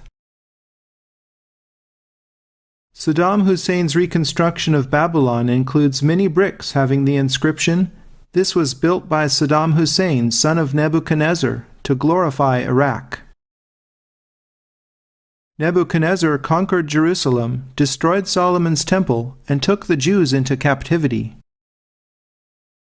Nebuchadnezzar's actual son was Belshazzar, the king who saw a disembodied hand writing on the wall, foretelling his fate.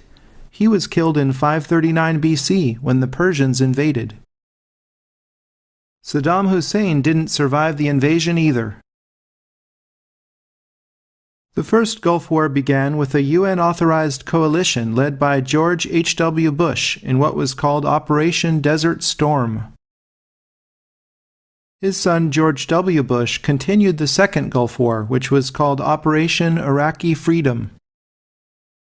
Blogger Cal Danny noticed that there are 4,444 days between the start dates of Desert Storm and Iraqi Freedom. Coincidentally, Iraqi freedom began 555 days after 9/11. Saddam Hussein's palace adjacent to ancient Babylon is atop a spiral mound that recalls both the Tower of Babel and Silbury Hill. However, the original man-made mountain in Babylon was the god Marduk's ziggurat called Etemenanki. Two buildings inspired by Etemenanki are Babylon on the Thames, as the British Secret Intelligence Service building is known, and the Chet Holyfield Federal Building in Southern California. William Pereira, the architect who designed the Transamerica Pyramid, also designed the ziggurat, as it is known in Southern California. The building is located at 33 degrees, 33 minutes, and 33 seconds north. It houses branches of Homeland Security and the IRS. In the chaos of the Gulf Wars, it is estimated that 500,000 ancient Sumerian, Akkadian, Babylonian, Assyrian, and Chaldean artifacts were plundered. During Iraqi freedom, the U.S. soldiers set up a military base they called Camp Alpha within the walls of ancient Babylon. The soldiers unfortunately caused substantial damage to the Ishtar Gate by trying to remove 9 molded brick figures of dragons from the walls. The Ishtar Gate was the gateway to ancient Babylon, along the processional way that parallels Saddam Hussein's reconstructed eastern wall of Babylon. I wondered if this angle was important, so I traced a line at this bearing and extended it halfway around the world. The line leaving through the Ishtar Gate on the road out of Babylon leads directly to an imitation Babylonian gate in Hollywood, California. The distance between Babylon and Hollywood is 111 degrees. This is approximately the same distance Mecca is from the South Pole, a distance which divides the meridian by phi. The imitation Babylonian Gate is at Hollywood and Highland along the Hollywood Walk of Fame. It is among the most visited tourist destinations in Los Angeles. The gate frames a view of the Hollywood Hills that contains both the iconic Hollywood sign and the Hollywood Cross. The 33-foot-high Hollywood Cross was an obsession of astrologer Linda Goodman, who many consider to be the mother of the New Age, for writing star signs, which sold over 60 million copies. Goodman spent some of her personal fortune on commissioning scientific surveys which revealed a structure underneath Hollywood Hill that appears to be a pyramid. As far out as this sounds, Goodman believed the chamber within actually contains the phallus of Osiris. A Hopi elder confirms that the ancient Egyptians came to what is now California after the Great Flood. Add to this the fact that author J.K. Rowling gave Harry Potter a wand made of Hollywood, and you might also wonder if there is something deeper and far older to the magic of Hollywood. The anchor tenant of Hollywood and Highland is the official permanent home of the Academy Awards. This is where the Hollywood stars parade down the red carpet on their way to receiving their Oscars. Oscars are in fact the most recognized trophies in the world. The Oscar statuette officially depicts, quote, a knight rendered in Art Deco style holding a crusader's sword standing on a reel of film with 5 spokes, end quote. Might that be a magical pentagram Oscar the Templar is standing on? As the unlikely story goes, an Academy executive secretary remarked that it resembled her uncle Oscar, and the name stuck. Oscars is an anagram for a cross, recalling the Templar cross that goes with the Crusader's sword, and the cross on Hollywood Hill. Hollywood and Highland's unusual decor is based on the 1916 film Intolerance by D.W. Griffith. The theatrical poster reveals the film's subtitle, A Sun Play of the Ages. Hollywood and Highland is a 36,000 square meter complex, a number that ties right in with the sun, as the sum of the numbers 1 through 36 is 666. 36 ties in also with the moon, as 360 or a full circle symbolizes the feminine. Directly across the street from what was formerly known as the Kodak Theater is the Hollywood Masonic Temple. Disney purchased and renovated this historic temple and made it the home of a well-known late-night talk show. Disneyland's exclusive Club 33 makes one ponder the extent of Disney's connections to Freemasonry. I looked into Disneyland Paris and discovered that it is inscribed in a circle with a diameter of 3,141 meters, recalling pi. The distance from the center of the circle to the tip of the Louvre Pyramid is 33,033 meters. In 1989, President Ronald and Nancy Reagan retired to 668 St. Cloud Road in the Eastgate Bel Air district of the Hollywood Hills. It has been said Nancy had the street number changed from 666, but this sounds like an urban legend. However, Ronald Wilson Reagan does have 6 letters in each name. The word Bel in Bel Air means Lord, and therefore Bel is a cognate of Baal. I discovered that the tip of the Santa Monica Pier has precisely the same latitude as the hexagonal temple of Baalbek. On a personal visit, I found that the end of the pier also happens to be the literal end of Route 66. There are a few other 66s worth mentioning. There are 66 books in the Holy Bible written about the God Christians call Lord.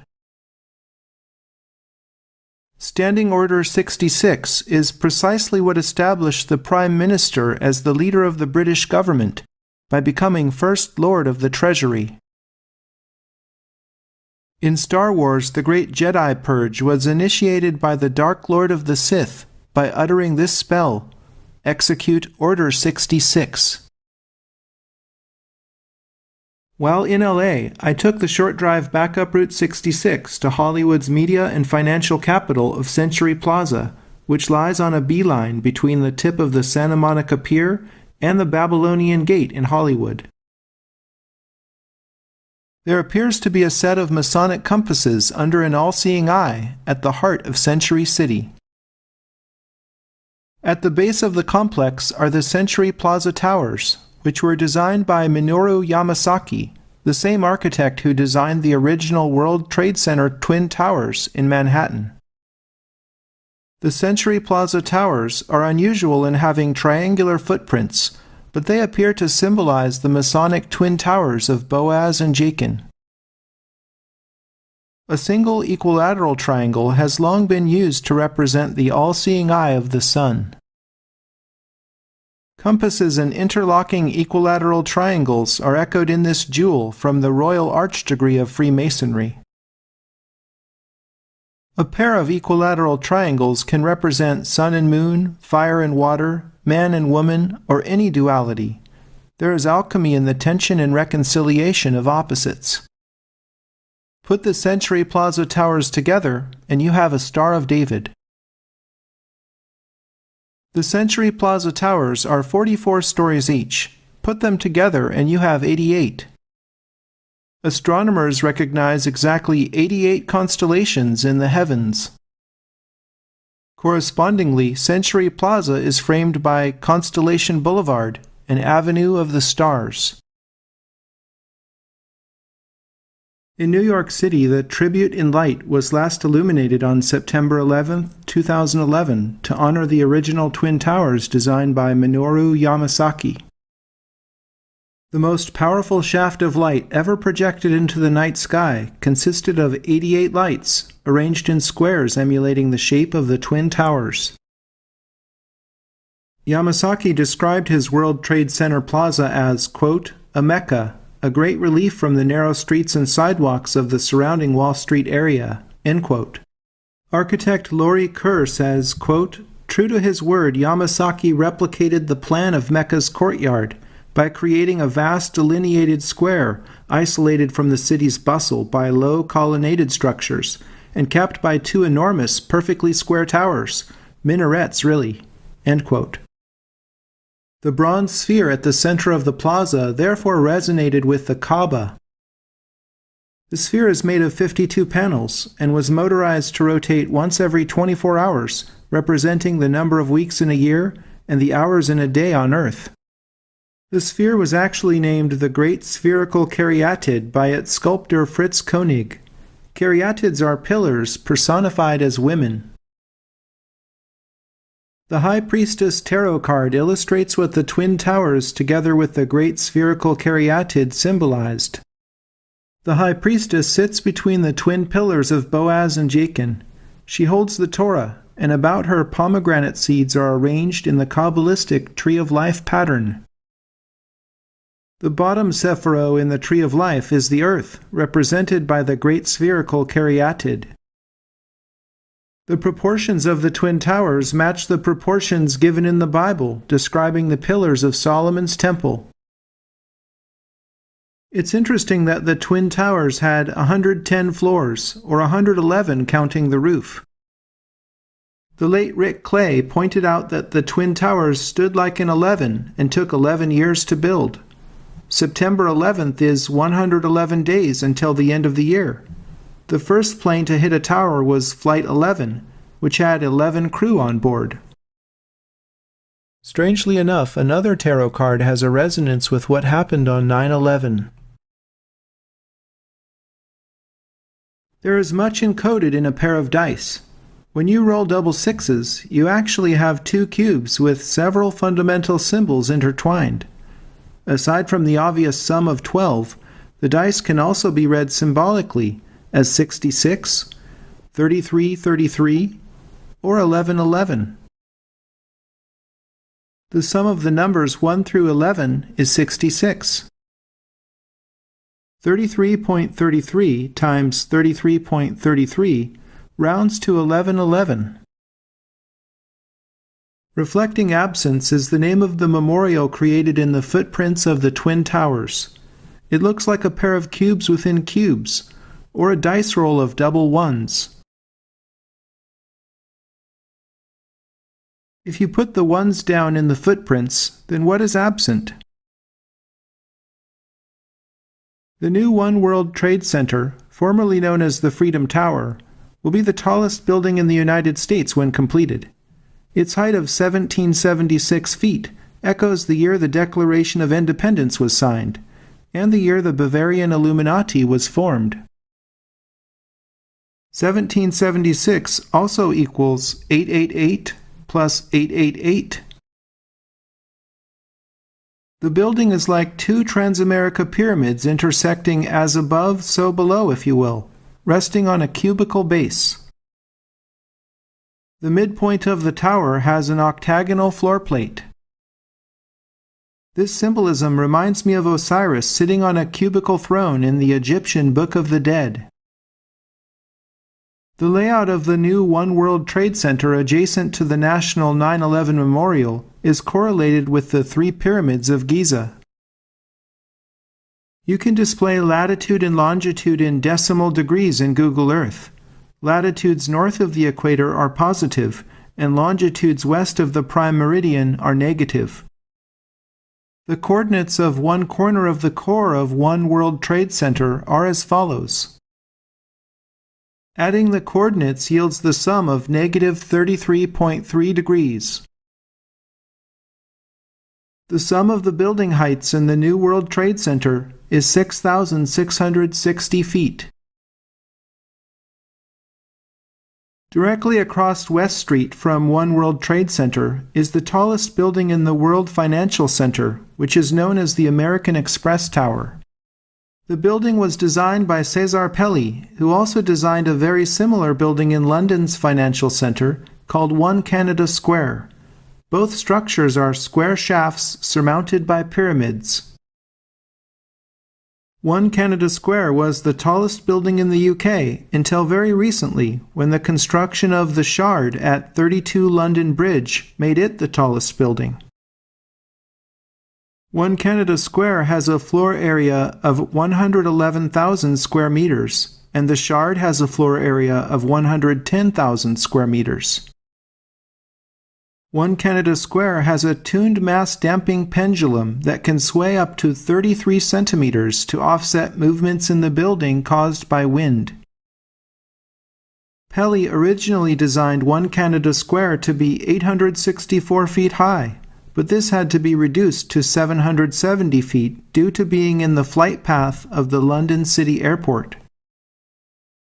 Nearby, the Millennium Dome's 365-meter diameter, 52-meter height, and 12 masts echo the days, weeks, and months of the solar year. Back in Manhattan, Dr. Mark Gray discovered that the distance from the tip of the pyramid on the World Financial Center to Cleopatra's Needle in Central Park is 333,000 inches. Amazingly, the building is also oriented with respect to this alignment with the ancient Egyptian obelisk. In the lobby of American Express's corporate headquarters in this building, there is a monument called 11 Tiers, which honors the 11 employees killed on 9/11. It consists of an 11-sided piece of quartz suspended on 11 cables, hovering over an 11-sided black granite fountain, with 11 sources of water splashing in the pool reflecting the crystal. In Volume 1, I showed an alignment starting underwater in the Jacqueline Kennedy Onassis Reservoir in Central Park, passing through the ancient Egyptian Temple of Dendur in the Met, straight to the United Nations headquarters. The Temple of Dendur was one of several ancient Egyptian temples that were given to other countries when the Aswan High Dam was built in the 60s. The 111-meter high dam holds back 111 cubic kilometers of water and lets it flow down the Nile at a maximum of 11,000 cubic meters per second. The ancient Egyptian Temple of Debod was given to Spain and placed in Madrid.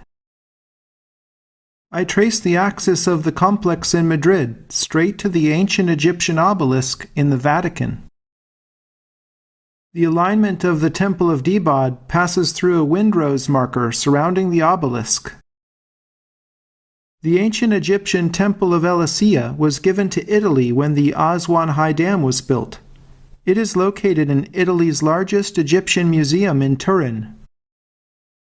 This alignment also passes through a windrose marker surrounding the obelisk in the Vatican. Kurt Lindahl discovered several more key pieces of the puzzle.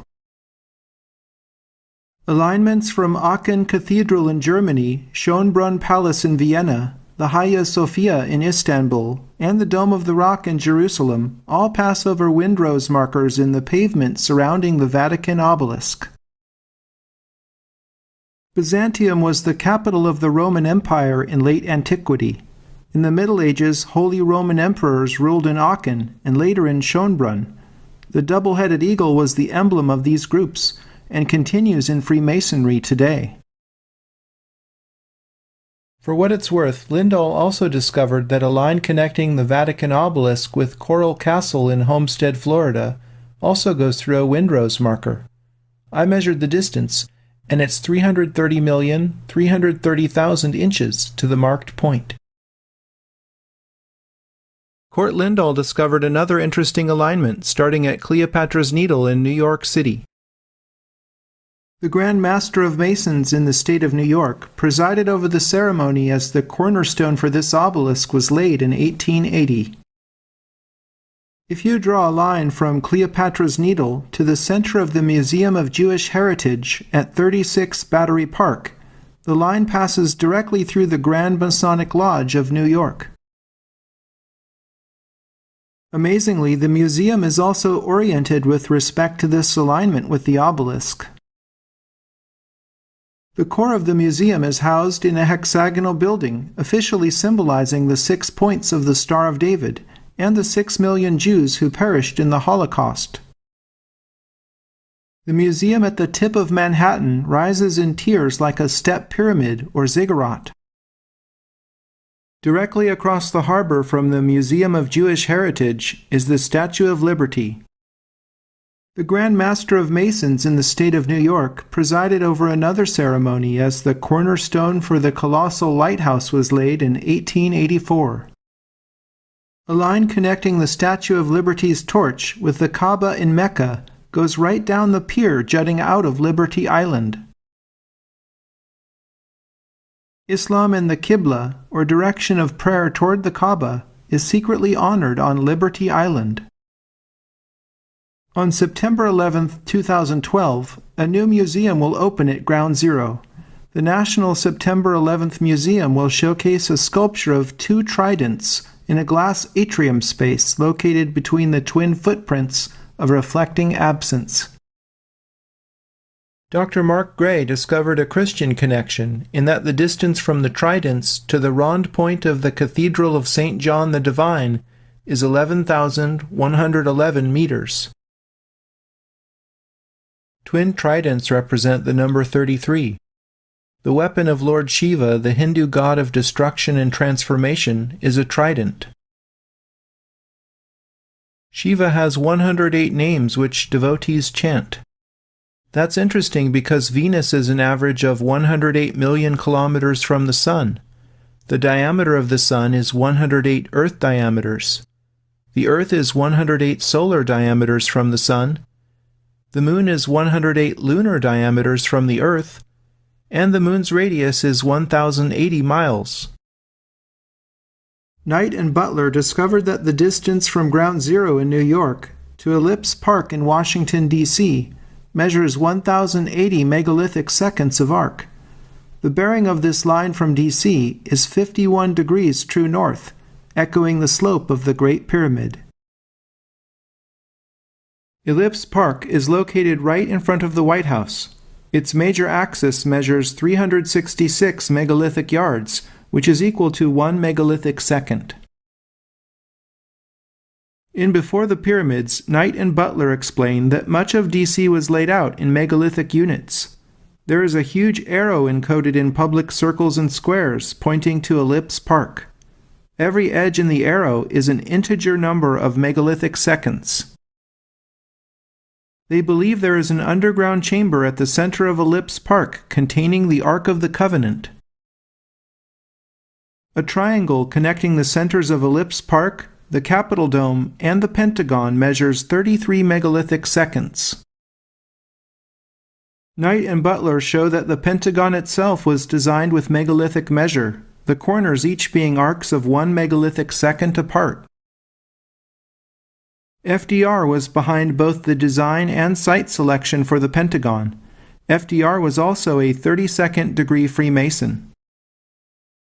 The ground for the Pentagon was broken on September 11, 1941, exactly 60 years before 9/11. Knight and Butler recognized Observatory Circle as a henge, but were inconclusive as to whether it was designed with megalithic measure. The United States Naval Observatory is located within the circular henge. Its primary mission is to provide position, navigation, and timing for the Department of Defense. Two master clock facilities located at the observatory synchronize the GPS system and serve time to the Internet. One observatory circle is the residence of the Vice President of the United States. Observatory Circle has a diameter of 666.6 yards. I discovered that the distance from the center of Observatory Circle to the entrance of the Capitol building is 6,666 yards. Was this what Andrew Ellicott was thinking in 1792 when he revised L'Enfant's original plan? The Capitol building is in the position of the pineal gland on the map. The apotheosis of George Washington discussed in Volume 1 is under the dome, depicting the Founding Fathers' transformation into a solar deity. The Washington Monument has a height of 555 feet, 5.125 inches, and a base width of 55 feet, 1.5 inches. These dimensions are very close to 6,666 inches in height and 666 inches for the base width.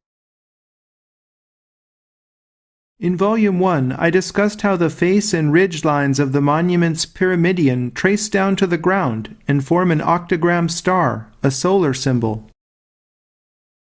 If the obelisk is male and the Vesica Pisces paths surrounding it are female, then the projection is their sun. The Egyptian gateway and winged solar disk in the elevator reveal that the Washington Monument embodies the story of Osiris and Isis conceiving Horus, god of the sun. A similar gateway stands at the entrance to the Temple of Karnak that Schwaller de Lubicz decoded. Its dimensions are a play of 6s and 5s. On September 11, 1666, Sir Christopher Wren presented his plans for the redesign of London after the Great Fire. His plans encoded octagonal radiating streets and a hidden Kabbalistic tree of life. Wren designed St. Paul's Cathedral to occupy the position of the Sephiro of the sun in his encoded tree of life. He made the cathedral 365 feet high to resonate with the sun.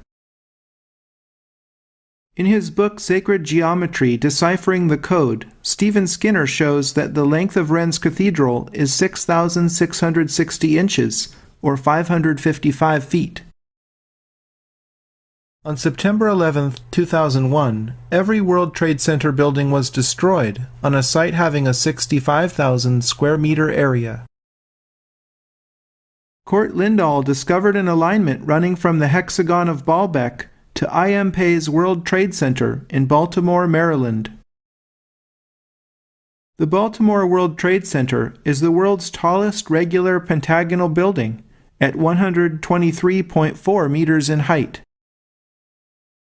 The Pythagorean tetractys diagram consists of points arranged in 4 rows, with 1, 2, 3, and 4 points in each successive row.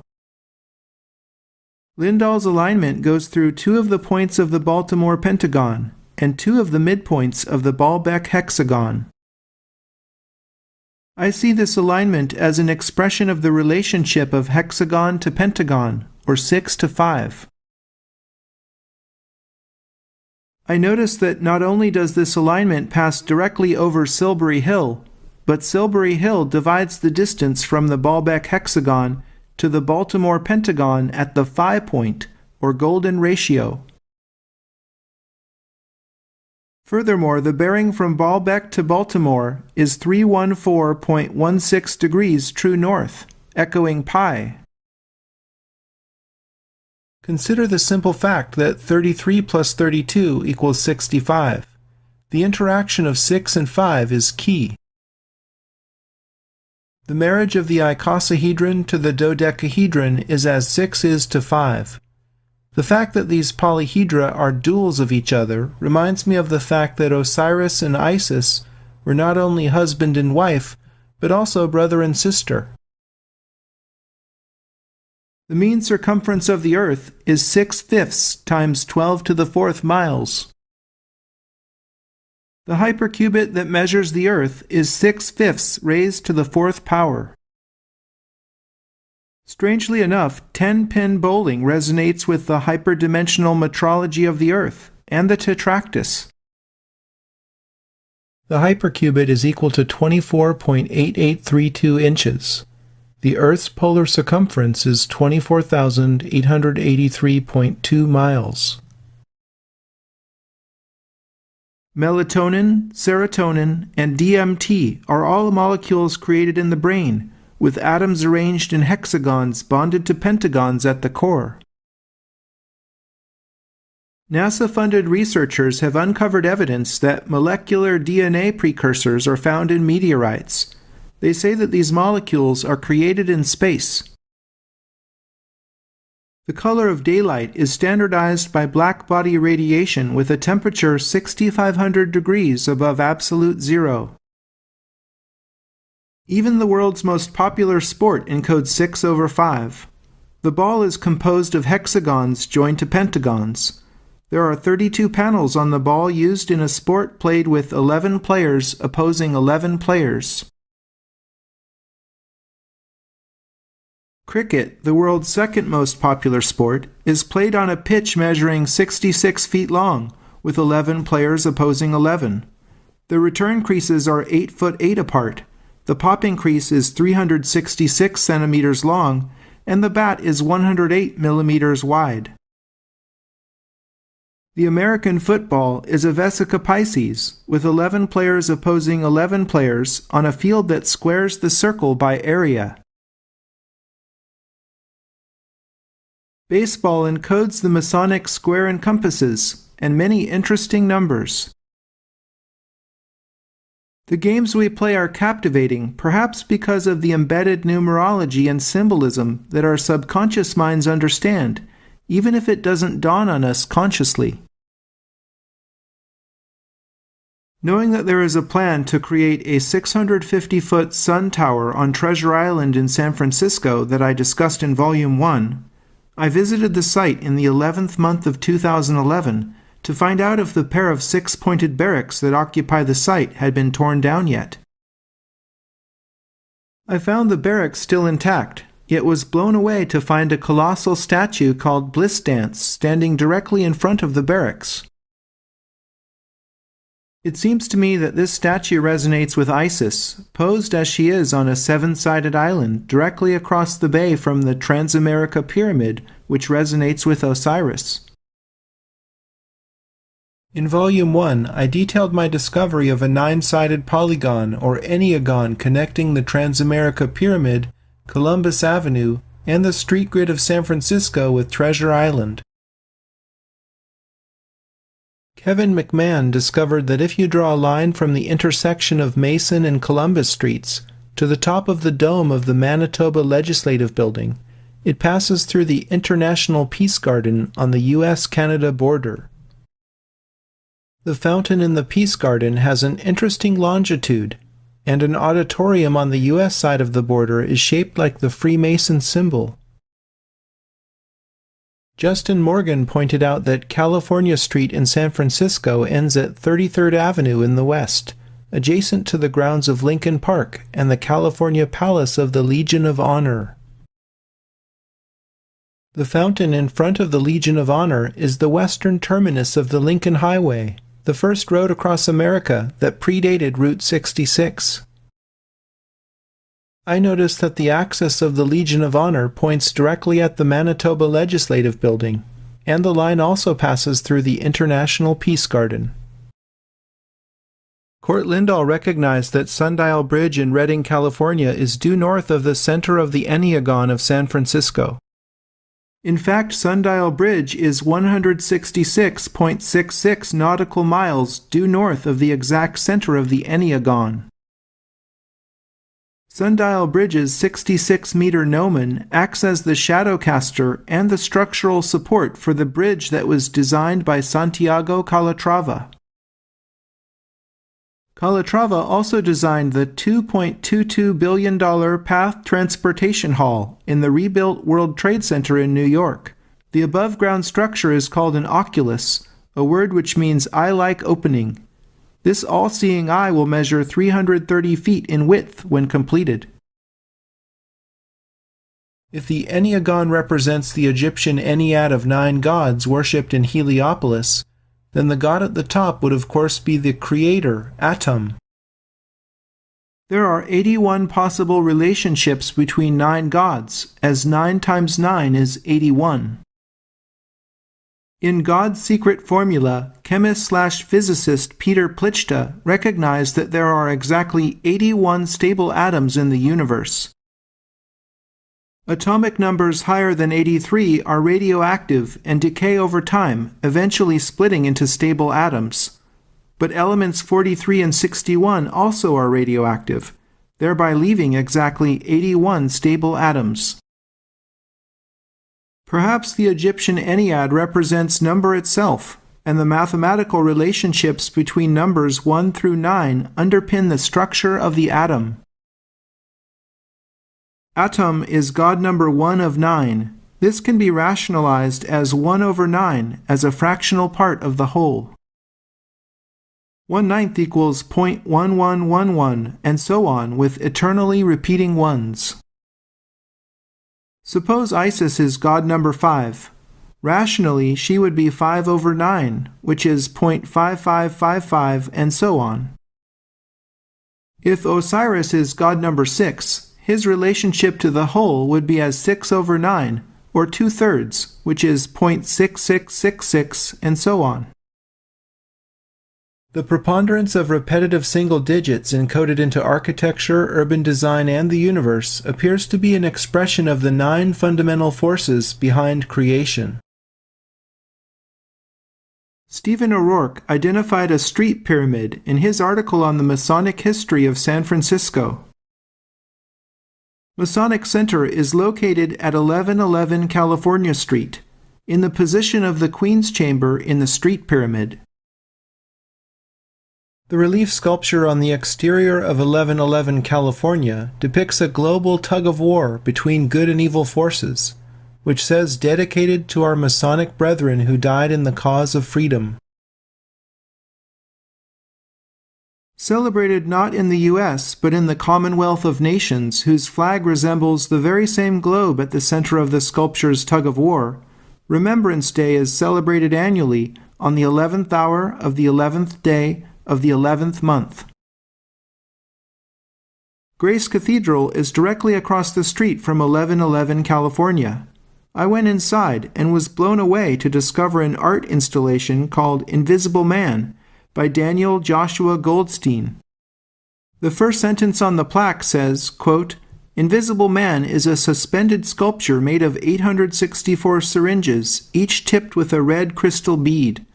The cloud of arrows surrounds a negative space that, as the work rotates, reveals a human figure. As someone who lived through AIDS in San Francisco, this is a theme I call the presence of absence." End quote. Also inside Grace Cathedral is a wall commemorating the founding of the UN in San Francisco, and a piece of art showing the UN emblem at the center of numerous religious symbols. In addition, a chi rho is centered on the nave floor, the sign under which the Roman Emperor Constantine conquered, which is also the phrase on the Knights Templar Freemasonic logo. Finally, Grace Cathedral has a replica of the labyrinth of Chartres Cathedral that I discussed in Volume 1. Jan Thulstrup was researching Pier 33 and noticed that its keystone arch is correlated with the Royal Arch Masonic Rite. Pier 33 is immediately adjacent to Alcatraz Landing, where the ferry docks for voyages to the infamous prison and tourist trap. Thulstrup noticed that the dock is oriented at a bearing of 33 degrees true north.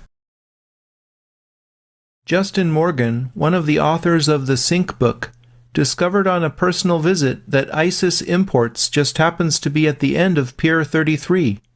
ISIS imports his namesake Morgan automobiles. Alcatraz has the oldest lighthouse on the west coast, a classic symbol of illumination echoing the George Washington National Masonic Memorial in Alexandria, Virginia, which is itself a replica of the ancient lighthouse of Alexandria, Egypt, the Star of Isis. I drew a line from the top of the dome of City Hall to the start of the dock on Alcatraz Landing, and was amazed that it passes directly over 1111 California Street.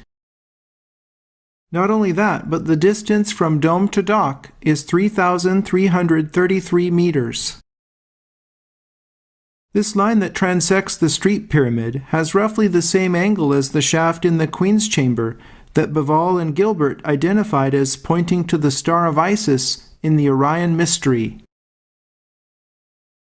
I chanced upon some brilliant but very obscure research by someone identified only by username P. Noblet that takes all discussion of whys and wherefores to another level. Consider that if you draw a line between the northernmost and southernmost points in South America, the line passes over the highest point in South America, Mount Aconcagua. If you draw a line from the westernmost to the easternmost points of South America and continue it eastward, it hits the highest point in Africa, Mount Kilimanjaro. If you draw a line from the southernmost to northernmost points in Africa and continue it northward, it hits the highest point in North America, Mount McKinley.